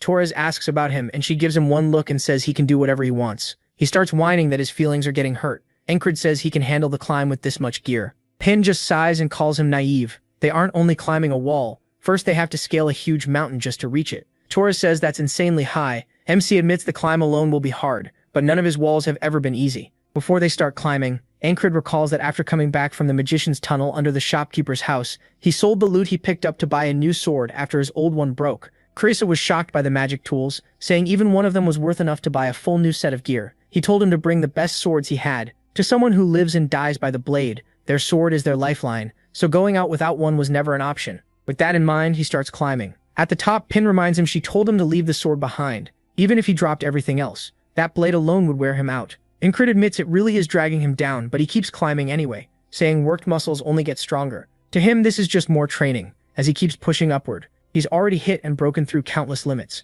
By the time he nears the top, he says this still isn't enough to stop him. He finally pulls himself up and lets out a long, exhausted breath. Pin says he's only making things harder on himself, and Torres wonders why he was so stubborn about bringing the sword. He guesses maybe it was for training, then decides Ankred can't possibly be that crazy. Then wolves start howling, and they look down to spot a whole pack, but these aren't normal wolves, they're werewolves. The protagonist calls them lycanthropes. Torres says it's rare to see so many moving together.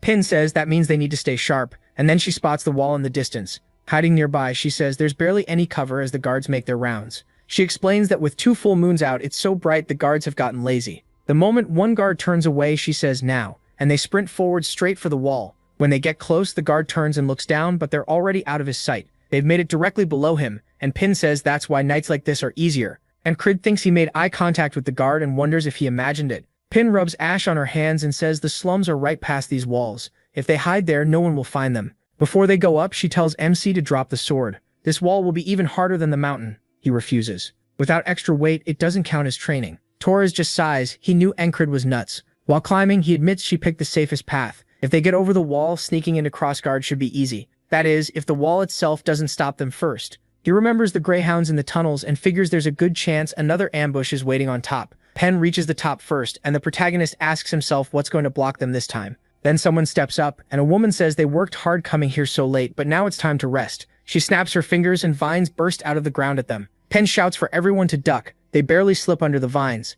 She orders them to run back down to the base of the wall, then throws her axe. The magician stops it with vines and crushes it to pieces. Enkred didn't expect a magician here. He admits it's one heck of a trap. MC rushes in, trying to get close, but a vine shoots up from the ground and blocks his attack. He tells himself he beat a magician once before by trusting his sixth sense, so he lines up a thrust and strikes. The blade flies at her, and he thinks he has her, but she keeps staring right at the sword tip. Then he remembers Jackson's warning. Trust your senses, but don't rely on them too much. Strong enemies, especially magicians, can fool them. Her vines slam into him, throwing him into the air and wrapping him up tight. Halfway down the wall, Pen and Torres see it. Pen curses him out, calling him an idiot for staying up there. The vines creep down the wall, then pierce Pen and Torres through the chest, killing them instantly. And Crid struggles to break free, but the vines are too thick. He can't escape. The magician praises him for having the nerve not to run. He only grits his teeth and glares at her. She names herself Richa of the Rose Vines and lifts her hand. Her fist tightens, and Encrid knows this life is over. Then a huge magical blast erupts inside the vines. The protagonist realizes magicians aren't all the same,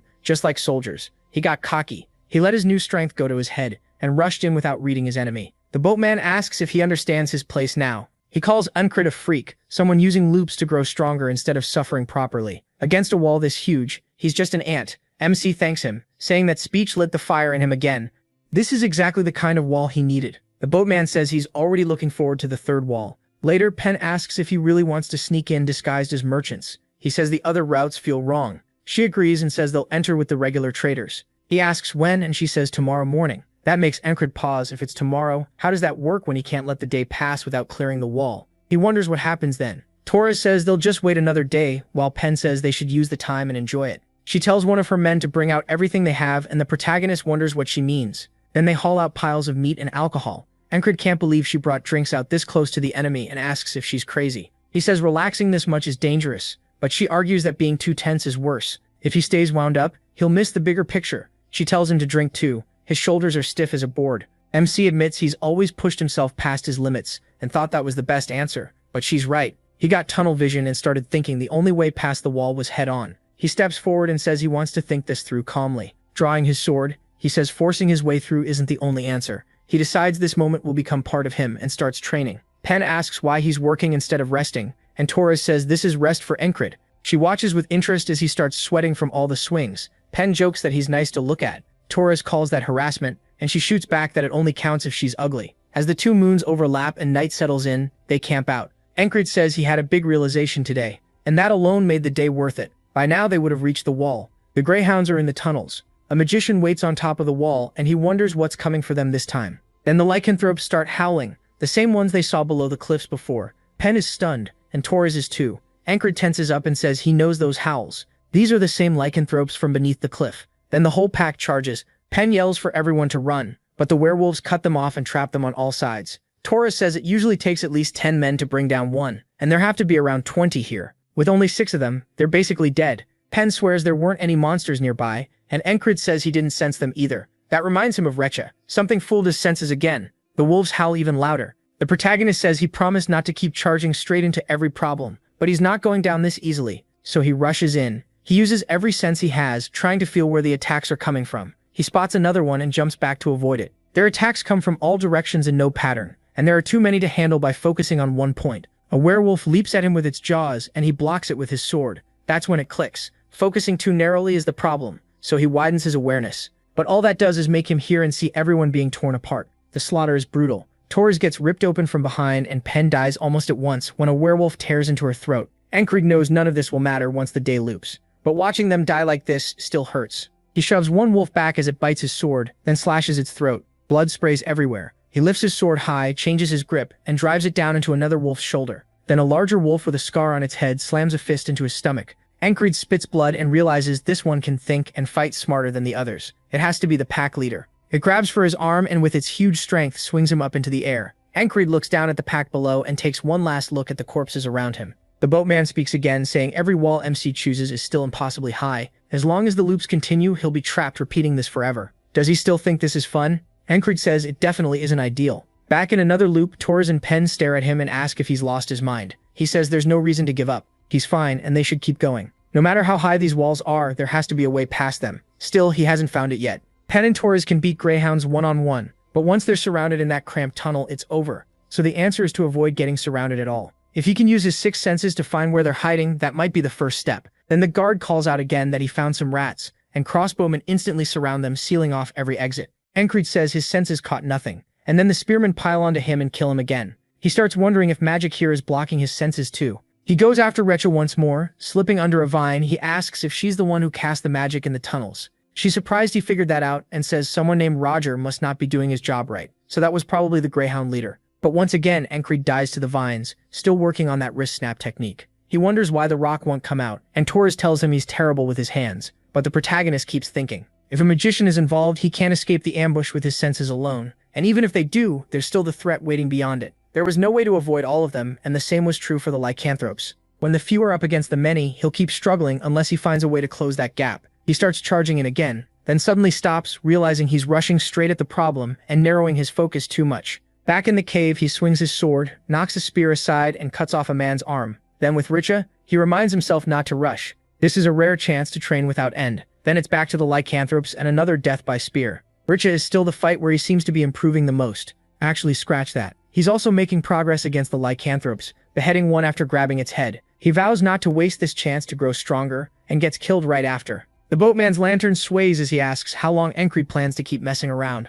If he doesn't want to stay trapped here forever, he needs to choose a wall and climb it. MC says that after repeating all of this, he knows each of the 3 walls is excellent, almost too good to pick just one. In another loop, morning comes and Torres wakes up to find Encred already training. He throws a punch, snaps his wrist, and the hidden blade shoots out. Torres stares in surprise. He couldn't do that yesterday. When did he learn it? He says about 30 days ago, leaving Torres confused. The protagonist explains that now he's finally strong enough, and this is the 79th loop. This time he's getting over the wall and reaching tomorrow. He says they still have time before entering the tunnel, and asks for a simple pouch made to fit around his wrist. The man says that's easy enough. Then Encred notices the inside of Pen's boots looks unusual. She smirks at his curiosity and takes them off, explaining she lined them with fabric to soften her steps because a lot of monsters nearby have sharp hearing. MC tells Torres they should do the same. Torres is surprised, and when Pen says they probably won't meet those monsters, he insists anyway. Once he tries it, his steps get so quiet that Pen asks if he used to be a ranger. He says no, and she points out that even with the fabric, moving this silently is hard.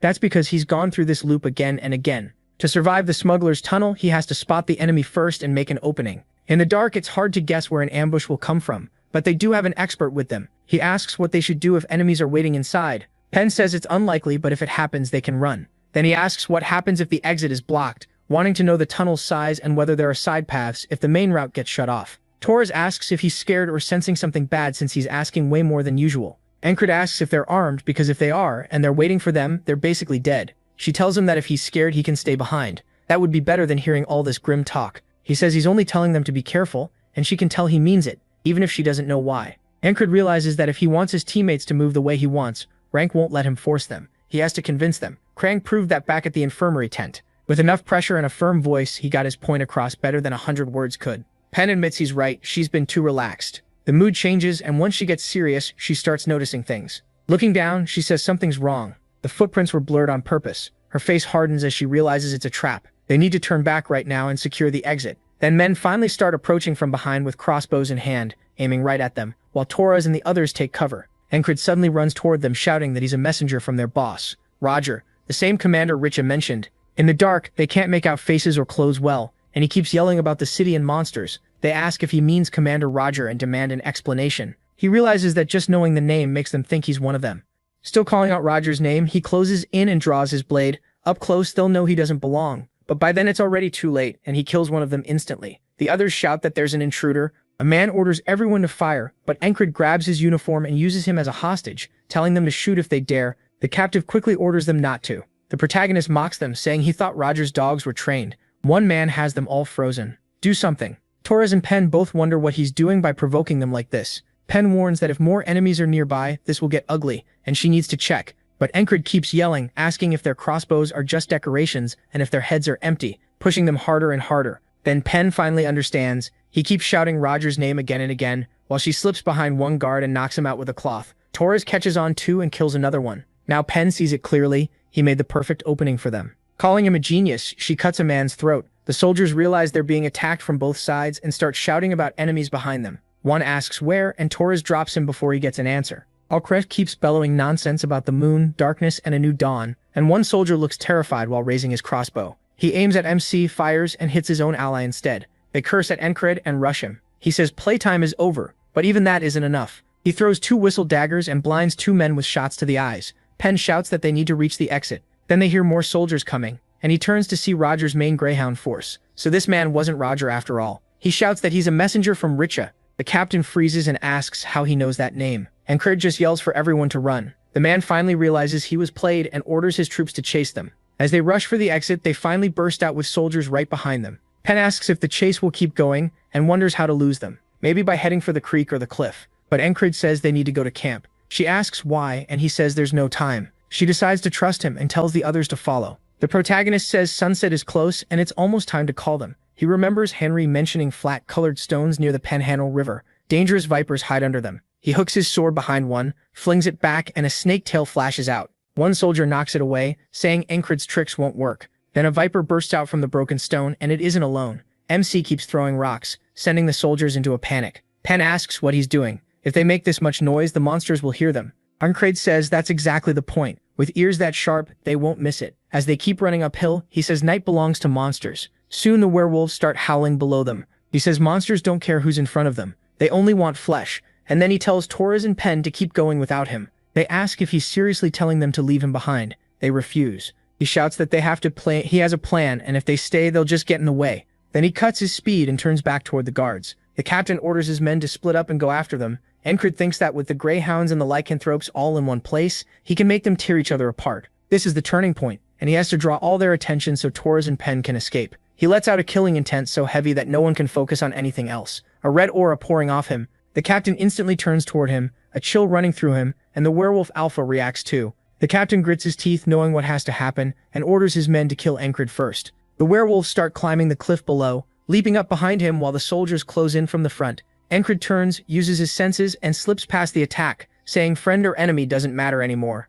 This place is about to become total chaos. Exactly what he wanted. As Torres and Pen run, Torres says he doesn't know if this will be okay, and thinks they should go back. Then they hear the werewolves howl and turn. They turn back and freeze. Encred is alone, surrounded by a full-on bloodbath. Torres says they have to go back right now. Then he spots something that leaves him stunned, so shocking he rubs his eyes to make sure it's real. Someone curses, asking why Encred is so hard to hit as a spear barely misses him. The protagonist says that even in this chaos, some can still feel his killing intent and come at him. So instead of locking onto one target, he watches everything at once. He reads their attack paths and slips past them with the smallest moves. He explains that he had to retrain his senses, spreading his focus to places he can't even see. In a fight like this, one tiny mistake means death. But he says that mistake won't happen. Then turns with a grin. The captain shouts for the Greyhounds to form up. Encred knows they're elite soldiers, and once they set their formation, the lycanthropes will start losing. For his plan to work, the chaos has to keep going. He remembers something he learned in an earlier loop. During one clash, a soldier called him a fool for challenging Roger,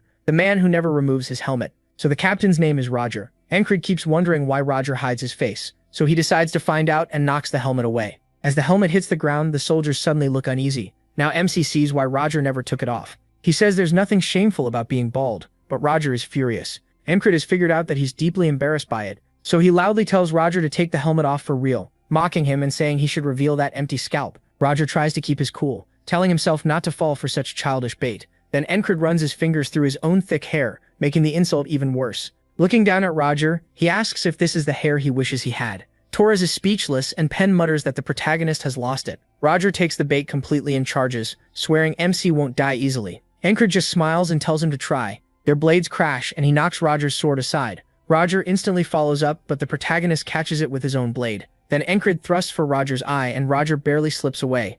MC says it's time for Roger to meet his hair again in the afterlife. Roger looks up and realizes too late that he messed up. A huge hand suddenly reaches in, and the Alpha tears Roger's head off before he can finish him. Roger's head tumbles away, and Encred locks eyes with the Alpha. The soldiers scream Roger's name. The protagonist notes that the Alpha struck while everyone was distracted. Smart move. Then it rushes past him and dives back into the crowd. Encred realizes it's hunting by hiding inside the chaos. Watching it move, he knows the Alpha is a bigger threat than Roger ever was. Its brains and raw power are why he had to repeat this loop so many times. The Alpha comes from behind, fist pulled back, and MC spins to meet it. This time he says he'll end it, then deflects the blow with his sword. Sparks burst out as he drives forward with momentum. The Alpha does the same. Encred lifts his sword high and brings it down, cleanly chopping off the Alpha's arm. He follows with a slice across its chest, making it howl. When it swings left, Encred ducks under and lunges in. He says this ends now. His blade shoots forward and pierces its chest. Just like that, the Alpha is dead. While the fighting still rages, Torres and Pen can only stare in shock.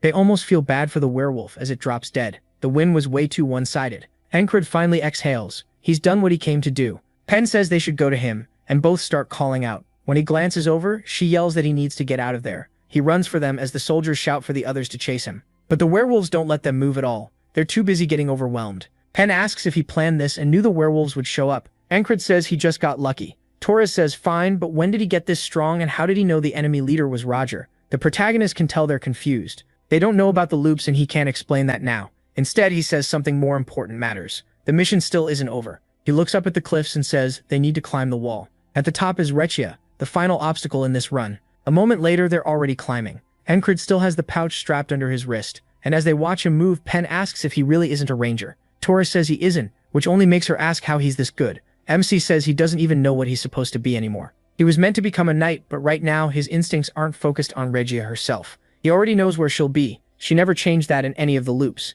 Once he reaches the top and ducks behind cover, he gives them signals to warn them. There's an enemy ahead. He'll go first, leaving Pen confused as he sprints along the wall. Regia turns in surprise just as his sword shoots for her throat. She summons vines that coil around his arm and fling him back. He cuts through part of them and she demands to know how he got here when her children were already moving. Encred says they're busy fighting the greyhounds and adds that maybe she didn't train them well enough. Furious, she sends more vines at him. He dodges what he can and bats away the rest. Simcride says that as long as he keeps up this rhythm, that's all he needs to do. Some vines start spinning, so he focuses on cutting the thin whip-like ones while pushing forward. Pen can't believe he's fighting a mage this well. Torres wonders if they should help, but she says they'd only get in his way. More greyhounds arrive, shouting that they need to help Rechia. One of them is dropped at once, and Pen says she won't let any of them get near Encred. Rechia grows angrier, and roses begin sprouting from her vines. Calling them worthless, she fires the roses at him. He says he's already figured out how to beat her. In the end, she's still human. Stab her or cut her and she dies. He just needs one opening, and he has exactly the tool for that in his pouch. He charges again, fully focused, dodging the projectiles and cutting through the vines as before. When he slices through the ones shielding her directly, she hesitates. She starts raising a barrier, and he thrusts his fist right in front of her face. He says his trump card was fixed using the hidden knife. Earlier, when Kryze asked what to do with the leftover magic tools and whether they should be sold, and Kryze said to keep them, they'd be useful someday. Now the pouch opens, and with a flick of his wrist, he sends one straight at her face. He reveals they're the magic devices from the cave, and they burst with a blinding blue light, bright as sunrise. Even Pen and Torres have to cover their eyes. Down in the slums, people look up and see only that intense light shining from the wall. Rakia screams in pain, and Kryze swings, cutting through her vines and across her side. He says that once he learned to relax his shoulders, he realized he didn't need to choose just one direction. All three walls had something worth learning from. As Rechia collapses onto the stone, Encred lets out a long breath and says he built his own style by combining all three. Torres cuts down one of the soldiers. When Pen starts to ask what just happened, Torres cuts her off. They can ask later. First, they need to leave before more people come running to that light. Soon, guards are moving through the slums with torches, searching everywhere. Encred says they've made it into Crossguard. If they save Kitten and escape like planned, this loop can finally end. Pen leads them to a house and says this was the last place Kitten stayed before disappearing. Inside, the signs of torture make it clear the enemy learned Kitten was a spy. Pen says that settles it. Kitten must be dead. Encred says the enemy is already coming and the informant they were meant to meet is gone. That means the whole plan was an aspen trap. The letter from Kitten about urgent information was probably fake, made to lure them in and kill them. Torres realizes they were set up just as nearby guards ask each other if they found anything. One says no, but they still need to keep searching. Pen says they should escape now, but Torres warns it's a huge risk with guards everywhere and asks if there's any way to distract them. Encred says he knows a method that already worked before and asks if they want to try it. One of the houses suddenly catches fire. Soldiers rush over to put it out, and the protagonist says nothing pulls attention better than a blaze. He's done this enough times to learn a few tricks at this rate. He jokes, he'll become an arsonist instead of a knight. That's why he plans to train with his sword even harder once he gets back. The group finally gets over the walls and ditches their robes. Now they just need to head back to Border Guard. From above the wrecked house, one man watches the scene. Another reports that the intruders escaped after starting the fire. The man says every trap failed, they took a serious hit, and he can't believe Richo died that easily. The plan should have wiped out their rangers and spies while crushing morale. Still, he decides it's not over. There are plenty of moves left, so he tells the soldier to leave. It's time to prepare for the next step, and this is Aspen's genius strategist, Abner. Later, they ride back by boat. Pen and Torres are out of breath while Encred looks fine. He even says he wants one more duel after they get off. Torres calls him insane. They already fought more than 10 times on the trip. Even the boatman wonders why they're always sweating. Soon the boat reaches the dock. Torres says the mission is over and they should rest, then remembers this somehow counts as rest for Encred. MC asks Pen for another round and she shuts him down, saying his charm won't work on her. At the gate, a man is begging to see the platoon of lunatics. Torres asks what that bald guy wants. He says they should report in first since he knows him, and it turns out to be Gilfin. Gilfin runs up and blurts out that Guildmaster Craze is in danger. When Ancred asks what happened, Gilfin says the frogs are here. He explains that when the Aspens took over his guild, their boss got paid by them. Every spring, the Aspens sent someone to inspect the guild, and those inspectors were frogs. Now one has finally shown up again. A flashback takes us to 4 days earlier, when Craze says this should be enough. They're getting ready to leave soon, and it's been about a week since he last visited camp. The higher-ups got goods because of him, so he figures this much will slide. Then Gilfin comes in with a report. An innkeeper is panicking, saying she may have seen an Aspen spy. Crazy says the boys can check, and if it's real, they'll handle it. Now that the Gilfin Guild is helping the night guards, they cover the back streets the border guard reservists don't watch. That raised the guild's name and their income, and with the citizens acting as his eyes and ears, Christ gets far more information. He even thinks that if he raises taxes now, the guild's reach will grow more. In a year, no, maybe half a year, he could control all the back streets. A guard stands outside the door, while another hooded figure waits down the hall. The guard starts to ask what he's doing there, but the stranger closes the gap at once and smashes him through the door in front of Cricey. From the silhouette alone, it's clear this isn't human. Cricey freezes, and Gilfin realizes the guest has already arrived. Cricey mutters that it's a frog. The figure pulls back the hood, showing its face. Cricey notices the frog didn't kill his men, which means he can still talk this out. Even so, he gets nervous and politely asks the frog to come this way. The frog finds that funny and starts laughing. He says that's an interesting reaction and asks who Christ thinks he is. Christ dodges the question and asks if he's eaten yet. The frog says that's not what matters right now. Then he backhands Gilfin and instantly closes in with an uppercut for Christ. Christ is launched into the air, and as Gilfin drops to the floor, the frog grabs Christ by the clothes. He says humans only listen after getting beaten first. That's what he's learned. Christ says he would have answered either way and asks what the frog wants to know so badly. The frog laughs at him for still smiling and asks where the last guildmaster went and where Christ came from. Christ answers that the former guildmaster is dead. The frog asks who killed him, and Christ says it was the border guard reservists. Then the frog asks for a name. After thinking it over, Christ gives him Ragna's name. The frog licks his lips and orders Gilfin to bring him this Ragna. But Christ says he should bring the real guildmaster instead. Gilfin realizes what he means. Any of those guys would do and runs to find them. Since then, though, he hasn't found any of them because they were all reassigned. And Christ says Christ thought that through pretty well. Just waking Ragna up is hard enough, so the message must have meant anyone in the squad strong enough to kill the frog. The protagonist says Christ probably never expected every one of them to be away on missions, especially since they usually only listen to him. Then he asks Gilfin if Christ is still alive after 4 days, and Gilfin says yes. And Christ follows with another question. Does he still have all his limbs? Gilfin is confused, so MC asks if he's being tortured. Gilfin says no, he's fine. He says he's wounded werewolves, fought the commander of the Greyhounds, and even killed a mage. He's far stronger now, but he still remembers how easily a frog beat him before. This time, though, he thinks he can win. More than that, he wants this fight to see how much he's grown since then. Recovering from the crossguard mission should take about a day, so he tells Gilfin to let the frog know Ragna will visit tomorrow. Christ won't die just from waiting one more day. That much Encred can tell from the frog's behavior. People think frogs are simple, but just like humans, they're all different. This one is keeping Christ alive on purpose and waiting for something, and that's not the move of an idiot. The protagonist goes to report in. The officer says he heard the rest of his platoon is already out on missions and asks if the protagonist will join them right away. MC answers that he's exhausted and will go after 2 days of rest. That night in the barracks, he decides that if he might die fighting the frog, he'll face it in the best shape possible, with Esther curled up beside him. He eats well and starts training right away. Looking at his whistle dagger, he says he couldn't recover them all, so only 2 are left. There has to be a way to get more. Esther walks over, meowing, and Ancred says she's extra friendly today while petting her as she purrs. He asks if she got bored alone and wonders if she wants to come along. If she does, she'll have to stay back because he's really looking forward to this. He finally gets a chance to fight a frog. Back at the hideout, the frog says he's waited long enough.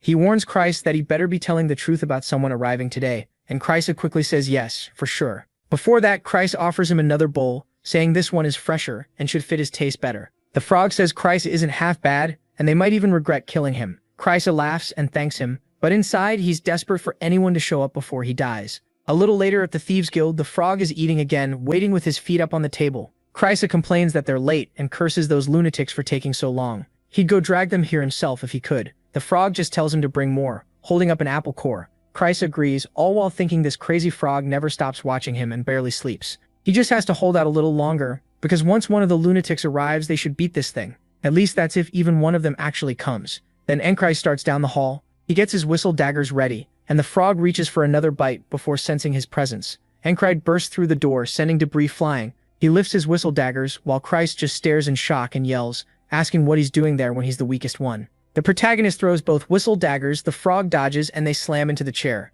He lands on the desk and enro draws back his sword and slashes, but the frog avoids that too, jumping over him, drawing his own blade and striking back. MC slips under the attack, and now the two are even. The next moment will decide who takes control of this fight. They rush each other and trade blows fast, sparks flying with every clash until the whole room is filled with the sound of steel. Kreise can't believe it. He wonders if this is really the boss, because enro is matching a frog strike for strike. He knows a beginner would keep blocking against the frog's insane power, but if he keeps that up, his bones will break. The frog comes in with a thrust, so the protagonist raises his sword and knows he has to use the flowing sword to parry. He guides the blade aside, sparks trailing down to the tip, and realizes the only thing he should aim for the frog's one weak spot, its heart. One solid stab there might stop its healing, but the frog slams a kick into enro's chest and sends him flying back into a pile of boxes by the wall near Kreise. Kreise winces, saying that hit was brutal. If MC passes out like last time, they're done. The frog mocks him for going straight for its heart, and says beings like him are called skill readers. They can spot talent right away, but he makes no sense to him. He says he should have hit his limit long ago. As the protagonist pushes himself back up, the frog wonders how he keeps going past the talent his body was born with. MC grins and says, even a frog's kick doesn't hurt that bad anymore. That only annoys the frog more, so he decides to kill him now. It brings its blade down from above, and enro answers with a thrust. The frog realizes he's targeting its heart again, and while they both commit to the attack, the frog's strike looks like it'll land first. He knows the only way to stop its healing is to shut down its heart, but he also knows he needs an opening first. So he changes course and cuts off the frog's arm, sending it spinning away. He presses in right after, thinking it won't regrow an arm fast enough during the fight. If he hits the openings now, this can work. The frog sneers that one arm is still enough to kill someone like him, then finishes the swing it started before. enro tries to parry, but the blow is too strong and knocks his sword from his hand. The frog closes in at once, lifting its blade for the final strike. The protagonist wonders if this is really how it ends again, telling himself he'll just challenge it again in the next loop. But when the frog swings down to finish him, the blade stops right above his head, the force alone stirring his hair. The room goes silent except for the frog's low riveting growl, and enro wonders why it stopped. Turning away, the frog says it can feel something, a terrifying spell coming from Esther, who's glaring it down. It says that beast is giving a warning. Kill this human and your life is in real danger. As Esther slowly steps into the room, the frog's throat swells as it holds back its croaks and admits it really wants to kill a human who broke past his limits. Since enro is unpredictable, he's exactly the kind of human they should get rid of early. Still, when it lifts its weapon, Esther sees that it's not attacking, it's putting the blade away. Staying alive matters more. Before leaving, it tells enro to remember this. Then we learn its name is Merlun, and next time he plans to kill him. MC honestly wanted to keep fighting, but Merlun walks out. The moment he's gone, Chris starts getting up and asks if it's really over. He says they survived and thought for sure he was dead. He can't believe he got strong enough to fight a frog like that, but he says he still wasn't enough. The frog's last blow hit his wrist and made him drop his sword. It's already badly swollen. He tightens his fist and says 3 more loops would have been enough. Then Merlun would have died. As they head into town, Chris says none of the others showed up. He never thought all those lunatics would willingly be off on missions. The protagonist says that surprised him too. Kreise is just glad the frog left, but the protagonist can't stop thinking about why, because Merlun could have killed both of them any time. He looks down at Esther and asks if she's the reason. She meows and Kreise stares, asking if he's really talking to animals now. Then the first company commander runs over, asking where he's been, and notices the bandages on his arm. enro says he got into a fight. She says the timing is awful, but they don't need him fighting right now. His company commander asks for him to come along.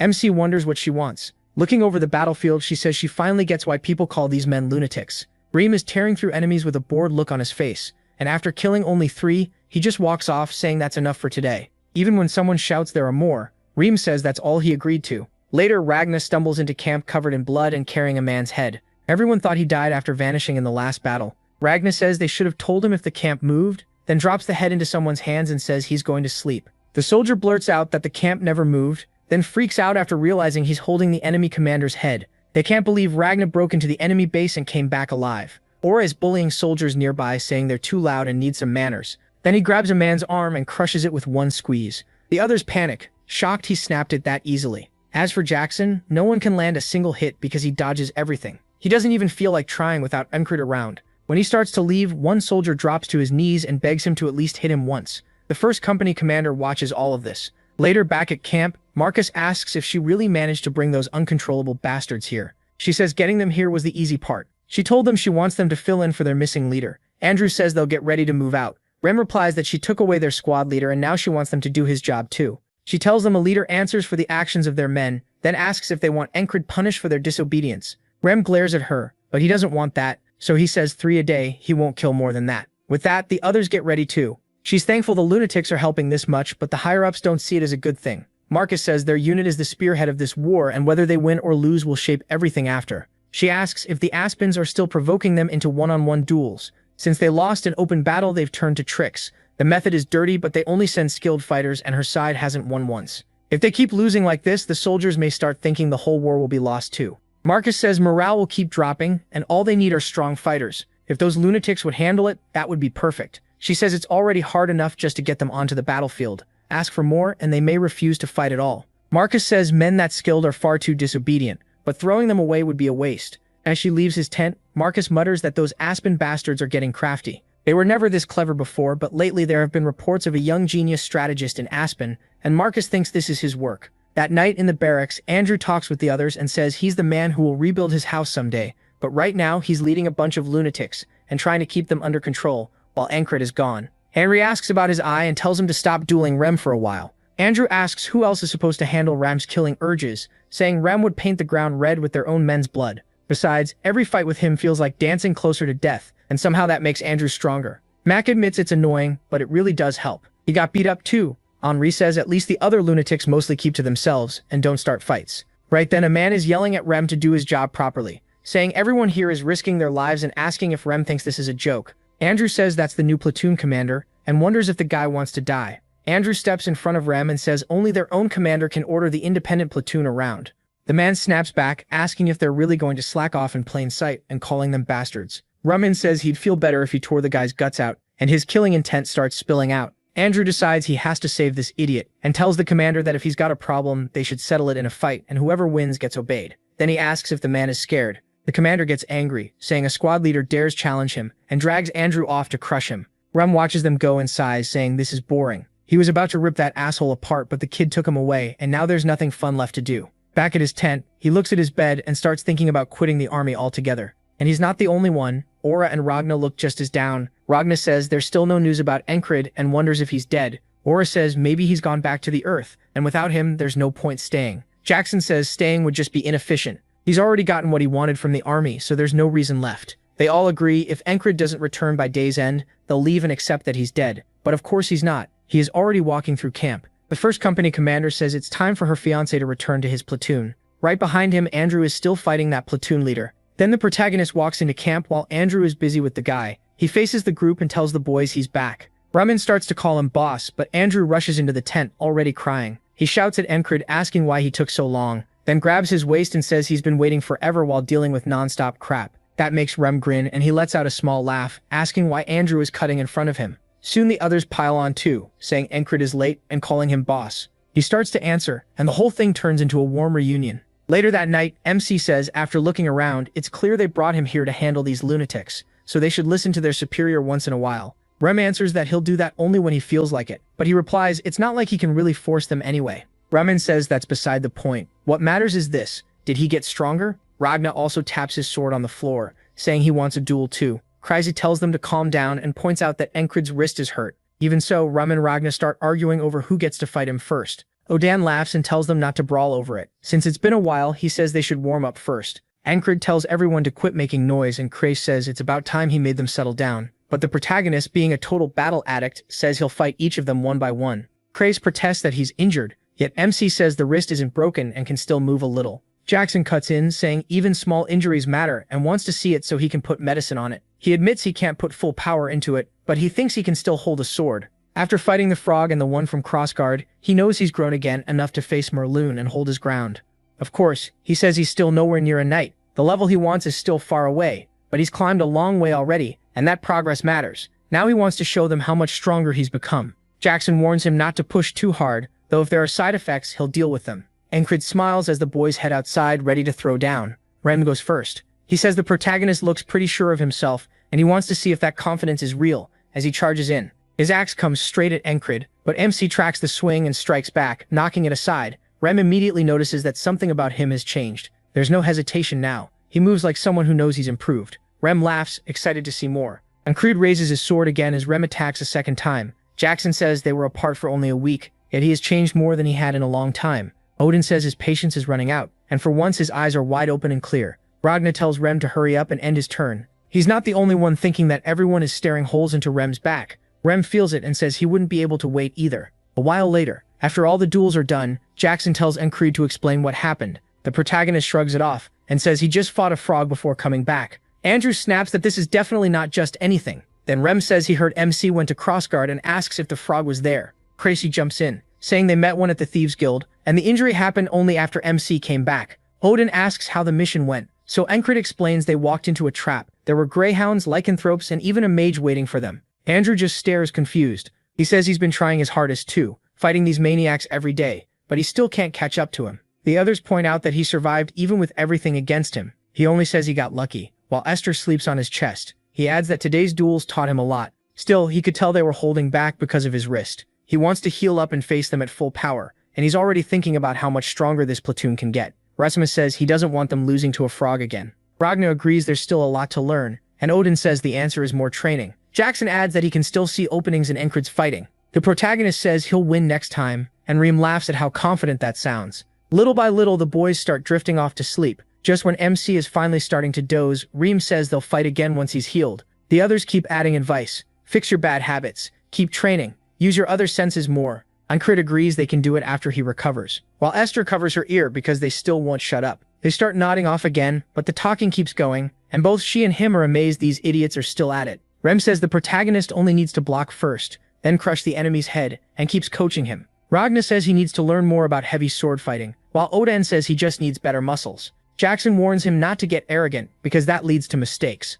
Finally, Encred tells them all to sleep, and they instantly lie down and say goodnight. Honestly, getting them to be quiet might have been the hardest battle yet. By morning, MC sits up and says he overslept. He hasn't slept this late in a long time, and it looks like Esther slept in too. When he wakes up, Kreisa asks if he's ready to go. Encred asks whether the men are at the front, and Kreisa says everyone who can fight is already there. Only guards and the logistics platoon are still in camp. He starts doing planks and feels the pain in his wrist. It's worse than yesterday, so he knows he shouldn't have fought, but they were all so fired up, and he couldn't turn them down. Thinking about it just makes him want to swing a sword again. Then he notices a sword on the rack and goes to pick it up, saying he's supposed to use both hands. Still, he's handled a sword with only his right before, so maybe training his left could work too. But the moment he swings, it's clumsy and awkward. He calls it a pathetic sword path like when he first started, but that also makes it the best way to review everything he's learned. The next morning, Encred is still training with his left hand. Starting over is hard, but thanks to the isolation technique, strength isn't the problem. Vincento watches him and says that even injured he's still training. He must be insane.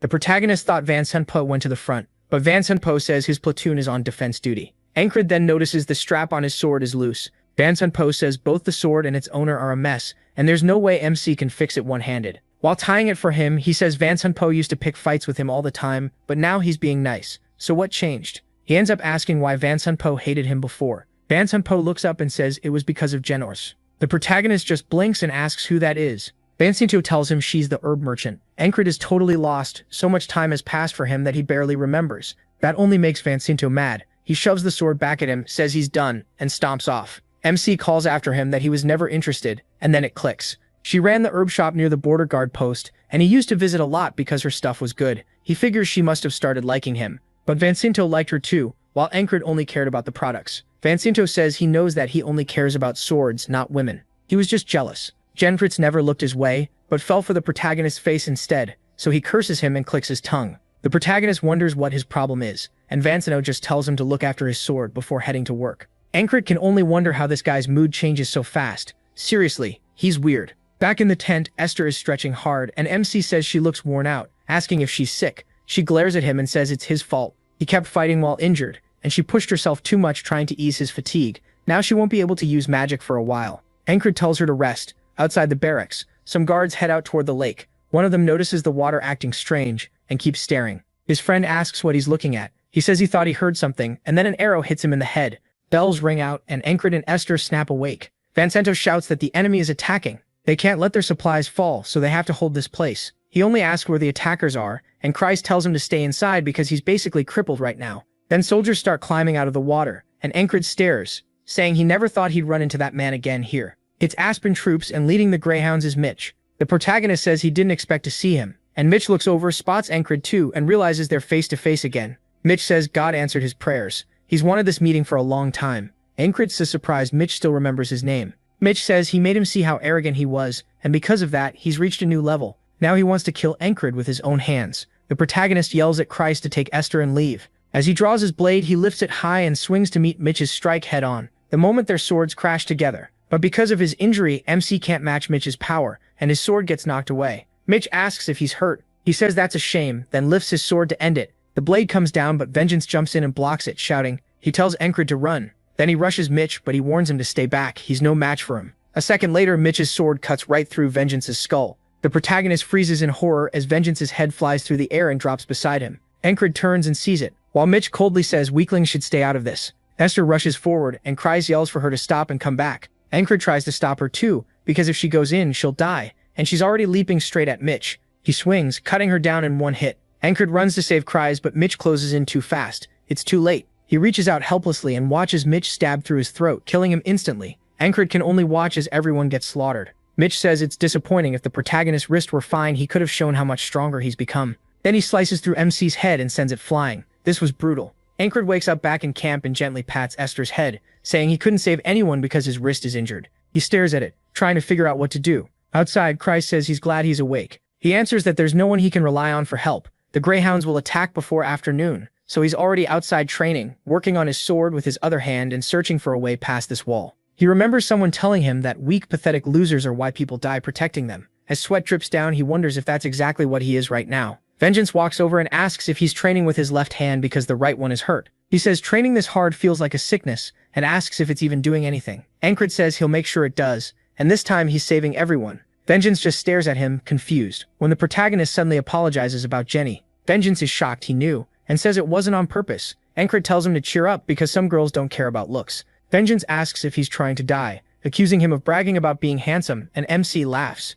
Then the bells start ringing, and when the enemy attacks the camp, he steps forward, more ready than before. He faces Mitch, who glares at him. Ankrid knows Mitch is strong, always above a special-ranked soldier, and now he's sharper than ever. Mitch blocks the opening strike and drives the protagonist back, taking advantage of the injury. Ankrid jumps away, realizing he's lacking power because he can't use both hands. Mitch lunges with a thrust, and Ankrid tries to knock it aside with his sword, but he doesn't have enough force. Mitch breaks through and slashes his throat. He drops, coughing. Mitch asks about his hand. The protagonist admits it's hurt, and Mitch calls that a shame. As he raises his sword, he says he wanted to fight him at full strength before driving the blade into his chest. Ankrid realizes that no matter how much stronger he gets, there's only one answer now. He has to build up his left side. That means fixing everything. His grip, swing, stance, all of it. From the basics he learned as a kid, to Ragnar's heavy sword, to the core of every style he studied, he starts rebuilding it all with his other arm. Mitch shows up again, and Ankrid loses again. Still, he keeps training, saying he's already walked this road once with his right side.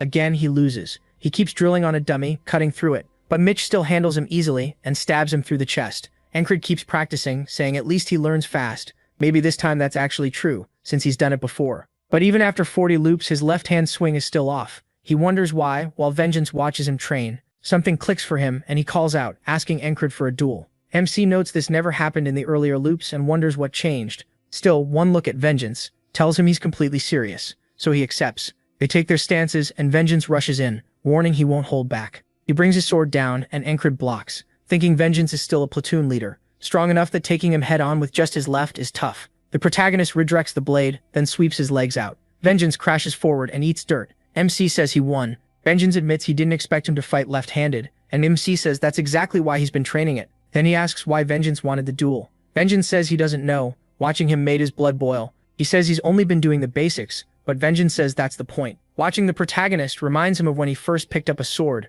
the drive to get stronger, the thrill of every swing. But when he looks at Ankrid now, something about his sword feels strange. MC asks what he means, and Vengeance says it feels like a dead man's sword. He asks what that means, but Vengeance says it's hard to explain. The protagonist starts wondering what he could mean. Maybe he's still not strong enough. But Vengeance snaps, asking if he's even listening. Then Ankrid figures it out himself. He's been copying the path of his right-hand swings without thinking, even though the left and right sides work completely differently. So he decides to test that idea, saying he needs to find a path that fits his left hand. When he swings again, the dummy's arm comes off cleanly. The cut feels right, and even the sound is different from before. He smiles, thanks Vengeance, and says he finally found a way forward. And Ankrid says he needs to wake up that feeling in his left arm. That's the key. So he starts by changing his habits. While eating with his left hand, Kreis asks if he's always done that. MC says his right arm needs rest. Craze says he's taking it too far, especially when he drops food and even hits Esther with it. But Encred says eating, dressing, training, he'll use his left arm for everything. After training, he plants his sword and says that to speed things up, he'll also practice the move Torres taught him as well. He flicks his wrist to throw the hidden knife, but it just drops to the ground. Even so, he says that knife could be a huge help in the fight. This is already his 50th loop when Vengeance asks if he wants another duel, and then sends him crashing to the ground. Vengeance says Encred fights well with his left arm now, but his sword still feels off. The protagonist agrees he still has that dead sword, so he'll keep going until it's gone. In the next loop, he and Vengeance duel again. MC blocks the sword. Then the loops start flying by, past 60, then 70. By the 80th loop, he can knock Vengeance back with ease, and now he's also practicing the hidden knife. This time the wrist flick is perfect, and later he knocks Vengeance's sword from his hands, sending it spinning into the ground.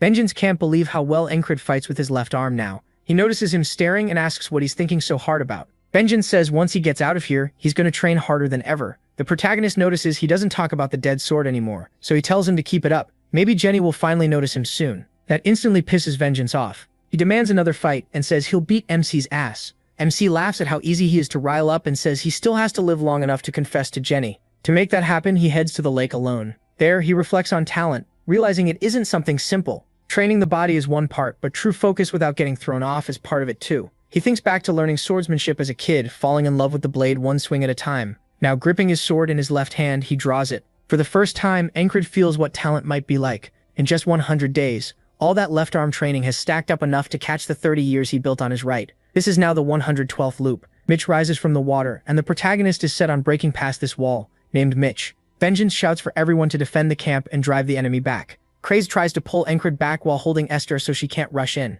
but MC keeps walking forward. Mitch thanks him, saying he wanted to meet him again. He says he felt the same, and Mitch says the protagonist woke him up from his slump. Now he'll destroy him and climb even higher. Encred admits he almost feels bad because he's already seen Mitch at his best over and over, and he knows he can't beat him in a straight sword fight. So when he charges, his opening move catches Mitch off guard, but Mitch still manages to block it. As he slides back, Mitch plants his feet and starts forcing Encred back with raw strength. MC grabs the hand holding the sword and snaps Mitch's thumb, making him drop the blade with a scream. Mitch answers with a kick to Encred's chest. He jams his sword down to keep from falling. And with Mitch's weapon on the ground, Mitch curses him for fighting so dirty. The protagonist says that through all these loops he's only beaten Mitch with the sword, but his left arm won't get any better by repeating this again and again. The blade duel was fun, but now he has to go past it. Mitch says this won't save him anyway. He picks the sword up with his left hand and warns that he can fight with either arm. Encred says he can too. That's exactly what he trained for. Still, if he wants to beat the next wall, a sword alone won't be enough. He has to use the move he saved for a desperate moment.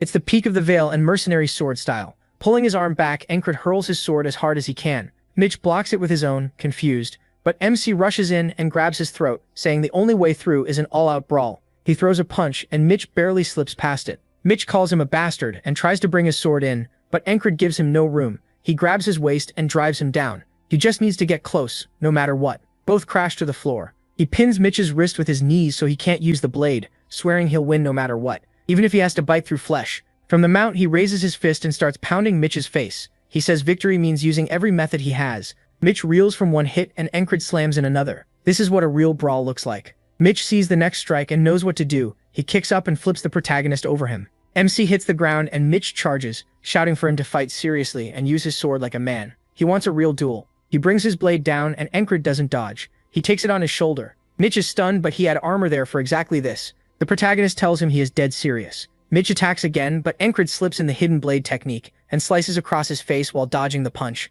The strike catches Mitch's left eye, and blood pours down half his face from the hidden blade. Mitch lets out a wild scream and shoves down with all his strength, cutting through the shoulder plate into MC's shoulder. Then he follows with another swing, carving a deep wound. Encred thinks his wrist was bad enough, and now his shoulder's hit too. If this keeps going, he loses. So before Mitch adjusts to fighting with one eye, he has to use that opening. Mitch charges in, furious, and the protagonist flicks his wrist, sending the hidden dagger flying at him. Mitch lifts his sword to block, but the dagger drives right into his hand, and Encred rushes in for another tackle. He uses that opening, and as they crash down, Mitch's sword is knocked free and skids away from them. Mitch spits out another curse, and MC grabs his leg, locks the ankle, and snaps it in one move. Mitch screams and starts punching, trying to force him off. Encred switches to the other leg and breaks that ankle too. Mitch realizes he's crippled now and lets out another raw scream from the top of his lungs. Everyone around them is left wondering what just happened. They remember Mitch as the lazy genius, a man blessed with talent but content with what he had. But after returning from the last battlefield,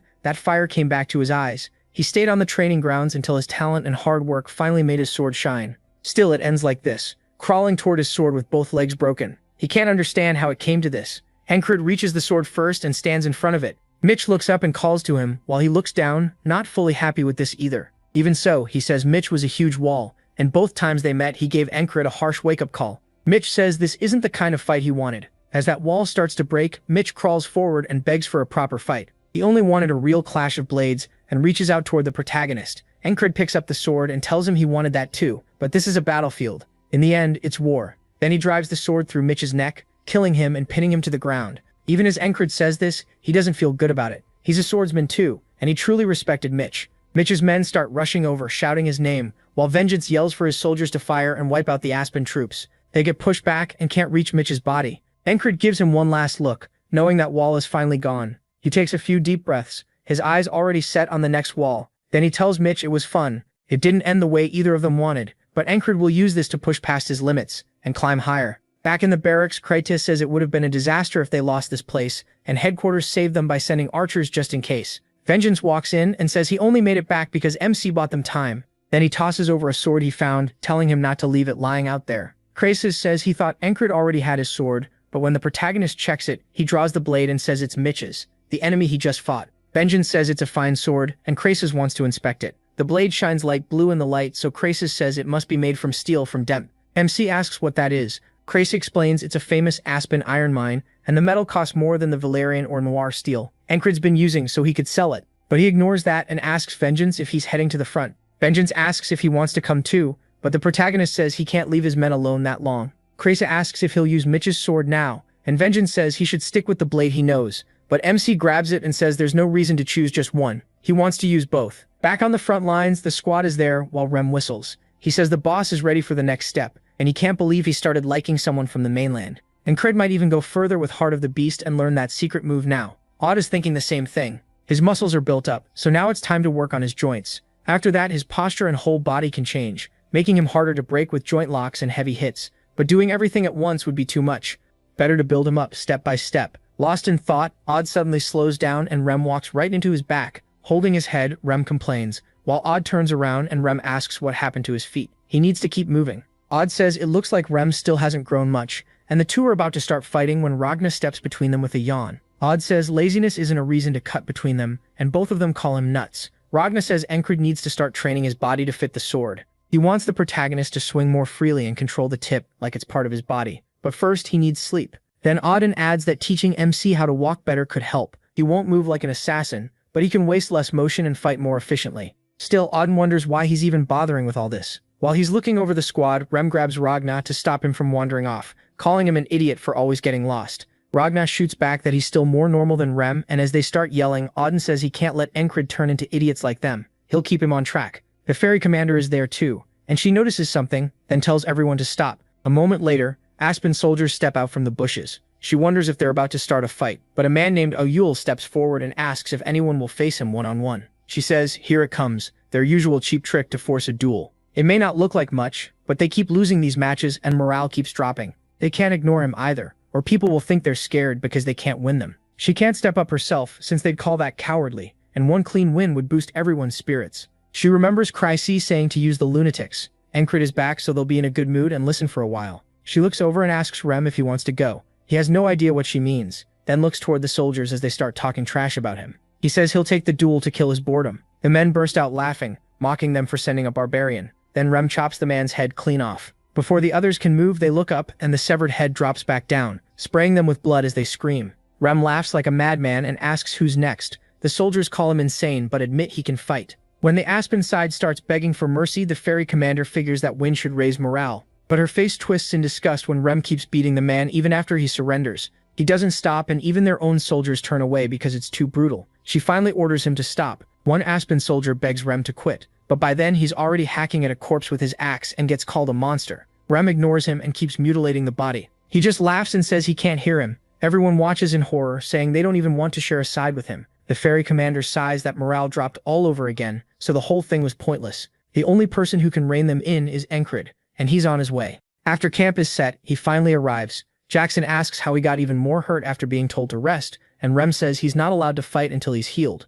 Then the ferry commander walks in, joking that her fiancé really does play rough. Encred greets her. She tosses him a small vial and tells him to use it. He asks what it is. Jackson recognizes it right away. The fairy's medicine isn't something money can buy. He even says it's better than his ointment, and Ram teases that she really does care. The protagonist thanks her, but asks why she's giving it to him. She says they promised a future together, and she never gave him anything before, so this is a small engagement gift. He still can't believe she's keeping the joke going, but she just says welcome back and tells him to rest. The three of them watch her leave, and Cray says they should sell it. Encred tells him to get lost. Ram jokes that MC is smoother with women than with a sword, and Rania agrees. He, though, is just stuck wondering why she still keeps up the engagement act. A few days after they reach the front, the Aspens keep starting small clashes while avoiding a real battle. Because of that, his wounds get time to heal while he trains. Odon notices him early in the morning and asks if his body feels better. Encred says the fairy's cream helped a lot. Odon asks if he's trying to get himself beaten up again, and the protagonist says maybe. Then we cut to the result of that fight. Odin checks him over, his right wrist, shoulder, and bruises all across his body. He says Encred shouldn't be pushing himself like this yet, but if battle starts, he'll join anyway, right? MC answers that if he can still move, then yes. Odin glances around to make sure no one is watching, then calls him closer. He asks what he wants, when a warm feeling suddenly spreads through his body. Odin begins glowing with a bright golden light that runs through Encred. The protagonist realizes this is divinity. As Odin keeps working on him, a huge beam of golden light falls over both of them. Then Odin pulls his hand back. The light fades and Encred stares in shock. Odin warns him not to tell anyone. He promises to stay silent too, and swears it on their lord's name. MC understands he must have his reasons, so he agrees. Odin walks off, saying the morning fog is God's blessing. Divinity is the mark of clerics who serve God, and miracles like this can heal the wounded. Even though Odin always prayed, he'd never used divinity before, so no one knew for sure if he was really a cleric. Now he's begging his lord for forgiveness. Encred figures there must be some rule against it, because it felt like Odin broke one to heal him. As Odin leaves, he thanks him. Odin says that if anyone learns he used divinity, the Inquisitors will come. He left the church under heavy restrictions, and they bound his body so he couldn't use divine power. Even with the pain stabbing through his chest, he couldn't leave Encred like that. Odin says the Lord always watches over them, but never answers. After meeting the protagonist, though, he started to believe those words live on through people, and he'll do what he thinks is right. After the meal, Kreis asks MC if he needs help with his wound again, and offers to apply more ointment, but he says he's fine. It's not fully healed, but close enough. He also can't let the others see if he wants to keep Odin's secret, so he has to be careful in battle.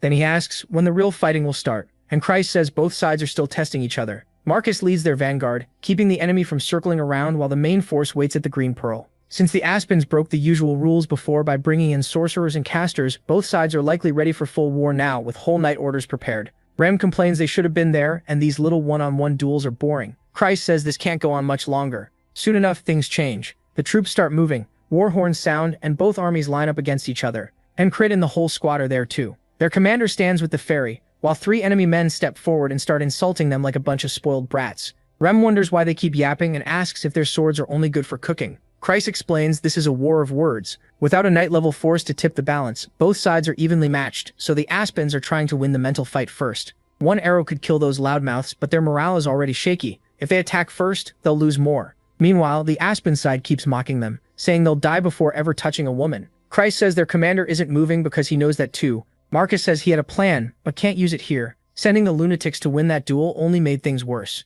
All they need now is one victory. Kreis hopes for the same thing. Just one moment to turn morale around, while the enemy keeps calling them virgins and laughing. And Kreis tells Andrew to calm down. He says Andrew will get his chance to let that anger out later. Andrew just looks confused and asks what he's talking about, so the protagonist tells him being a virgin isn't a big deal and to save that rage for battle. That only leaves the nearby soldiers even more confused. Andrew insists he's not angry, but Encred tells him to calm down anyway. Then Henry and Max start laughing, and even Rem joins in. Odin says if Andrew's come this far, maybe he should just walk the holy path. Ragnar says he'll probably get his chance later, while Andrew wonders what he did to deserve this. The other soldiers whisper about him, asking if the taunt really got to him and how a guy his age who looks normal is still a virgin. Andrew snaps at them to shut up and says he's not mad, which only makes them laugh harder. They even offer to introduce him to a shop when they get back, and he refuses. Jackson says MC was mean for teasing him on purpose. MC says Andrew is still young and might have taken it personally, so he was trying to keep him steady, but Rem thinks it's hilarious. Kreis can't tell if he is joking or dead serious, and he grins.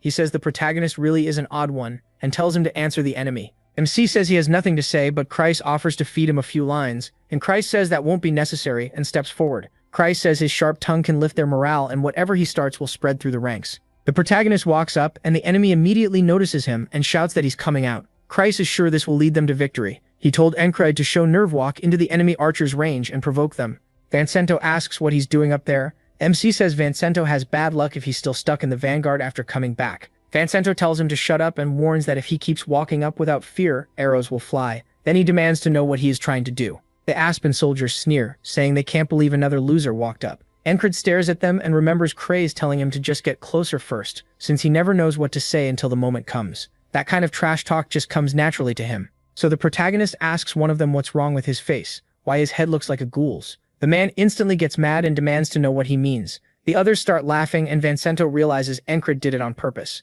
The insulted soldier tries to defend himself, saying he knows he's handsome. MC says he's right, he judged too fast. After all, maybe only his mother was a ghoul. That sends the guy into a screaming rage. Odin says God will punish Encred for that, but Rem laughs so hard he cries. Even Ragna wonders if that guy is human with a face like that. Andrew joins in too, saying no woman would want him looking like that, so he has no right to taunt anyone. Mac figures this must have bothered the guy for a long time. The furious soldier screams for him to come closer so he can cut out his tongue. The protagonist figures if the enemy took the bait and wants a duel, then all he has to do is beat him badly. He reaches for his sword, but Rem blocks him with his axe, and even Ragna steps in. They're not letting him go. Jackson reminds him his wound still hasn't fully healed. Encred knows he can't reveal that Odin already treated him, so they just exchange a look. Rem says Andrew should handle it and finish the guy off. Andrew says he spent his whole life living for his family, so he never cared about pride or shame. Still getting mocked and called a virgin really makes his blood boil, and he pulls out his sword, swearing he'll make that ugly bastard pay. Ghoul refuses the match. He wants the one who insulted his face and asks if Encred is scared. Andrew snaps at him to shut his mouth because he's about to rip that ugly jaw apart. He rushes in with the first strike, but Ghoul slips aside. Marcus warns that the Aspen troops who stepped up first are veterans, the kind who can carry a whole line, not easy opponents. Then Ghoul swings and knocks Andrew's blade offline, catching him a little by surprise. For a moment it looks like Ghoul has the upper hand, but Rem says Andrew isn't losing this. Andrew roars and charges again, forcing Ghoul back on defense with a hard swing. He sets up the next attack, working himself up as he goes. Then he starts shouting his full name. He, Andrew Gardner, no matter how hard things got, no matter what stood in his way, always got back up for his family. As he drives forward, his blade pierces Ghoul's throat, ending the duel. Andrew says a guy like this is nothing compared to his resolve. Maddie says Andrew was always gifted, it just stayed hidden because of the people around him. Then the soldiers start yelling about the virgin. Encred says he can tell Andrew's one of the crazies, and the others pick it up too. Now he's Andrew the lunatic, and he lets out a huge victory scream. He yells for everyone to admit they saw that like he finally proved himself. Mac cringes while Rem laughs so hard he can barely breathe. He calls Andrew lame, but Odin and Ragna still clap for him. Even Encred cracks a small laugh. Kreis says MC didn't fight, but things still worked out for them. Marcus says that's enough and orders his men to break the Aspen formation. Then Torres and his squad come in from above, cutting down the soldiers right in front of them. The Aspens turn and realize the border guards are hitting them from the side, but by then it's already too late. They start getting ripped apart. With the enemy busy dealing with the flank, Marcus orders the archers to get ready and fire. A wave of arrows fills the air. Encred and the others charge in under that cover. Just like that, the battle starts turning. Marcus calls the Aspen soldiers dogs and says no cheap mind games matter if you can't win the actual fight. Even as the others finally move in, they still keep Encred out of it. Then the enemy commander is brought up too. It's the leader of the Greyhound Company, the Grey Dog. He says their preparations are done and they can begin. The commander smiles and says finally, since the Aspens are retreating, it looks like the fight is theirs. Kreis doesn't buy it. This feels way too easy. Even Marcus senses something is off. His men want to chase them, but he says they'll hold position because the enemy is clearly planning something. That night, the Grey Dog heads to a tent where the commander is waiting with two others. The commander asks if he passed along the order, and he says yes, but they still can't show themselves. They're staying far off, and they doubled the old one guerrilla 100-men setup. The commander says Nalea fights the same way as always, border guards to disrupt, heavy infantry to break through, but Abner's plan is different. The knights already proved that a small elite unit can control the battlefield, but that kind of force doesn't have to be made of knights. This time the Aspens will win. The next day at the camp, a coin flips through the air. It's Kreis, saying they've been stuck waiting 2 days since coming back from the field. He expected another battle right away, but this feels like the quiet before something big. The Aspens only have two choices now, pull back or bring in another force. The commander said he was ready for another spellcaster, and even after doubling the scouts they found nothing. Kreis can't figure out what the enemy is planning or why everyone else seems so calm. And Kreis is stretching with Jackson and Ragna nearby. The ferry commander asks if he's ready to move already. He asks why she's here, and she wonders if it's strange for a commander to check on her troops. He says most company commanders don't do that themselves. Uncringes steps forward, saying enough time has passed that he'd have healed on his own, and he should be fit enough for a duel. Ragna asks what he's doing. He says Ragna held back last time because he was hurt, but that won't be needed today. Ragna says he had no plan to go easy anyway. Then he swings straight at the protagonist, who blocks it but gets pushed back. Cringes says Ragna's swordsmanship is clean, almost pretty, while his own is rough and messy. But that's the style he's built until now. He rushes in, using what he's learned, dragging his blade through the ground to kick up dirt and fling it at Ragna, who guards with his sword. Ragna recognizes it as the Valen technique, and Kral says this is the road he's walked, then comes down with a hard overhead strike. Ragna steps back and says that's the technique he taught him. MC says it's also time to try something new. He grabs his other weapon with his left hand and draws it as Ragna comes right in. And Kral's thrust at his head, but Ragna reads it and slips aside in time. He asks why he is using two swords. The protagonist answers that this is the path he's chosen to move forward. Ragna says that's interesting and attacks again, and Krals catches it with both blades. Ragna tells him to do better. The match still isn't over, and MC smiles. Their swords crash together again and again. Nearby, Rem bites his nails, saying Ragna's serious today. He hates that stupid bet and wishes it were his turn already. Jackson says he doesn't like going into battle, but he'd gladly fight Encred. That thought makes him stop short. It doesn't sound like him. Don is deep in thought, saying next time he'll be bolder in training, even if he ends up breaking his joints. He's not quite there yet, though he almost sent him to meet the Lord already, and that makes him laugh. Kreis stares at them and says they're all insane, then admits they've always been like that. The ferry commander says they're like kids waiting for their turn to play. She points out that Ragna and the others only get this fired up around Encred, and wonders what it is about him. He has a strange pull, even on her. She says she'd like to test her sword too, and Kreis sighs, asking if she's a freak as well. Remy finally snaps, yelling that he can't take it anymore and that it's his turn. He even says he'll kill her if she cuts in line. Commander or not? She asks if that's mutiny, and Encred says everyone here is so strong. They've never really shown him everything, but now he can finally see a piece of it, because they're all hungry to win. As they all stare at him, waiting for their shot, the protagonist says that ever since he came back from the recon mission in the tall grass field, these were the faces he wanted to bring out. If they have time to talk, they have time to fight, and he won't rest until he's dueled every one of them. Later that night, he gets tossed face first onto a bed. Andrew tells him to wash up, but Rem says he's dead tired and should be left alone. Krisa says they fought so many times, even though Encred had barely recovered and could have opened his wounds again. Rempel asks if he wants to get hit, while MC sinks into deep sleep. When he opens his eyes, he's in a forest. Confused, he wonders what kind of dream this is. There's no boat and no flower field like before. This place is new. The animals start running from something. Then he hears a man yelling for everyone to fight. Encred realizes this is from his past, back when he was a mercenary fighting harpies, and he sees himself running too. Someone is hiding in the trees, smiling. He knows at once this is the man who said they all died because of him, and he's stunned. Another memory hits, one of his comrades telling him to get behind him, right before a harpy attacked. Encred says those mercenaries were good people. They accepted him even when he was useless, except for the one man who stabbed his own allies in the back. The protagonist couldn't believe it, and the wounded man asks why. Then the harpies tear into him, and another mercenary calls to Encred, only to get killed too. They realize they're in real danger, shout that they need to retreat and call him Enki, but that man betrays them too. He was the strongest of them all, and he used that strength to murder the people who trusted him. He tells Encred there's no escape. He dies here. MC asks why, and the man says he got a better offer than this trash mercenary group. He doesn't want any loose ends. He says it also annoyed him how untalented they were while still talking about friendship, then spits on a corpse. He charges him, but his sword gets knocked away. The man slams him to the ground and says he'll let him live because he'll never become anything anyway. Then he pats Encred's cheek and calls him pathetic. The protagonist says he was strong, or maybe MC was just too weak. He could only watch his comrades die, and the worst part was that the one spared by that man's mercy was him.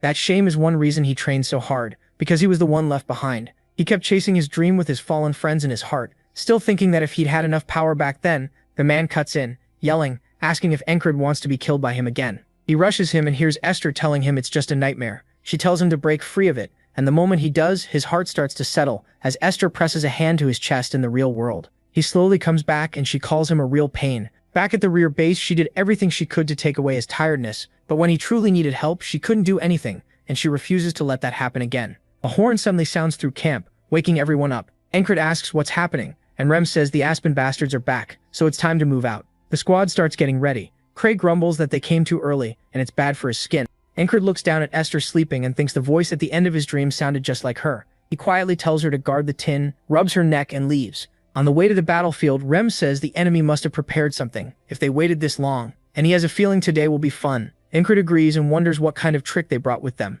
Then the ground starts to shake and panic spreads through the soldiers. They shout to fire at once, then a giant steps forward. The archers draw and loose a full volley, but the arrows just bounce off without piercing its skin. Even Encred is caught off guard when it lifts its club and swings. Everything in its path is crushed apart, flesh flying everywhere. The men who survive the first hit freeze in fear, and then they see there's more than one giant. Several of them push past the front line, laughing. Now we learn more about this continent's races. Frogs live for dreams and desire.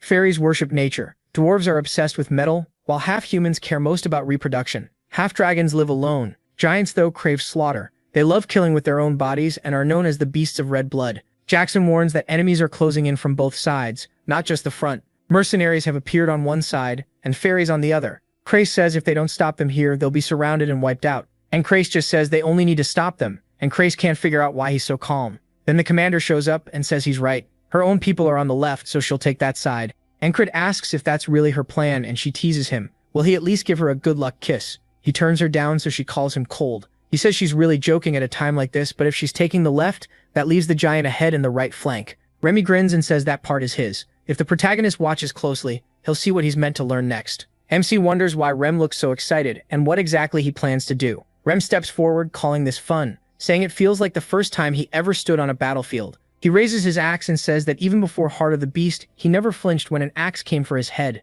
That's why he trained with it. It has its own use. His heartbeat starts pounding as he says he can force it faster than normal, sending blood racing through his body. Meanwhile, the soldiers panic and ask where the retreat order is. Just then the giant leaps in, and Rem bursts straight at it, heart still pounding like a war drum. The giant comes down with a crushing blow, and Rem jumps in front of the soldiers to catch it with his axe. He slides back, but he holds the strike. He explains that as his heart pounds harder, his blood vessels open up and his muscles swell and tighten. This technique, starting from the heart, powers his whole body. Then he shouts for Encred to remember this. Step by step, Rem forces the giant back, roaring that this is the heart of a superhuman. He pushes with everything he has, and his axe heads shatter free, but it's enough. The giant's arm is blasted back too, and the clash sends a shockwave across the whole field. It even rips helmets off nearby soldiers, leaving one of them too stunned to move. Rem rushes in with his one remaining axe. The giant snarls, calls him an insect, and swings again. Ren runs up its knee to its head, grabs its mustache, and drives his axe into the side of its skull. The giant screams and lashes out.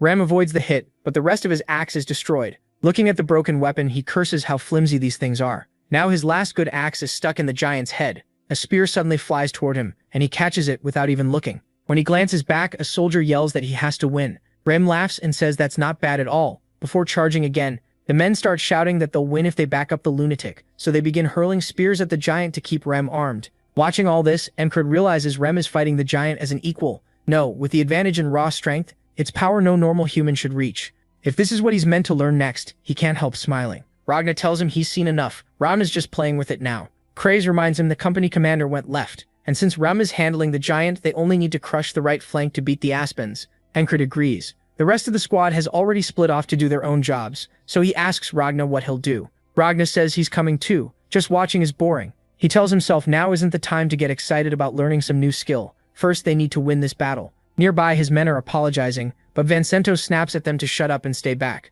A man laughs, mocking their loyalty, then charges in, asking how long Vincento thinks he can hold out. Encred instantly closes the distance and knocks the attack away with one swing. He tells Vincento he looks awful, and Vincento answers that these are wounds of honor. The protagonist just stares at him, while the attacker hears his name, stops, and pulls down his hood. The second Encred sees his face, he knows exactly who it is. The man smiles and says it's been a long time, surely Encred hasn't forgotten his friend. Ragna asks if that's really his friend, and Encred says back when he had to bow before that man's strength, maybe he couldn't deny it. Not anymore. A man who murders his own comrades is nothing compared to those who risk their lives to protect theirs. Then MC says he does remember his name. Was it bitch? The man flares up and he says right, that was only the nickname. His real name is piece of shit. Furious, the man charges, shouting that Encred needs to remember his place. The protagonist meets the blade with ease and says he couldn't do that the last time they met. Then he strikes back, sending the man's sword flying. As the traitor stares in shock, Encred tells him this is revenge for his friends. The man laughs and says he always wondered how a weakling like MC survived, so this must be why. Craze rushes in, asking if he's fighting again. Another mercenary sneers that he will die too. Their whole group couldn't beat their leader, so one soldier has no chance. Ragna studies them and says their stances and weapons show they've learned the murderous blades, a style honed in real combat. The leader says he kept moving forward with his life, while Enki stayed trapped in revenge. He attacks and boasts that after this battle, he's been promised a lordship. He'll rise so high he won't even see his own feet. Encred just looks at him and asks if that's all. That answer enrages him and he jumps in, shouting that he always hated Encred's stare. He thrusts, but the protagonist slips past it. MC notes that the blade is thin as a needle and bends like the Eastern Kai sword. As he raises his own weapon, he remembers the man saying that even if he lived, he'd never amount to anything. Encred charges while those old memories flood back. The traitor lunges and says he'll kill him this time, calling him Enki again as the blade starts twisting. Crazy Almond shouts that the protagonist won't be able to read that attack and calls out to him, but Enki keeps rushing in, eyes locked on the blade. Then we learn Ragna already taught him how to beat this style. MC drives under the attack as Ragna's advice echoes in his mind: trust his own way and put weight behind every move.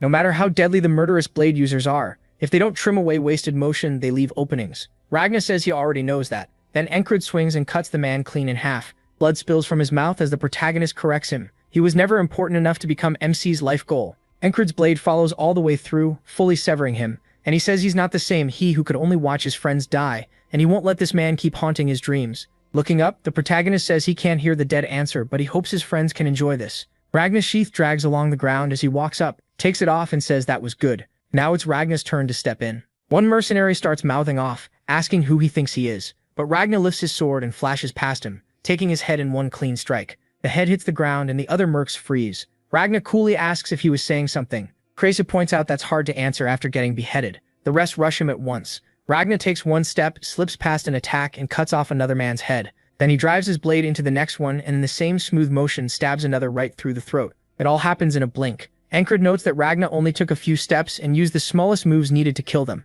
Once again, he's amazed by how strong his squad is. 3 more mercs charge, saying they'll take him down together this time. Ragna tells MC to watch closely. This is something he needs to learn. He raises his sword and lowers his stance while the men rush in. He lets out a breath. His eyes lock on the target, and with one step, he's behind all 3 men, their torsos already cut through. Encred is left speechless, like a wall just rose up in front of him. Ragna says he just came up with a name for that move, Scission. He just stares at him, then asks if that's really the best name he had. The war keeps raging, and the Aspens feel safe with a giant on their side. The Nalalia soldiers start to panic, until Aura looms behind them. He swings his clubs and smashes through the front line. Now the Aspens are the ones panicking, shouting about why the enemy has a giant too. Aura laughs and says he's just an ordinary human. They call that a lie. He's way too huge. Then he says he'll give them a little time to save themselves. Confused, they ask what he means, and he starts walking forward, counting down from 5. Each second brings him closer. A commander screams for the troops to form up. They charge when he reaches 3, but Aura keeps counting until 1. Then he stomps and the force alone sends soldiers flying and breaks their weapons. He'd actually rushed in with both weapons crossed. Blood drips from them as he says he called on the war god today and promised to send a few souls up. That line goes hard. The soldiers start running in fear, yelling that they have to kill him, but Aura comes again, plowing through them and launching bodies through the air, killing some on the spot. Their screams rise, but Aura just laughs louder and says he'll send them all to meet God. On the left flank, the fairy commander faces one of her own kind.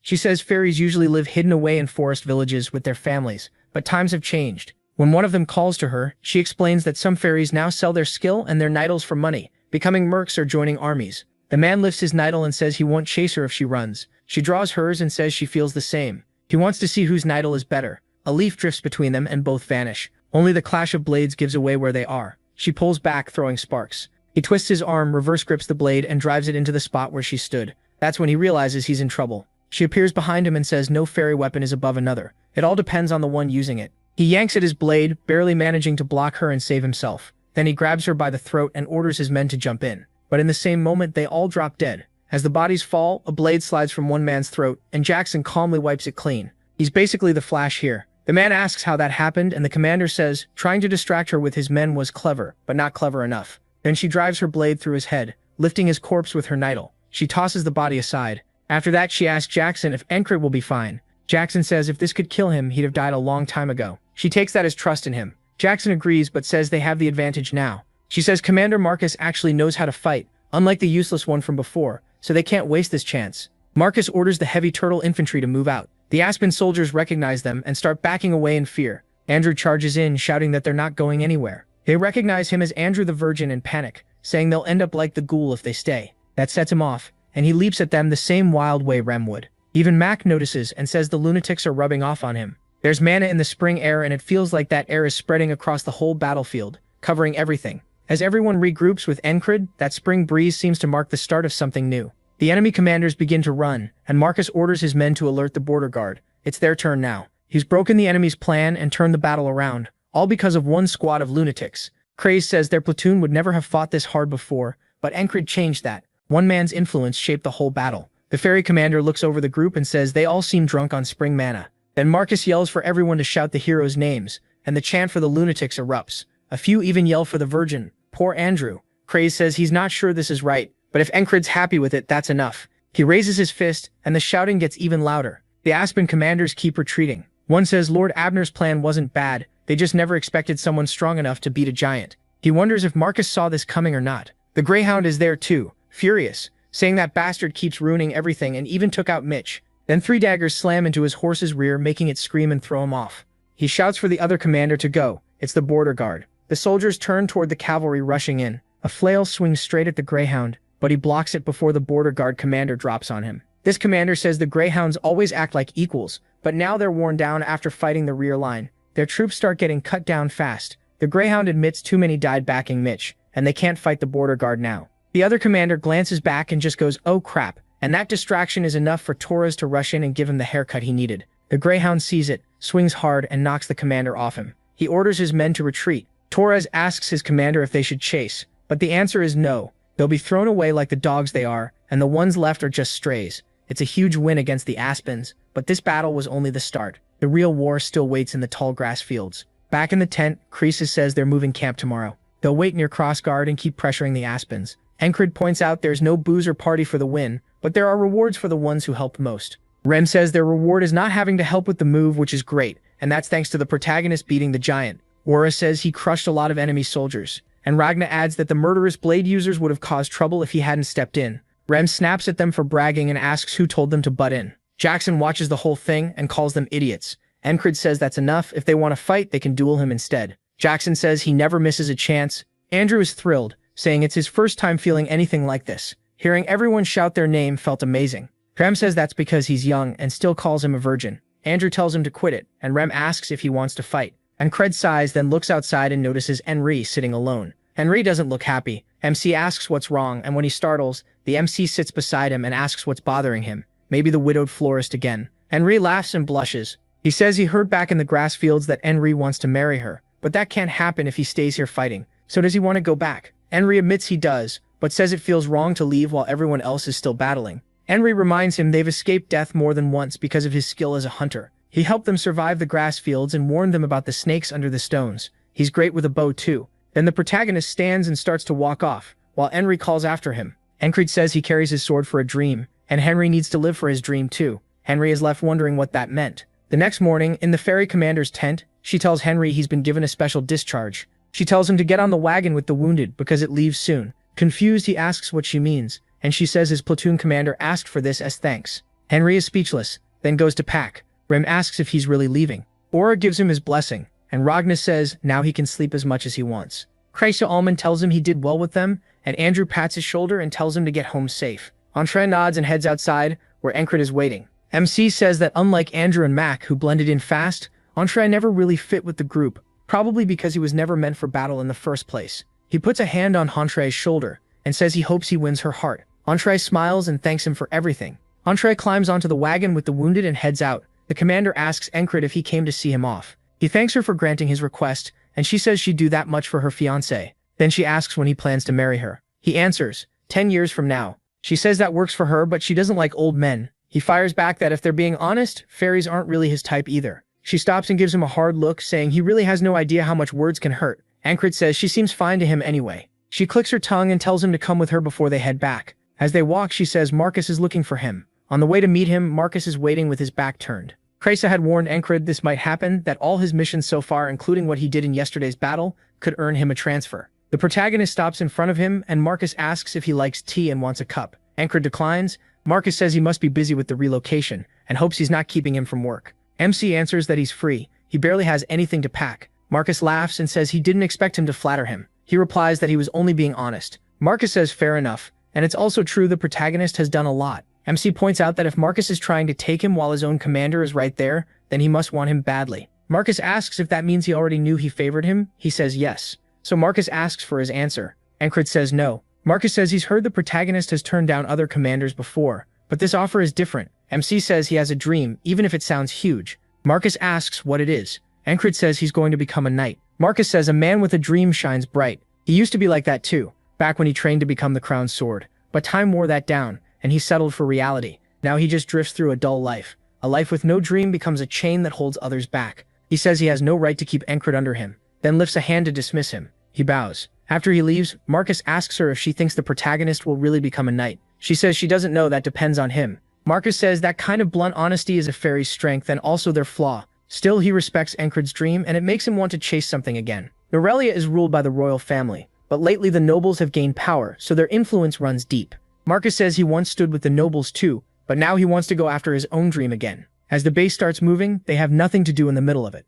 Ram says having no duties is nice, but he's bored out of his mind. Odon tries to get Encred to train, saying muscles only grow through non-stop work. Ragnar cuts in first. Before that, he wants MC working on sword skill. When asked about the blanket, he ignores it, and says dual wielding means he needs better balance. Jackson says Encred should sharpen his senses instead. With all this chaos, it's the perfect time for that. He asks if Jackson yelling from far away counts as training too. Ram tells them all to piss off. The protagonist still needs to learn Heart of the Superhuman, but the commander cuts him off, saying the tent needs to be set up there and they're in the way. Also, Ragna is sprawled out on her blanket. She says she enjoys the chatter, but they still need to move. They get shoved off to the side by themselves. Ram complains Odon should have been folded up because he's taking too much space, and Odon says Ram is great at blaming others. That starts another fight while the others watch. Max says they didn't even do anything. Andrew thought only Encred could talk to them like that, but Max says the commander is built different. Chrysa says she's just as crazy as the rest of them. Andrew asks if he can really say that, and Mac tells him not to get dragged in with the lunatics. Chrysa says these planes feel wrong, like this used to be the enemy's base.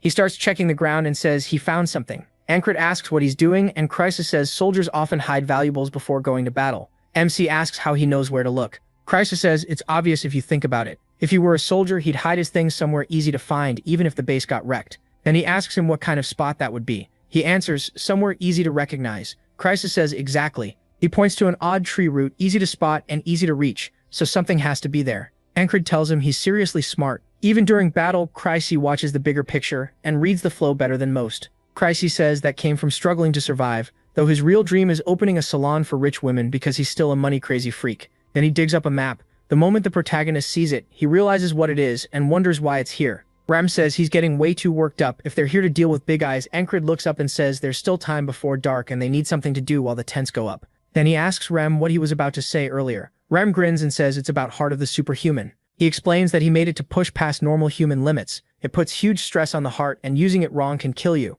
Encred tells him not to worry, death alone won't stop him. Rem says that's insanely greedy thinking, but because of that, he can't help putting his hopes on him. He places a hand on his chest and MC mirrors him. Rem says now they can blow up their hearts together. He smiles while Encred gets fired up to learn the new move. Rem says humans only tap into superhuman power in desperate moments, and this technique lets him call on it when he wants. But it all depends on focus and sharp senses. Looking at him, Rem says he's learned something from all of them, so he should be able to handle this too. What he needs now is faith. He just has to try making his heart swell without letting it burst. Encred asks what that means, and then he feels Rem's heartbeat. It pounds so hard it feels like it might leap out of his chest, and the protagonist can sense it through his fingertips. Now he finally gets what Rem meant. Rem tells him to start small, maybe a quarter of that. Any more, and his heart could burst and kill him. Encred says that means he just has to do exactly what Rem said, and make his heart swell. Everyone watches as Rem starts moving his hand for a while, then admits his worries were for nothing, because Encred isn't getting anywhere. Usually he improves like a genius, but this time he suddenly hits a wall. Rem asks if he's messing with them. Odon says he can't even argue with that, and Jackson and Ragna agree. MC asks if controlling his heart is even possible. Rem glares at him, and Encred says he's trying his best. It goes on like that. The next morning, Rem asks if he's even trying, and the same thing repeats day after day. Then Rem storms into the tent. Chrysa asks where he is, and Rem says Encred went off to swing his sword again. Jackson says maybe he can't learn the skill because it's useless,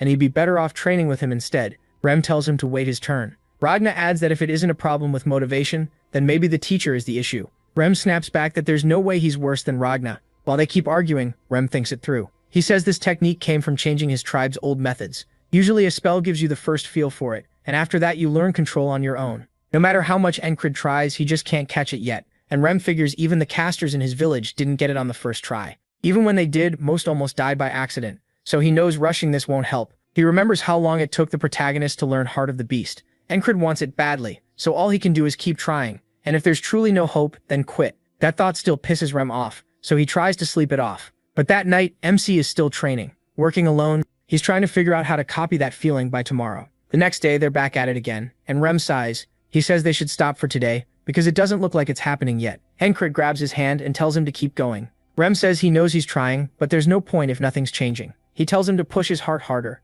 That catches Rem off guard. He says Encrid must be forgetting something. If his heart gets forced too far, it'll burst. Surely he's not asking to be killed. The protagonist tells him to just do it, and Rem hesitates. He says going along with this won't make MC learn it. He'll just die or survive as a cripple. Even if Rem isn't the one suffering, he still doesn't want to refuse him. So he starts, wondering how someone can be this stupid, then figures Encrid must be asking, because he's sure it'll work. Rem pushes harder, and his heart starts racing wildly. His face tightens, and his eyes turn bloodshot.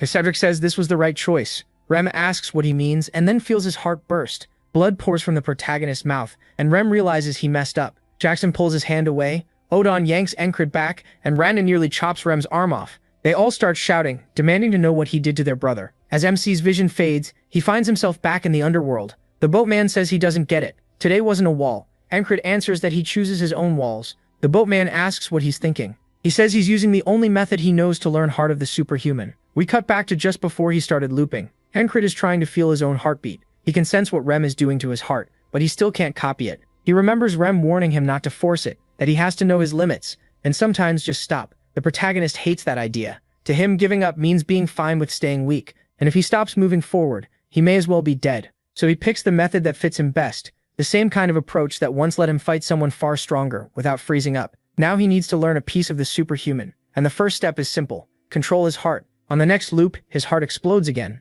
and everyone rushes in, trying to wake him. The boatman asks if that's really all he's got, but Encrid keeps dying the same way, his heart bursting. He explains that Heart of the Superhuman lets him call on that superhuman power he only reaches in life or death moments, so putting himself there should make it easier to trigger. The boatman calls him insane, and asks if he's even thinking about the pain. Encrid says he can endure it, as long as it helps him move ahead. In the next loop, Rem says it still won't happen today, and tells him to wash up, sleep, and stop trying alone. This is already the 27th loop. MC admits he still can't do it by himself, then he tells Rem to push harder. Rem snaps back. Does he seriously want him to kill him? Encrid says yes. That only makes Rem mad. He tells him not to drag him into this madness. He doesn't want to kill his superior. That catches the protagonist off guard. He points out that Rem clearly doesn't care about rank, considering he killed nobles before. Rem tells him to keep talking like that and see what happens, while Encrid wonders why he's reacting differently this time. Even if this wall is one MC made himself, failing just resets the day, so he can keep training. He can't figure out why Rem won't listen,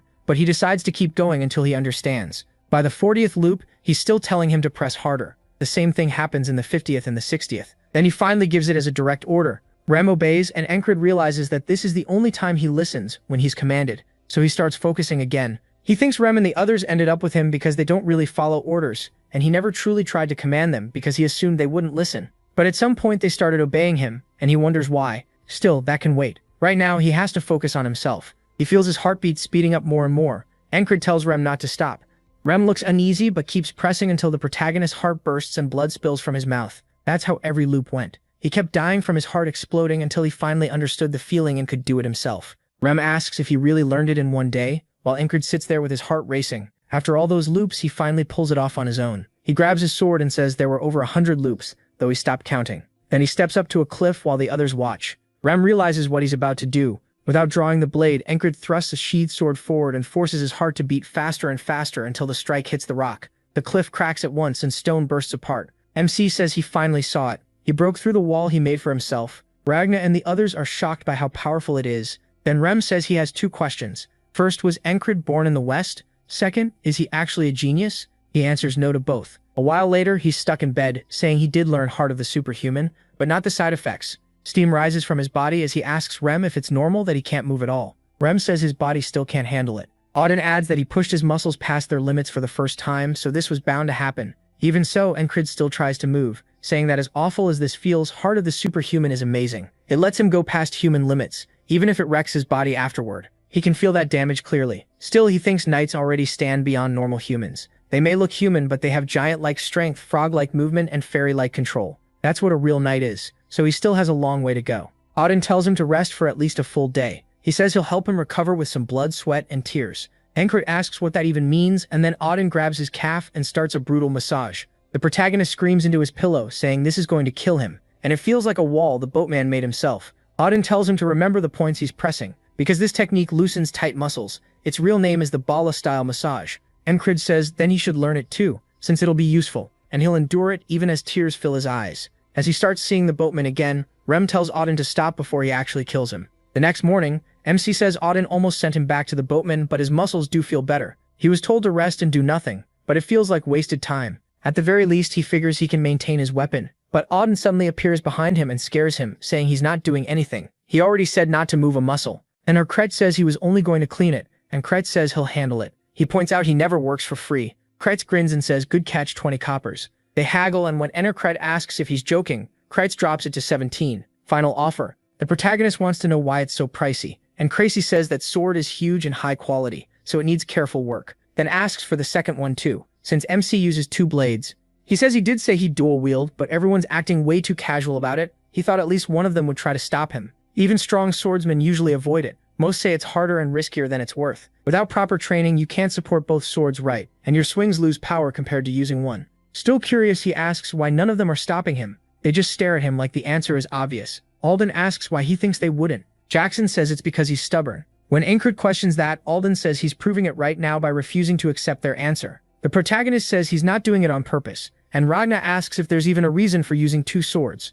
MC says yes, he wants to try it because it felt good to him. It's the same reason he wanted to become a knight. Back when he was a mercenary, he heard a story about a knight called the Peacemaker, the one meant to end wars, and it lit a fire in him. Then some guy kicked him and said hearing a song like that would never make him a knight, calling him pathetic. Even when everyone laughed and said he'd never make it, and Creed kept chasing what he wanted and loved, so he won't give up on becoming a knight, and he won't give up on using 2 swords either, no matter what anyone says. Ram can see how different Ankred is from him, a man who had everything and threw it away. He started with just 1 sword and still keeps pushing ahead. Ram laughs, saying that's exactly why he likes him. Ragna says he always knew Ram had weird taste, and Ram tells him not to worry, he hates the rest of them. Ragna says he doesn't like them either, and Jackson agrees. Auden says God tells people to love all creation, but he's only human, and he doesn't like them either. Rem says Auden is just as bad and talks too much. Ankred comments that they really do get along. Then Jackson walks over and says if the protagonist's tired of sitting around, they should train. MC reminds him Auden ordered him to stay still, but Jackson says he can still train.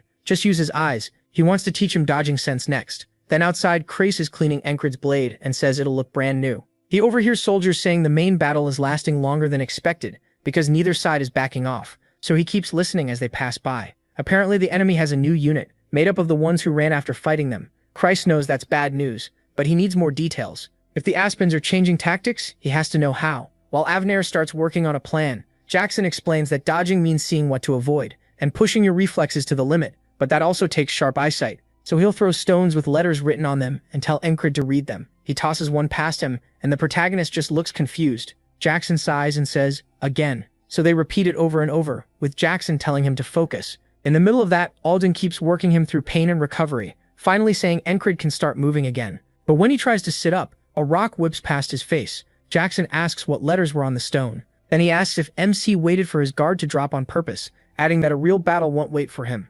Outside the fortress, someone is hiding nearby, getting a weapon ready. Meanwhile, Jackson keeps tossing stones. Ankred turns and catches a quick look at the writing before the stone drops beside him. He starts to answer, but before he can get the words out, the camp erupts. Men are shouting that they're under attack and everyone needs to gather. Even then, Jackson still asks about the letters, and Ankred can't believe he wants the answer right now. The letters were CR. Jackson says he finally got it after 40 tries, congratulates him, and says it's time to carve out a new skill. He asks if that was supposed to be praise. Before he gets more out, the ambush sends Ram charging from the tent, yelling for the enemy. Ankred wonders if Rem has finally snapped, and Jackson says he's just been holding too much in since they haven't been able to duel. Apparently, he's been pestering poor Andrew the whole time, and even that wasn't enough. Rem rushes over, then starts shouting about why everyone's just standing around, like he expected giants or something fun to fight. Andrew asks a soldier what happened, and the man says the enemy fired 1 arrow and ran. The border guard is already going after the shooter, so there's nothing else for them to do. But Rem suddenly notices something. The border guard won't be enough.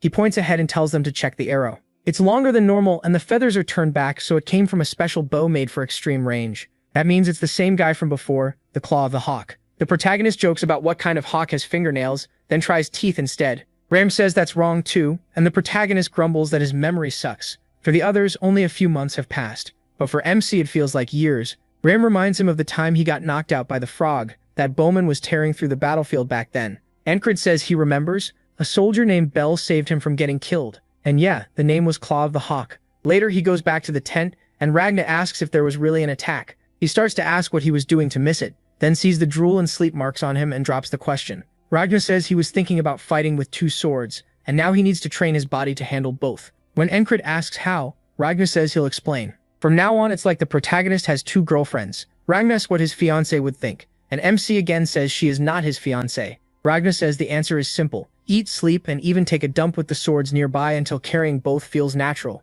When Esther climbs onto the bed, she notices there's no room for her, so she flops onto Encred's chest and complains that even his sleep training is annoying. Then another alarm wakes them up, but it's just one more hit and run. So they head back to bed. Rem says this is boring, and poor Esther gets knocked to the floor. She lifts a paw at Encred and starts beating him up, telling him to sleep like a normal person. While that's going on, Craze watches. He can't believe there's already been a second attack. They really hit them again. Jackson's training keeps going, and so do the arrows from Claw of the Hawk. Another stone flies past, and he says it read bar. Somebody else gets caught off guard, and Rem is furious about it. Kumkrade keeps reading each stone that flashes by, again and again. Esther gets more and more annoyed because she still can't sleep. Then another rock zips past, and Jackson asks what it said. Encred answers, Ian. So far the words together spell out crazy barbarian. That makes Rem even madder. He swears he'll turn the guy into mincemeat. The protagonist notes that Jackson has been stirring up a lot of fights lately. He just shrugs as some border guards pass by, complaining they can't even catch sight of that bastard. Craze listens and realizes the attacks are happening several times a day now, and nobody can catch the shooter. The damage is small for now, but it's only going to get worse. So why are the higher-ups still doing nothing? Craze lets out a sigh. He wanted to stay out of danger, but now he steps up and tells Encred he has an idea. If they can get a meeting with the commanders. Soon the commanders are gathered in the tent, arguing that they should attack the Aspens right away. As the debate drags on, Marcus says none of these ideas are useful. He admits fighting is his strength, not dealing with this kind of problem. Then the ferry commander arrives late, apologizing, and Marcus asks what kept her. She says Encred's wild platoon requested temporary control over operations to pitch a plan. Marcus asks if MC really came up with something worth hearing. She says no, it came from one of his men, Cray. The others ask what the plan is, and she tells them. As she explains, Marcus says it's not bad, and agrees to use it. He orders everyone to get ready to move and sends the lunatics platoon out to hunt the hawk. In the mountains, while everyone climbs in full gear, Raven says he thought this would be fun, but now he wants to know why they aren't chasing the target directly and are moving through enemy land instead. Crace explains they aren't hunting Claw of the Hawk, they're making him come to them. Encred says their platoon will strike like a guerrilla unit. If they keep hitting the enemy's rear, the enemy will send someone after them too. Ramen asks if that hawk bastard will come, and Craces says yes, if the plan works. Even if he doesn't, they'll still hurt the enemy. Rem calls the plan way too complicated, but Crace says he knows Rem is dumb and this is the best option. Rem tells him to say that again and gets right in his face, but Encred cuts it off. Rem says Crace should feel lucky, and Crace admits he nearly messed himself. He asks if they're close to the target, and the one answering is Pen. She says she thinks she can see it. The protagonist explains that the whole plan depends on moving fast enough to strike and pull back. For that, they needed a skilled ranger who knows safe routes, so he asks Command for help, and Pen joined them as a new squad leader. Encred asks why she had to join the platoon fully, when a temporary assignment should have been enough. She says she has her reasons. He wonders what those reasons are, and she only says joining them has put her in an awkward spot. MC thanks her, and she says he can pay her back later. Make it a good one when they're alone next time. He asks if she's really still on that, and Rem warns him to be careful, since he has a fiancée. Encred reminds them again that he's not with the ferry commander. A while later, they stop on a hill overlooking the enemy camp. Pen tells everyone to stay low because the base is right ahead. Crassus says if things go bad, they'll need a way out, and since he can't fight, they can leave him there while the others carry out the hit and run. Rem gets fired up and jumps down immediately, shouting that blood is calling him and he'll kill anyone in his way. He says nobody asked him to do that. Ragnar says he'll use this to test how steady the protagonist's form is. Rencred realizes it's another lesson, so even here, training continues as he and Ragnar get into position. Rem then yells out to the Aspens, and when they look his way, he happily greets them. The guards wonder who he is, and while they're distracted, he hurls his axe and kills one instantly. The other guard screams that enemies are here. By the time Encred and Ragnar get close, they see Rem driving himself low and bursting forward at insane speed, already using Heart of the Superhuman to close the gap. Encred asks what the hell that was, and Ragnar grins, saying it's the fastest charge he's ever seen. Rem still has techniques MC hasn't seen yet, and that only makes him more excited to learn. Now the Aspens know the Gunalias are here. He tells everyone to pull back before the enemy can regroup, while Ragnar complains he didn't even get to join in. The protagonist says Rem also needs to read the room, because it wasn't his turn either. Rem threatens to attack him next if he's upset, and the protagonist tells both of them to shut up. They're still in a fight, and there'll be more chances later. A few hours later, Jackson and Odan are with them. The Aspens are ready this time and throw a dagger, trying to stop them from breaking through again. Encred remembers Jackson's lesson, use his eyes, read the path, and dodge. He does it cleanly. Jackson says it took him 0.4 seconds to notice and avoid it, but he needs to react even faster before he can say. Encred has truly mastered dodging sense. Still, he's improving. MC asks if Jackson was seriously counting.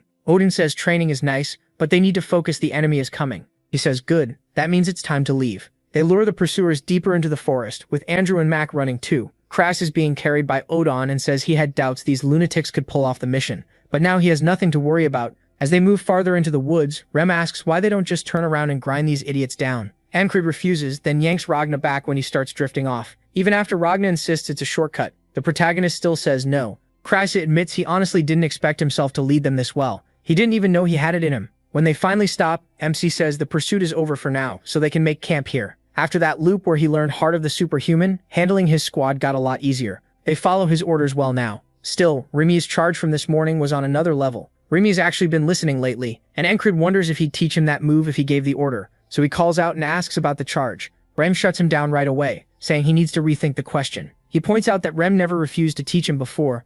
Rem says wanting to learn is fine, but the protagonist is missing something important. That's when Encred gets it. He admits he hadn't thought of that, he got too used to ordering people around. But growth handed to you by someone else stays shallow. He needs to return to the basics. Rem smiles, glad he finally understands. Rem adds that if MC figures it out on his own, it'll mean more. MC sits there thinking hard about the skill. The next day, they're on the move again. Andrew is wiped. Keeping up this pace for so long makes him feel like he could pass out any second. He expected the maniacs to be fine, but even Christ keeping up this well surprises him. And then there's the boss. Encred definitely wasn't this strong when Andrew first met him, so how did he get so much better this fast? Andrew lets out a tired sigh. It's frustrating, but it also makes him want to grow stronger himself. Mac notices the fire in him. Ever since he came into Andrew's life as his father's friend, Mac stayed by his side. He did it for the friend he lost when House Andrew Gardner fell. Mac always saw Andrew as a kid, but not anymore. Now he can feel that something big is coming. He gets emotional realizing Andrew may really rebuild their house.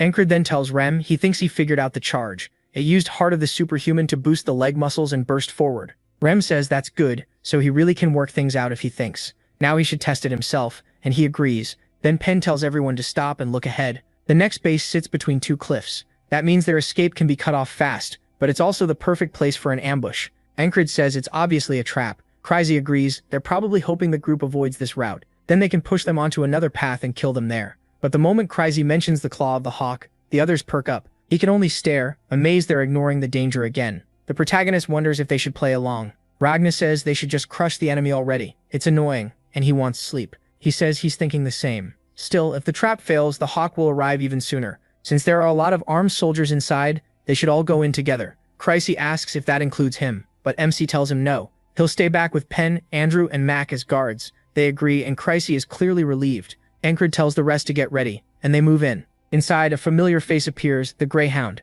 This is the last chance he's been given. His job is to help the Claw of the Hawk hunt down the guerrilla force, wrecking their rear bases. For the famed Aspen elites, having to support one soldier is humiliating, but he has to accept it if he wants to rise again. Then his men shout that the guerrillas are here. He can't believe they really walked into such an obvious trap. Then he spots Encred, and is stunned to learn he's part of the guerrilla force. He just looks confused. He asks Rem if he knows the guy. Rem shoots back, asking why he'd ask him. The protagonist says he doesn't remember that face at all, and Rem tells him his memory sucks. The Greyhound calls him insolent and says it doesn't matter. Remember him or not, Encred is dying here. He'll be the stepping stone for the Greyhound's return. The Greyhound rushes in, and MC draws one blade and catches the attack. The Greyhound recognizes it at once. It's Mitch's sword. Then Encred remembers, this was the man guarding the flag in the fog of annihilation. The Greyhound says that memory won't save him, and slashes from the side. He knocks it away, forcing the man's arm back. He remembers a time when this was someone he could only run from. Now he wants to test himself against him and see how much stronger he's become.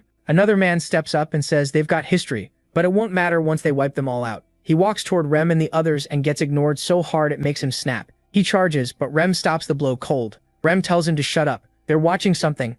The Greyhound thrusts straight at Encred's head. The protagonist reads it, sidesteps and cuts open his back. Jackson notes the dodge came 0.1 seconds after the attack was read, barely acceptable. Jackson says that reaction time is passable, but only just. Using his momentum, the Greyhound turns right back in. Encred draws his second sword and blocks with both blades. Ragnar points out that he drew and blocked at the same time. Little by little, MC is learning to fight with two swords, but with both hands on one weapon, the Greyhound still has more raw power. He overpowers Encred and sends one sword flying. Odin says that'll be another stone added to his training. He didn't have the strength to stop it one-handed. The protagonist regains his footing, just as the Greyhound charges again, mocking him for trying to use two swords. MC barely hears him. His heart is pounding too fast, and Rem grins. This is what he was waiting for. Heart of the superhuman. Encred pushes it higher, throws his arms up to cut the wind, and bursts forward like Rem did, so fast the Greyhound never saw it coming. He can't counter it, so he's forced to block. But the moment their weapons meet, his blade starts to chip, and while he only has one sword, Encred has two.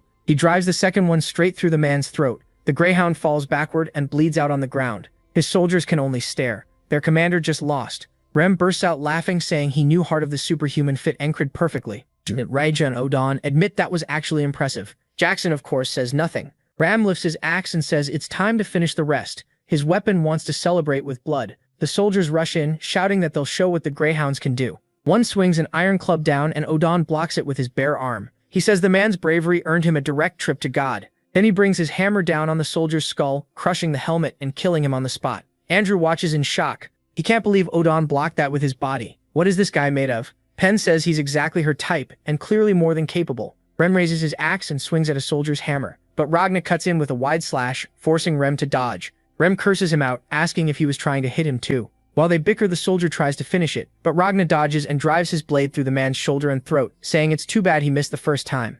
Rem says Ragna will pay for that, but another soldier leaps at him from behind, and Rem instantly chops off the man's arm and head, saying he'll deal with Ragna soon enough. Ragna asks if he's too scared to do it now. Rem tells Odon to warn his god that a new friend is coming soon. Odon says God doesn't want him, and Kreese tells them this is not the time. The soldiers try to surround them while they're distracted, but before they can move, blades are already leaving their throats. Jackson drops 8 men in a flash, then calls them idiots. And Kreese says there's no need to kill everyone. Most of them already can't fight. Then something stirs in the bushes. Jackson notices it first, just as an arrow shoots in. He knocks it aside with his dagger. When it lands, they recognize the arrow. It came from the claw of the hawk. Encred asks if he's finally here, and Jackson says yes. Rem asks if he knows the difference between a sharpshooter and a hunter. A hunter is way more fun, especially if the hunt is with an axe. The protagonist asks what he's getting at. Rem says they got a gift, so now it's time to return one. Then he starts climbing the cliff like a wild animal. Penn asks if they really let him do stuff like this. Crazy says he probably won't die, so just leave him.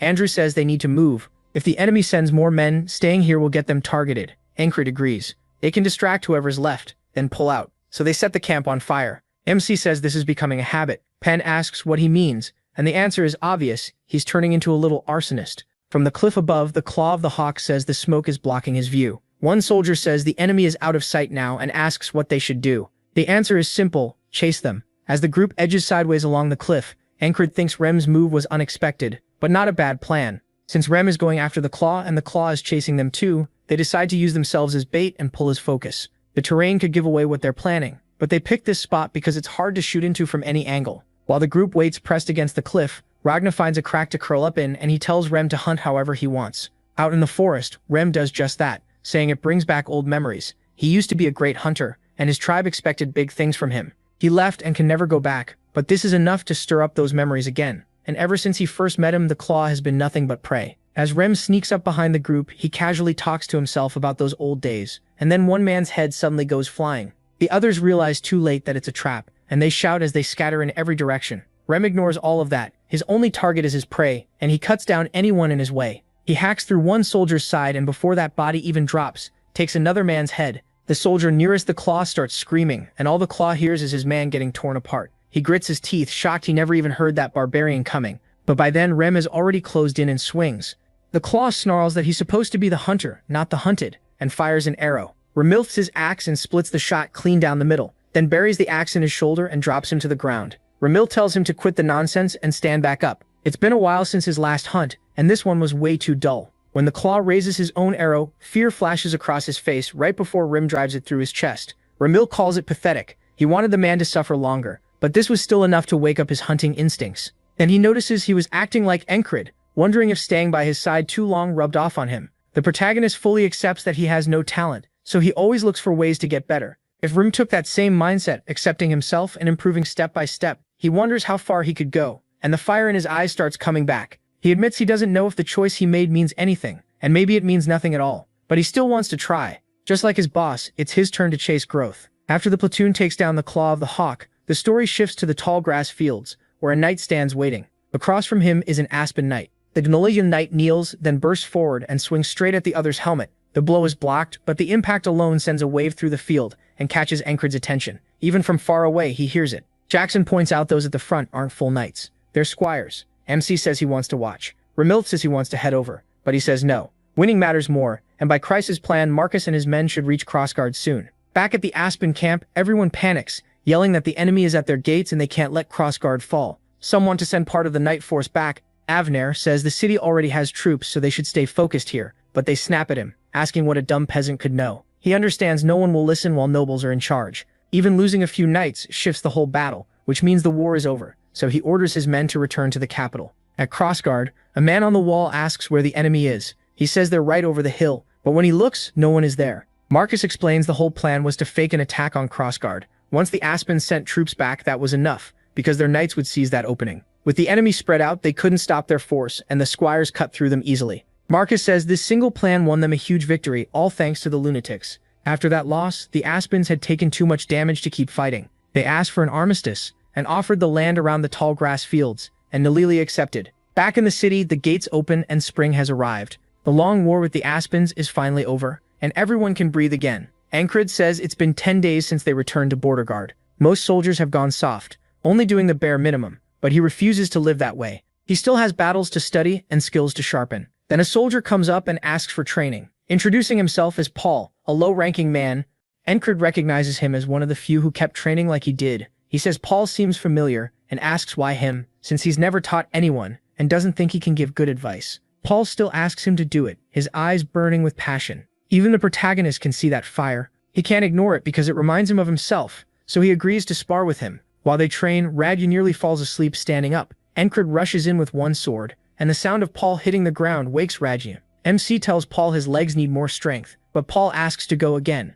Radya is shocked he is actually teaching someone. He should be decent at it since he learned from a great teacher like Radya, but he forgot the basics, so Radya says he'll remind him later. As the training goes on, Encred remembers something an instructor once told him. To improve, you first need to know where you stand. After being surrounded by platoon members far stronger than him, he's finally facing someone weaker, and now he can clearly see his own level and what still needs work. He'd been chasing flashy techniques for too long, and now he goes back to the basics, tightening his form. Ragna notices right away Encred figured it out and fixed it. That starts to fire Ragna up too. Ramos asks what he said, and tells Aura that Ragna must be possessed, since he keeps muttering. Aura says people aren't possessed that easily. He's probably praying. Aura asks what God said, and Ragna tells him to piss off. Rem laughs that those are pretty harsh words from a god. The two start bickering until Aura tells them to stop acting like idiots. Encred says they're at it again, and Jackson points out they have a lot of people watching. The protagonist jumps a little since he didn't notice Jackson there. Jackson says the crowd is pretty lively and asks if he's really been training his senses.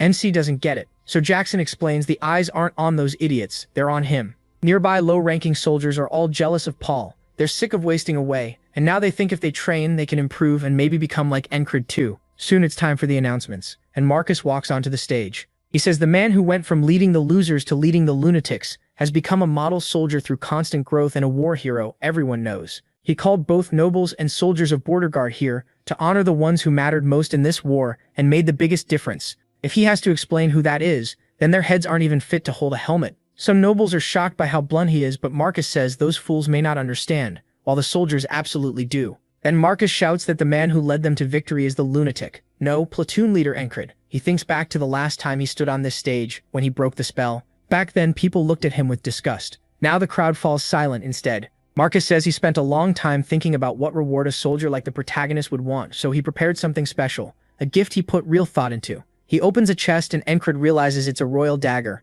Marcus explains that this blade is given by the royal family to those who gave them great service. It's a symbol of honor and gives its owner the right to be welcomed by the royal household at any time. Encred sees the dagger is covered in decorative engravings, but as a weapon it means little. Even so, he finally understands what honor feels like as the crowd chants his name again and again. He realizes a knight who only chases strength is no different from a mercenary. A true knight needs honor as well as skill. He clenches his fist and lifts it high, saying, "This is what defines them all." He knows this moment will be the first step toward becoming a knight and one he'll never forget. Rem grumbles that he fought too, so why is only Encred up there? Boris says it's like the gods themselves are answering the cheers. The noise keeps going and Rana asks if they can leave already. Andrew starts yelling too, calling MC amazing while crying his eyes out. Marcus says he's glad he likes the reward, but he shouldn't be satisfied yet. Marcus also prepared a personal gift for him and he'll see it soon. Encred wonders what that could be when Marcus suddenly shouts that there will be a banquet. He brought the best wine and everyone can drink until they drop. The nobles mutter again that he's too harsh, but the protagonist can tell Marcus is just fired up. A banquet sounds pretty good to him, and that night, everyone gets completely wasted. Rem is having the time of his life. Encred asks Ragna why he's not drinking, and Ragna says his taste is too refined for this. Rem splashes beer at him and tells him to quit whining and drink. Ragna fires back that he won't touch anything. A filthy barbarian likes. Then Odon dumps a whole keg over both of them and tells them to behave. Rem says they should just toss Ragna into the barrel already, while Ragna only complains about being sticky. Encred jokes that if the wine were bad, he'd crack some skulls, but everyone's having a great time. Then he realizes Jackson is nowhere around, though this kind of party never seemed like his thing anyway. When Esther climbs onto him, MC says he'd rather be training with his sword than sitting at a feast. Pen walks up and asks if he's thinking about training again. She tells him to relax for once and have a drink with her. Then the ferry commander shows up. She heads straight for Encred without stopping. With a teasing smile, she says he's got another woman making her heart race. What a terrible man. He tells her to go to hell and everyone instantly shouts at him for being so cold. Her eyes even look hurt so much that even Pen is shocked. Encred defends himself, saying he didn't do anything and her eyes just sparkle like that. Esther cuts in, saying she gets it now. While everyone else is trying to help someone, he's just sitting here flirting around. Then she headbutts him. The others laugh that even the leopard is jealous, and Encred's charm works across species now. Poor Vengeance groans that after Jenny, now this too, he can't take it anymore. He says he'll show the protagonist what he can do. MC just smiles and Vengeance immediately realizes he messed up. He says this is exactly what he wanted. Vengeance instantly shoves his sword back in its sheath and gives up, but the others push him forward anyway. Soon they're cheering for a fight, and Crid spots a chance to make money, so he starts taking bets. A man walks up to the ferry commander and says it looks like everyone's here. He adds that this is the guy he wanted to introduce to Encred. The man is clearly taken with her. She says the protagonist is usually posted at the border, so he probably hasn't met many of the battalion's famous people. Still, they picked the wrong moment. Right now, MC only cares about sparring. The crowd starts yelling at Vengeance to give their money back. Encred says if they think fighting him is unfair, then this still isn't enough. Once he gets started, he only wants to fight more. If he's going to spar, he wants someone stronger. So he turns toward the ferry commander, but she immediately shakes her head. Then he looks at the man who came with her, but that guy is too drunk and too busy staring at her anyway. Encred asks why no one wants to duel him. Cries says nobody's as crazy as he is. Meanwhile, Mac asks Andrew if he's really doing this. Andrew says yes, this is how he'll prove himself. Odon and the others turn to look, shocked to see Andrew step forward next. Encred doesn't look upset at all. As Andrew draws his blade, he says he taught him what it means to never give up. He always dreamed of restoring his family name like his mother wanted, but his own weakness made him nervous and impatient. To someone like him, the protagonist charging straight at his goal became both a role model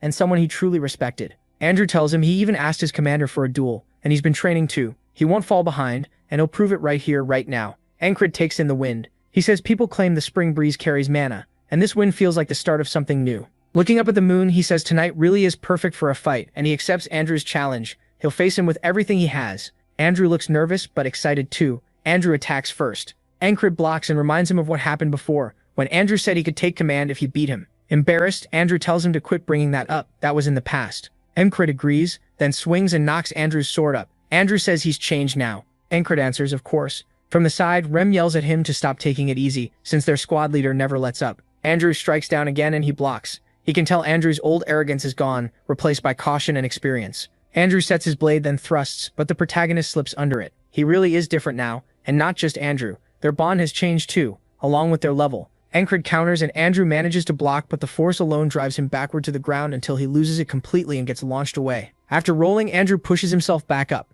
Encred reaches out a hand, waiting for him to take it. Instead, Andrew says he's leaving. MC stays quiet. Andrew says it's time for House Andrew Gardner to rise again, and if he ever comes to the capital, he can stay at his manor. Though with the royal dagger, he could probably stay at the palace too. Encred ruffles his hair and says he's looking forward to that. Andrew fights back tears, then smiles and says he can't wait either. Ragna asks Mac if he's going with Andrew, but finds Mac crying his eyes out instead. Ragna calls it disgusting, while Mac wonders when Andrew grew up so much.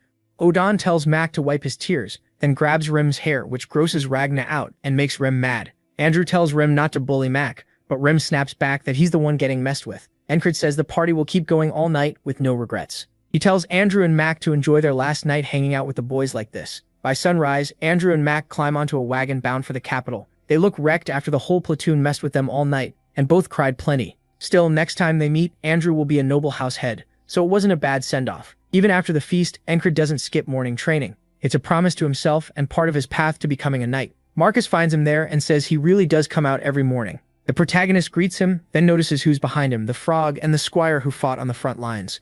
Marcus reminds him he promised a personal gift and tells him to watch. The squire immediately lowers herself, settling into a sprinter stance. Encred realizes what's about to happen just as she bursts forward. Trailing a red aura, she jumps straight at him. MC blocks her strike while the frog begins studying the fight. The squire is impressed he stopped it and says she wants to see what else he can do. Then she unleashes a storm of thrusts at his head, and Encred feels only one thing: death. Blades seem to come at him from everywhere. In his mind, his whole body is pierced, his arms are cut off, and his head is severed. Every one of those blades tells him the same thing: step back and live, stay forward and die. But to Encred, death is just another step forward. So he calmly chooses death. He forces himself ahead. Every instinct screams at him to run, but he refuses to leave his dream as just a dream. Even if he dies hundreds or thousands of times, one step closer is enough. If he can't walk, he'll crawl. When Encred actually pushes a full step forward, the squire is truly shocked. That's when the frog speaks up, saying this is enough, and stops the fight. The squire admits she's never seen anyone like him. He endured all of that without even being able to control it himself.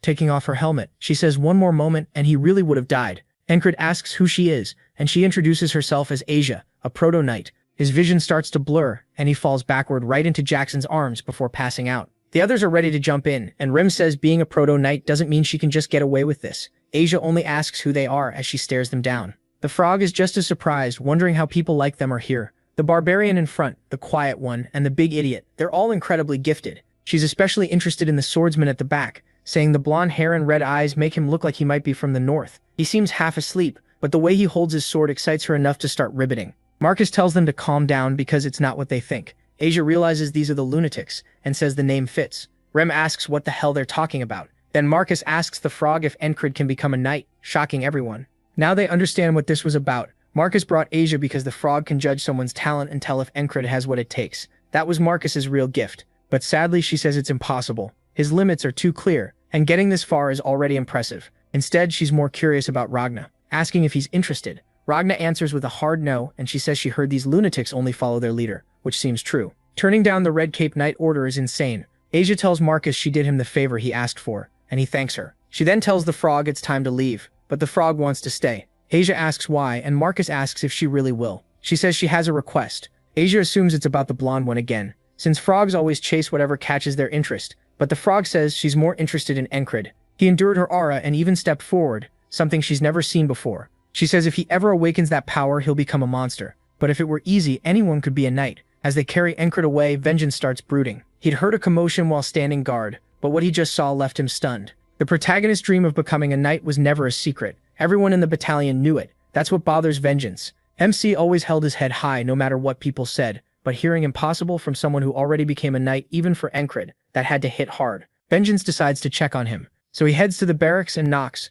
Rem greets him with, "Ugly, what are you doing here?" Vengeance snaps back, asking if he has to call him that. Rem shrugs and asks what he wants. Then Vengeance freezes when he spots the frog sitting next to Encred. She asks what he wants, and he's too confused to answer. Everyone's acting way too normal. Their leader's dream, the one all of them followed him for, had just been crushed. He thought him would be devastated. Then the protagonist starts waking up. He asks where he is, and the frog says it's about time. Robert bluntly tells him they said he'd never become a knight, not even if hell froze over. Vengeance quickly covers Rem's mouth and tells him to stop. Encred just asks if that's really what happened. Vengeance says MC doesn't need to pretend he's fine, but he cuts in, asking what he's even talking about. Robert gets mad about having his mouth covered. Encred says he's heading out to train, and Rem stares at him. Right now, the protagonist says he can't waste time. He already missed morning training because he passed out. Once he leaves, Ragna wakes up and asks if MC really went out. Then he says he's going too. The frog follows, saying this looks interesting, and Vengeance can't understand how he is so calm. Rem says it's simple. Bro's just stubborn. Odd adds that Encred would act the same way, even if a real knight had said it instead of a frog. Jackson says stubborn is one way to put it. Persistent sounds nicer. Vengeance can't believe the protagonist shows no despair at all, no sign of giving up. That's why nobody could ever talk him out of anything, and now Vengeance feels dumb for worrying. Rem asks if he's coming, and Vengeance says yeah, he should train too. He doesn't want to fall behind Encred. Outside, MC is doing one-arm push-ups. He says Aisha's power and that storm of blades opened his eyes. That wasn't normal killing intent. It was something else. The frog asks if he wants to know what Aisha used. Encred guesses it's intimidation, and asks if that's the name for it. Ragna starts walking forward and asks what separates knights from the rest of them. Many people break past their limits and dream of knighthood, but they can never become knights until they understand this power. Only 1 in 10,000 can learn it. It's a strange power that doesn't work for everyone. The frog warns that hearing all this might make him give up, but Encred only asks what the power actually is. She's surprised he's still this interested. He says he has to know, and the frog explains that Aisha's intimidation was one part of it. Ragnar says the general name for the powers knights use to go beyond human limits is will. He says will is the strength of one's own mind. You could call it willpower, but it's humanity's greatest ability. To use it, a person has to reach their limits, break past them, and truly grasp how it works. Then he stops, saying the protagonist will have to find the rest himself. The protagonist asks what he means, but Ragnar says he can't explain yet. When MC asks if that means he doesn't know, the frog says will appears differently in each person. The way to awaken it is unique for everyone. Still, none of that matters until he breaks past his own limits. Ragnar says that's the point, so the protagonist asks what he has to do. The frog says only he can answer that. A person can't know their limit until they reach it, but there is one thing he can do now. Before she can finish, Encred grabs his sword and says he gets it. He'll keep doing what he's been doing until he drops dead. The frog gets excited and says, in her opinion, that still won't work. A frog's talent sensing is almost instinct, sharpened by experience. She's seen countless humans, and she says no frog is better than her at judging talent. She looks at two things. First, whether someone has real talent. Second, whether they have the drive to keep going. Usually the second doesn't matter if the first one is missing. But with Encred, no matter how many times she checks, his will is stronger than anyone else's. His conviction is on another level. He's a mystery. Maybe he's will itself in human form. Then she says, frogs live to chase their deepest urges. Some spend their lives seeking pure strength. Others chase love. What she wants most is to study the unknown. So she tells Encred she'll stay with him. He holds out a hand and asks for her name. She says it's Lua Garnet, and she can't help being drawn to someone as strange as him. That night, in the mess hall, people at every table keep staring, because the lunatics now have a frog with them. Vengeance asks if she really decided to stay, and his men crowd around asking what is going on and why a frog is eating with them. They all swarm him until he tells them to back off. Rem calls them uncultured, and Jackson says that's funny coming from him. Rem tries to stab him with a fork, but Jackson dodges. That kicks off a utensil fight, and Kreese calls both of them uncultured. Luagarn says she's already judged all of them. Every one of the four is insanely gifted. They've all gone past their limits. If they awakened their will, they could have become knights too, but luck matters as well. Bond asks why MC isn't stopping them, and MC says they're fine. She says he must be blind. He says they don't hide things from each other. They're close enough that they probably won't kill each other, and the fight will settle down on its own. She questions that since Ragnar is drawing his sword and Rem has his axes ready, but Jackson suddenly asks Luagarni where she plans to stay. She says somewhere near the protagonist. An axe comes flying, and Encred knocks it away with his sword. Rem says that's his spot, and she better not steal it. Luagarni just says they really are all crazy. MC apologizes for him, but Luagarni says it's fine. She's more forgiving toward people who look good. He says he heard frogs care about looks, and Bond agrees, saying they're all very handsome. Luagarn says Bond gets a pass too, and asks what he wants to know. Smiling, he says he wants to duel her. She asks if he's serious after training all day. Encred says he'll train again after the duel, and she calls him the craziest one there. Bond agrees, but Luagarn says anyone else would be dead tired after what he did today. His mindset is far beyond most people's, and she wonders what he'd become if he awakened his will. The protagonist says he's just being practical, while Bond calls him delusional. Luagarn says she never wastes time on people she sees no potential in, but she'll entertain him for now. She takes off her robe, pulls out a whip, and warns him she won't hold back. Encred looks at her and grins, saying he's into that. Then the story shifts to the Principality of Aspen. In a noble's room, Avner says it was foolish to expect a total victory, but even with all his planning, he never thought he'd lose outright. He drums his fingers on the table, frustrated, and says the chain of defeats started with Mitch's death. Then the taunts failed, and their giant was killed. At the center of it all was one soldier, the lunatic's platoon leader. The war isn't over yet. Once the armistice ends, Aspen will move again. But if that soldier interferes another time, Evner doesn't know what to do. The Greyhounds already sent one assassin after him. It seems strange to spend so much on a low-ranking officer, but now that seems like the answer. So he'll contact the swamps of Monterey, the assassin guild controlled by Aspen's Crown. They've never failed a mission. In the name of Aspen's Crown, he orders them to kill the soldier called Encred. Back at the mess hall, an assassin watches from outside and peers through the window. He lifts his knife and whispers, "Target confirmed." But Jackson suddenly appears beside him and presses a blade to his throat, asking who he is. The scene jumps to Aspen's outskirts. At one of the Monterey Guild's hideouts, a man slams his hand on the table and demands to know if they've lost contact with another assassin. That makes more than 5. One of his men says someone keeps picking them off. They even sent an intermediate assassin this time, and he still got taken down before he could do anything. The leader says the order came straight from Aspen's Crown, and since the guild serves that same crown, failing this job could put their future at risk. That leaves only one team for the mission. The best killers in the guild, the Locks brothers, and this time, they have to finish it. The next day in town, people greet Encred like a hero and ask if he's out on patrol. They keep trying to hand him gifts because many of their loved ones were saved by him in the war, and he ended the fighting fast enough that fewer people had to suffer. Even the shoemaker asks if he likes the shoes. Nearby, one assassin hides on the ground while another waits above. A third assassin waits on the second floor. The two above strike together, throwing poison needles while the one on the ground moves in. But the pair overhead drop fast, daggers knock them both out. At the same time, the man below feels a wire snap around his neck and Encrid turns at the noise, but sees nothing. As that assassin is dragged into an alley, one of the brothers realizes who's behind this. The same guy who's been ruining their jobs. He jumps in, but Jackson slips past the attack. He loops the wire around his throat too and slams him to the ground. Then the one from the second floor rushes out. He bursts from the building, ready to fire another poison needle, but the shot is sliced apart and a wire closes around his throat. Then Encrid steps into the alley and asks what he's doing there. Jackson says these drunk fools almost got hit in the street, so he moved them out of the way. MC catches the smell of booze and asks if he'd really help strangers like that. Jackson asks if that's a problem, but Encrid just says no and leaves. Left alone, Jackson mutters that he needs to keep getting stronger, and he won't let these idiots block that. The problem is, the assassins keep improving, and just like before, more of them keep showing up.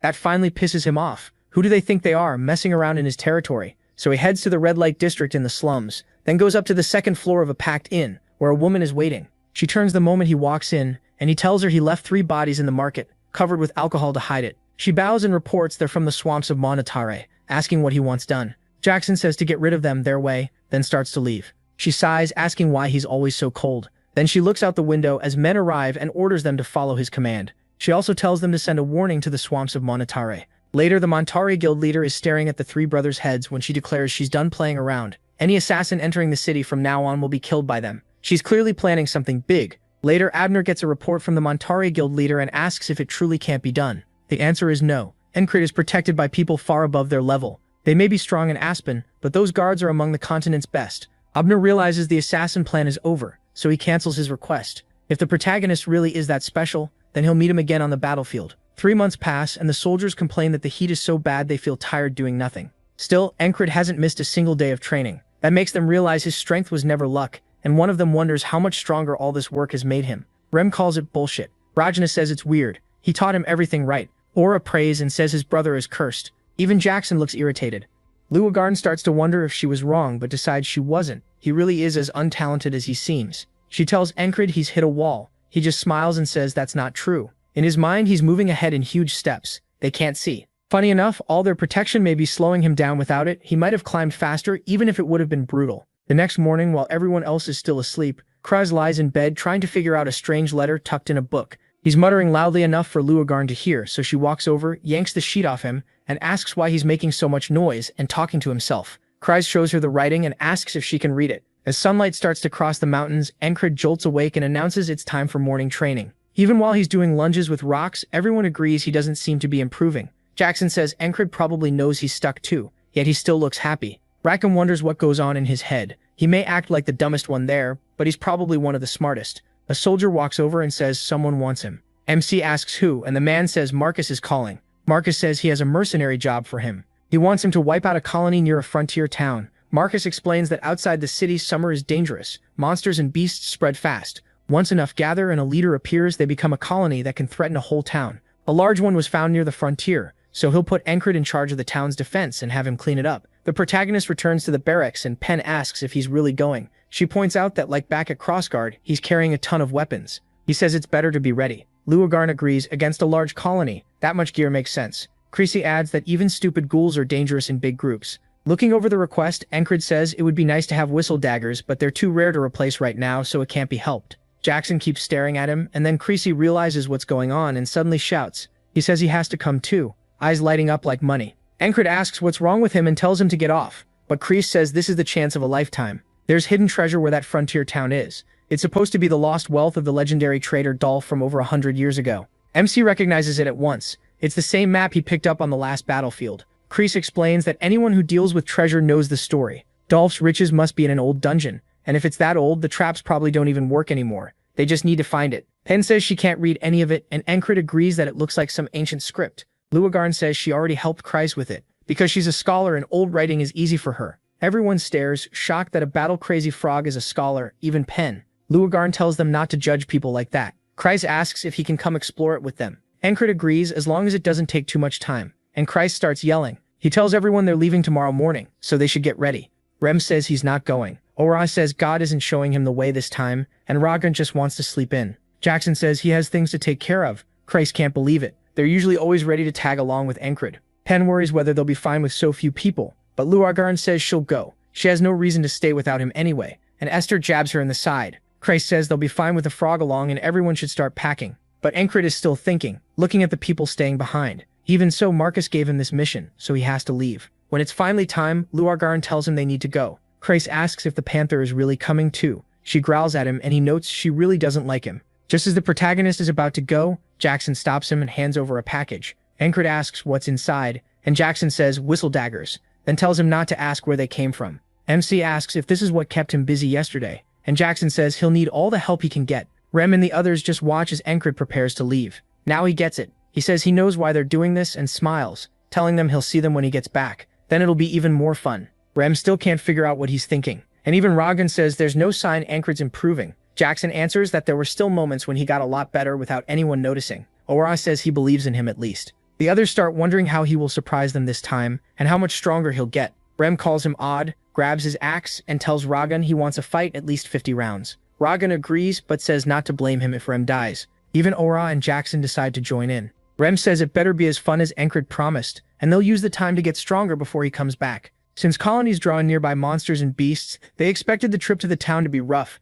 and the protagonist is already cutting monsters down. Luagarn and Kreis fight too, and they've run into more than 6 groups since setting out. Pen sighs, saying she was sure this was the right way. Encred tells her not to stress over it, they'll just keep going. By night they reach a thorny path. MC says this route probably won't have monsters and Pen should know the road, but he's wrong again, because more beasts come charging at them. Pen asks how this keeps happening, and he says they run into monsters no matter where they go. Luagarn says that's strange. Even with a colony nearby, this isn't Devil's Gate, so why are so many coming here? Encred explains that Devil's Gate is believed to be the source of monsters and beasts, a place humans can't reach. People think all monsters come from there, and this whole thing is giving him a bad feeling. When they finally reach the town, the leader greets them with dead-looking eyes. Encred says he's here for the mercenary job and asks about the colony. Another man says he'll explain the details, and though the town leader tells him to wait, he walks right past him. Crazy seems to notice something. The man introduces himself as the captain of the town watch, Deitch Pullman. Encred starts to introduce himself too. But the man cuts him off and bluntly says they already dealt with the colony. He claims the town watch is made up of skilled mercenaries, so monsters don't stand a chance. He also brags about their wall, saying a local engineer built it. With defenses like that, he says no normal beast can get in, so the protagonist isn't needed here. He'll report the job is finished and Encred can leave. MC answers that he'll decide for himself when this is over. Kreis steps in and says they've been on the road a long time, so they should rest before heading back. Deutsch Pullman agrees to give them rooms and calls for Hugo to take care of it. Hugo smiles and says he'll handle it, but Luagarn immediately feels something wrong. When Kreis asks, she says she can't even stand looking at him and wants to smash his face in. Kreis tells her to calm down, but she can feel something from him that's wrong, like one of them. She doesn't say more, and Hugo leads them to their rooms while Luagarn tells herself it must be a coincidence. Once they arrive, Kreis says the watch was openly hostile. Encred asks why, and Kreis explains that he came with authority over them, so Deutsch Pullman probably feels his control slipping. The protagonist says there's got to be more to it than that. Pen asks Luagarn if she believes they really destroyed the colony, and Luagarn says probably not. Judging by how many monsters they met on the way, the colony is still out there, and dealing with it without the town's help will be hard. Encred tells her that really doesn't change anything. They'll do what they have to do. They ask how long he's going to keep training, and MC says there's still time. Then they wonder where he even found those rocks. Pen gets fed up and says she's going to sleep. Kreis says he is too. Luagarn notices he's repeating the same training, even though he isn't getting better. But even so, she can't stop wondering what gives him that look, like he's always enjoying himself. She remembers someone else telling her training was fun, looking truly happy every time they swung their sword, and she never understood it. Then she tells Encred she'll help him for as long as he needs. She reveals that person was her lover. He lets the rocks fall from his hands. Luagarn says that back when she had the mental bond, the feelings shared between frogs and humans stayed the same, and if only her lover hadn't died to them. She asks Encred if he really thinks training is fun, and he says yes, of course. That answer makes her fall into memories of her dead lover. Elsewhere in town, the leader calls out to Deutsch Pullman, saying they've beaten back the beastward again and again, but there are still too many, and they need to accept help. Deutsch Pullman is clearly furious, saying that's out of the question. This is their town. Everyone here ran from corrupt nobles, and they built this place from nothing with their own hands. If they let outsiders step in over a few monsters, those city people will take over. He tells the leader not to worry. His men can handle it, and even now his trusted watchmen are guarding the walls. The leader asks if Hugo is on duty there, and Deutsch Pullman says yes. He says Hugo may be new, but he's reliable and capable. In truth, Hugo isn't on the tower at all. He's walking up to the watch and asking if anything's wrong. They say they're all set, and he smiles, telling them they can stop pretending and begin. By morning, a mass of glowing eyes gathers outside the city. The monster horde has arrived. The warning bell starts ringing, alerting everyone that the colony is attacking. A pack of gnolls rushes straight for the town. Luagarn says her feeling was right. The people here are cultists. And Hugo says everything they did was for their god trapped in Devil's Gate. A flashback shows what happened a little earlier. The chaos hit without warning. People were just going about their normal lives and Encred was still training. Then the howls started, and everyone knew something was wrong. Soon the whole town reeked of blood. That's when the bell began to ring, and the townspeople tried to run, only to be torn apart by the gnolls. Deutsch Pullman rushed in, ordering the watch to protect the townsfolk. Encred quickly tells Kraze and the others what's happening, then tells Luagarn they need to stop the monsters. She says she has to leave. She swore she'd kill every cultist who took her lover from her. She blasts straight through the house wall just as a gnoll lunges at Encred. More gnolls crash in, a group of 3 with even more behind them. The protagonist orders Penn to check the wall, and tells both Kraze and Esther to stay with him. As the gnolls close in, he steps forward and drives his blade out, piercing one gnoll through the chest, then shoving through hard enough to bowl the others over. He says he has to open a path. He survived a monster pack once before,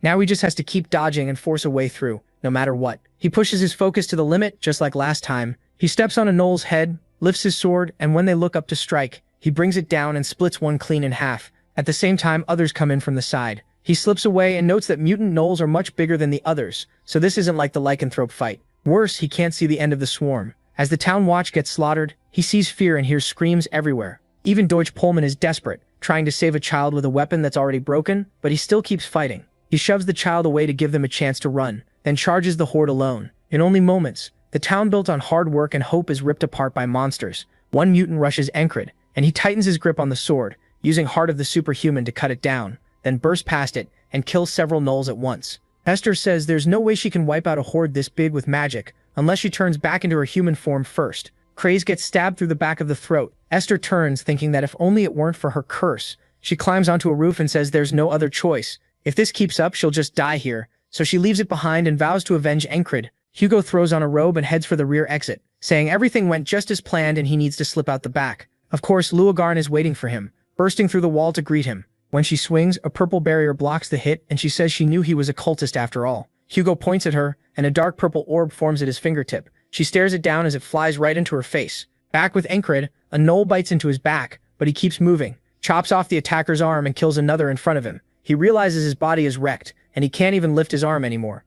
Then he hears a child crying and spots one hiding under its mother, too scared to even breathe. Encred understands right away. Somehow he has to protect that child. Then all the gnolls start stomping together and open a path. The colony's leader steps forward. The child forgets to breathe at all, frozen in terror. Encred calls the leader out and tells it to come at him. It charges straight in. The creature thrusts, but MC slips aside and tries to counter. He lifts his sword to bring it down, but the leader sidesteps the blow. Encred turns to continue, but he's too late. The colony leader already has its blade ready. It stabs right at his face. Thanks to his eye training, he barely dodges, though the blade still cuts across his face. The leader dashes past him and he turns for the next exchange. But then he realizes what just happened as his eyes turn bloodshot. The blade was poisoned. That means the others probably were too. The leader grins from ear to ear while the gnolls keep stomping and Encred starts coughing up blood. He collapses, choking on his own blood. He can't move because of the poison, but this still isn't the start of the day. As he keeps vomiting blood, he tries to crawl forward and realizes the leader is enjoying his pain instead of finishing him. To wipe out the colony, he has to kill that leader.